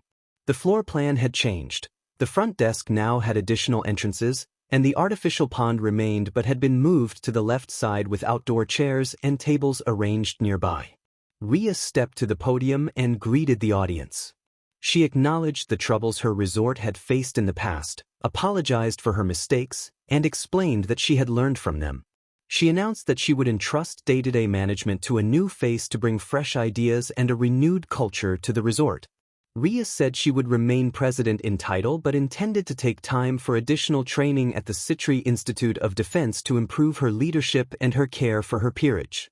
Ajuka Beelzebub had reinstated Rias's privilege of owning peerage, and Rias planned to receive personal guidance from Sona and Serorg at Citri so she could better manage her pieces and cope with pressure that had led to past poor judgments. Rias introduced Vice President Akino Himejima as acting president and stepped down. The crowd applauded as Akino took the podium. Akino outlined the resort's offerings: conference and presentation rooms of various sizes for business needs, therapy sessions and spiritual enrichment facilities aimed at relaxation and rejuvenation, an entertainment complex with a casino, arcade and exercise facilities, and a newly established indoor amusement park called the Amusemodrome at the rear of the resort, complete with water slides, carnival rides, and 3 roller coasters. She also announced a range of dining options to suit different tastes. Akino promised service and accommodations, tailored to a wide variety of guests. The announcement stirred excitement. Some in the crowd hoped for more appearances by the staff, though the Occult Research Club had promised to limit such events. Asia, Irina, Zenobia, and Gasper remained eager to help with room service. Once the podium was moved aside, the resort officially opened and guests poured in to explore. Many headed straight for the Amusemodrome, where long lines formed at the 3 major roller coasters and riders queued for the water slides. A 3D motion simulator offered a sensational trip through a stylized underworld, and a family-friendly section with gentle rides drew parents who photographed their children's startled but delighted reactions. Akino, laughing and eager, strapped into the front seat of one of the roller coasters to test it for safety, enjoying the speed and twists. When the ride ended, she intended to ride again, but she was intercepted by Kiba and Kaneko, who reported trouble back at the office. Kiba explained that someone was causing a scene and Kaneko added that the guest was wrecking the office. Akino set off with them. Inside the office, the guest was hurling chairs, papers, and supplies. Ravel attempted to calm him but only drew more erratic behavior.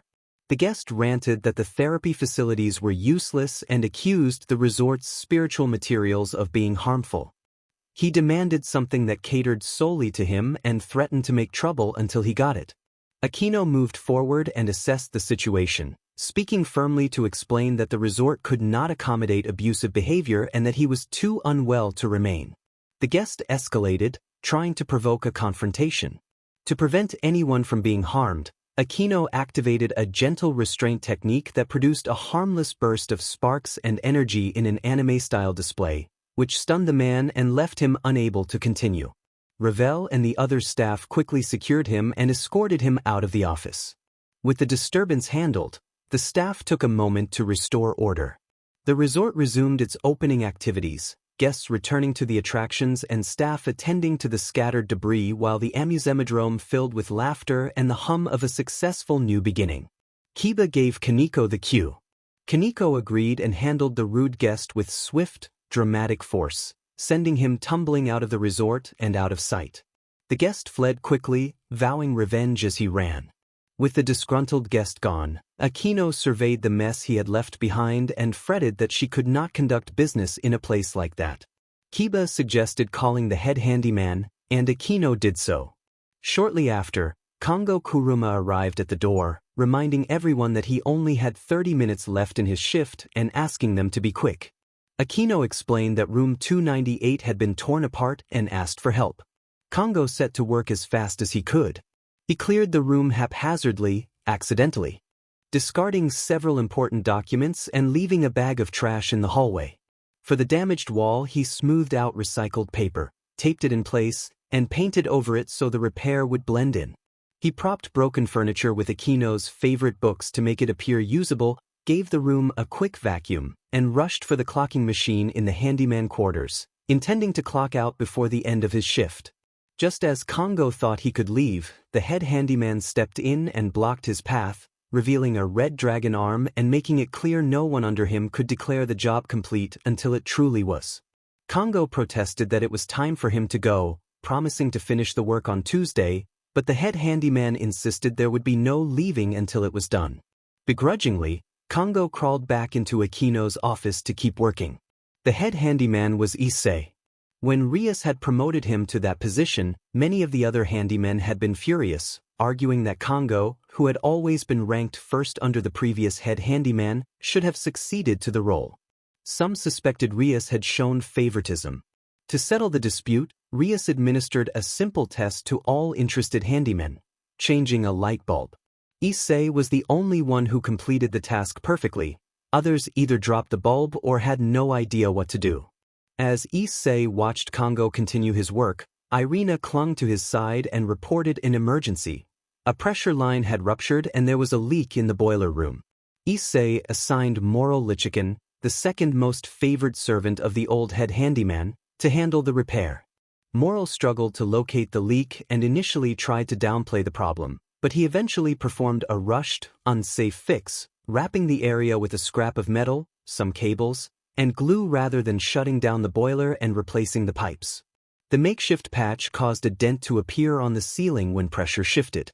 Realizing the shoddy repair could cause trouble, Moral attempted to slip away, but Zenobia stepped forward with her sword drawn and prevented his departure, reminding everyone that no one was to leave until their work was finished, per Issei's orders. Chastened, Moral returned to correct his mistakes. Zenobia then reported that the grill at Millikas Grill was malfunctioning. Issei dispatched someone to investigate.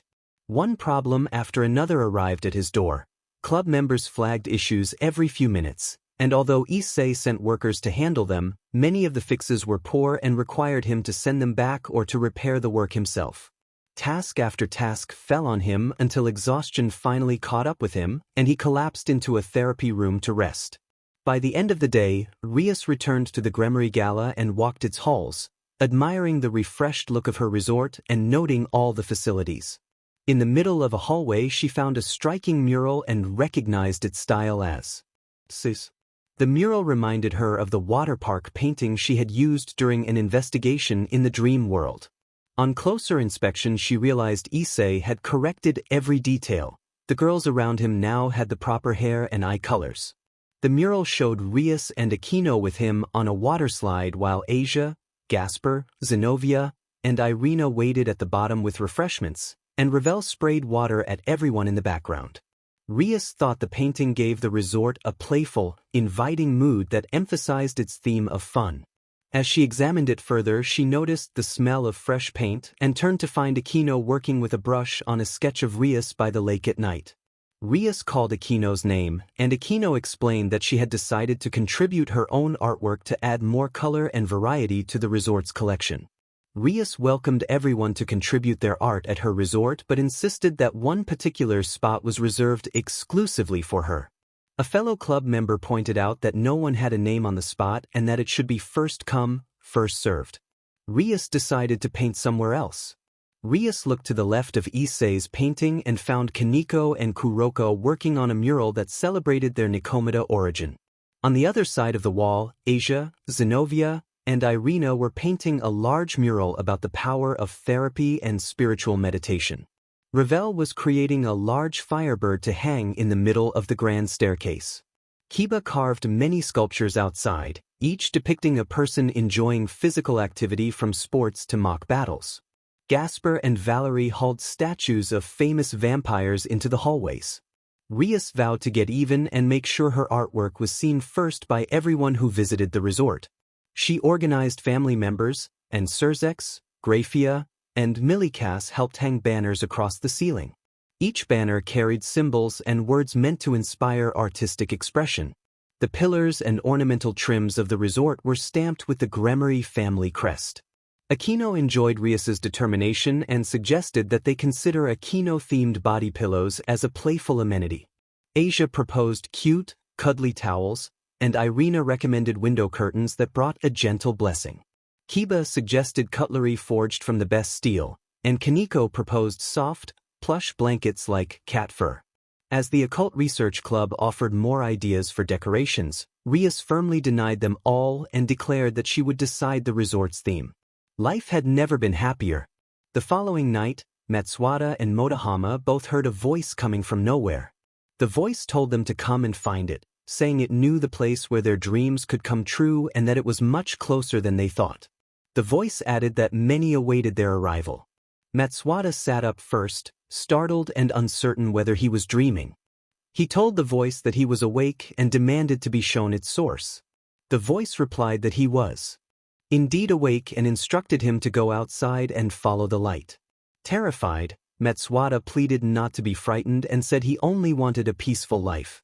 The voice reassured him that there was nothing to fear, identifying itself as a wishing star that read wishes and dreams. It explained that minds transmit and receive signals even during sleep, that it had received their requests, and that it intended to show them the realization of their wishes if they followed the light. Matsuwata left his house and found a bright blue spotlight shining into the sky. He believed this to be what the mysterious voice had mentioned and moved toward it. The voice informed him that the blue light marked the location of the wish and urged him to come closer. As Matsuwata continued down the street toward the light, he passed the main entrance of Kuho Academy and bumped into someone he knew. Matsuwata recognized Motohama and wondered what he was doing there. Motohama explained that he had heard the same mysterious voice and had been called to follow the light as well. Both of them admitted confusion about what was happening. The voice spoke again, identifying itself as the wishing star that would grant their wishes. It said their wishes regarding people like Shizuri had been strong enough to reach it and promised to show them the way to a paradise it had created. Then the voice fell silent. Still unsure about the concept of a wishing star, Matsuwata and Motohama continued toward the blue spotlight. As they approached, the light grew more intense before suddenly vanishing. Frustrated and suspicious, they accused whoever was behind the light of playing a prank, even suspecting some of their peers might be responsible. They discovered they had been led to an old hilly park just north of Kuho, with swings, a few benches, clotheslines, and a large well in the middle. Believing the light to be a prank, they considered going back to sleep. The voice interrupted again and said they were at the entrance and needed one more wish to open the door. Matsuwata and Motohama knelt, and each made a personal wish for a better future. In response, the blue light reappeared, emanating from the well. The voice welcomed them by name. Motohama admitted he felt uneasy, while Matsuwata allowed himself a small measure of hope. As they drew closer to the well, they heard voices calling their names across the night. Matsuwata thought he recognized Shizuri calling to them, and Motohama believed he could hear Truhai calling as well. Convinced, both Matsuwata and Motohama jumped into the well. Shortly afterward, the blue light vanished and the well returned to its abandoned, ordinary state.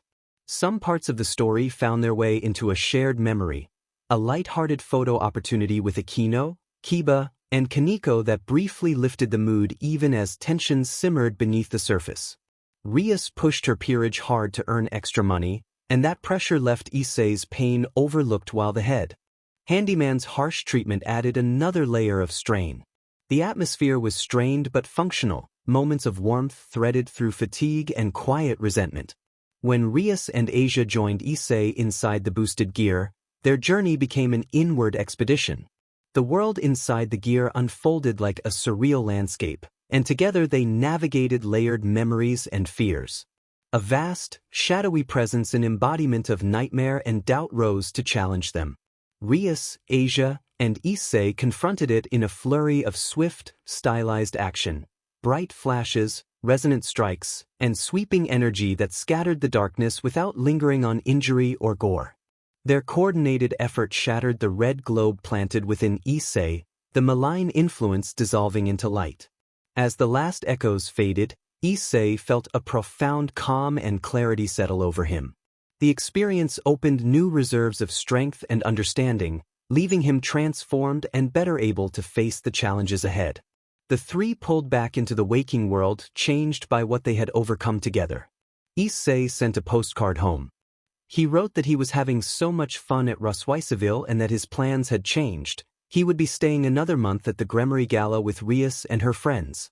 He reassured them that they would all see each other again in the fall when school resumed and signed the card from home. Matsuwata and Motohama turned the postcard over and nearly fainted at the photograph on the other side. The image showed the mural Issei had painted in the halls of the Gremory Gala, depicting Issei with Rias and Akino at a water slide. As they studied the picture, both of them began to cry, overcome by jealousy. Motohama accused Issei of rubbing salt in their wounds and demanded that he show some consideration for his friends.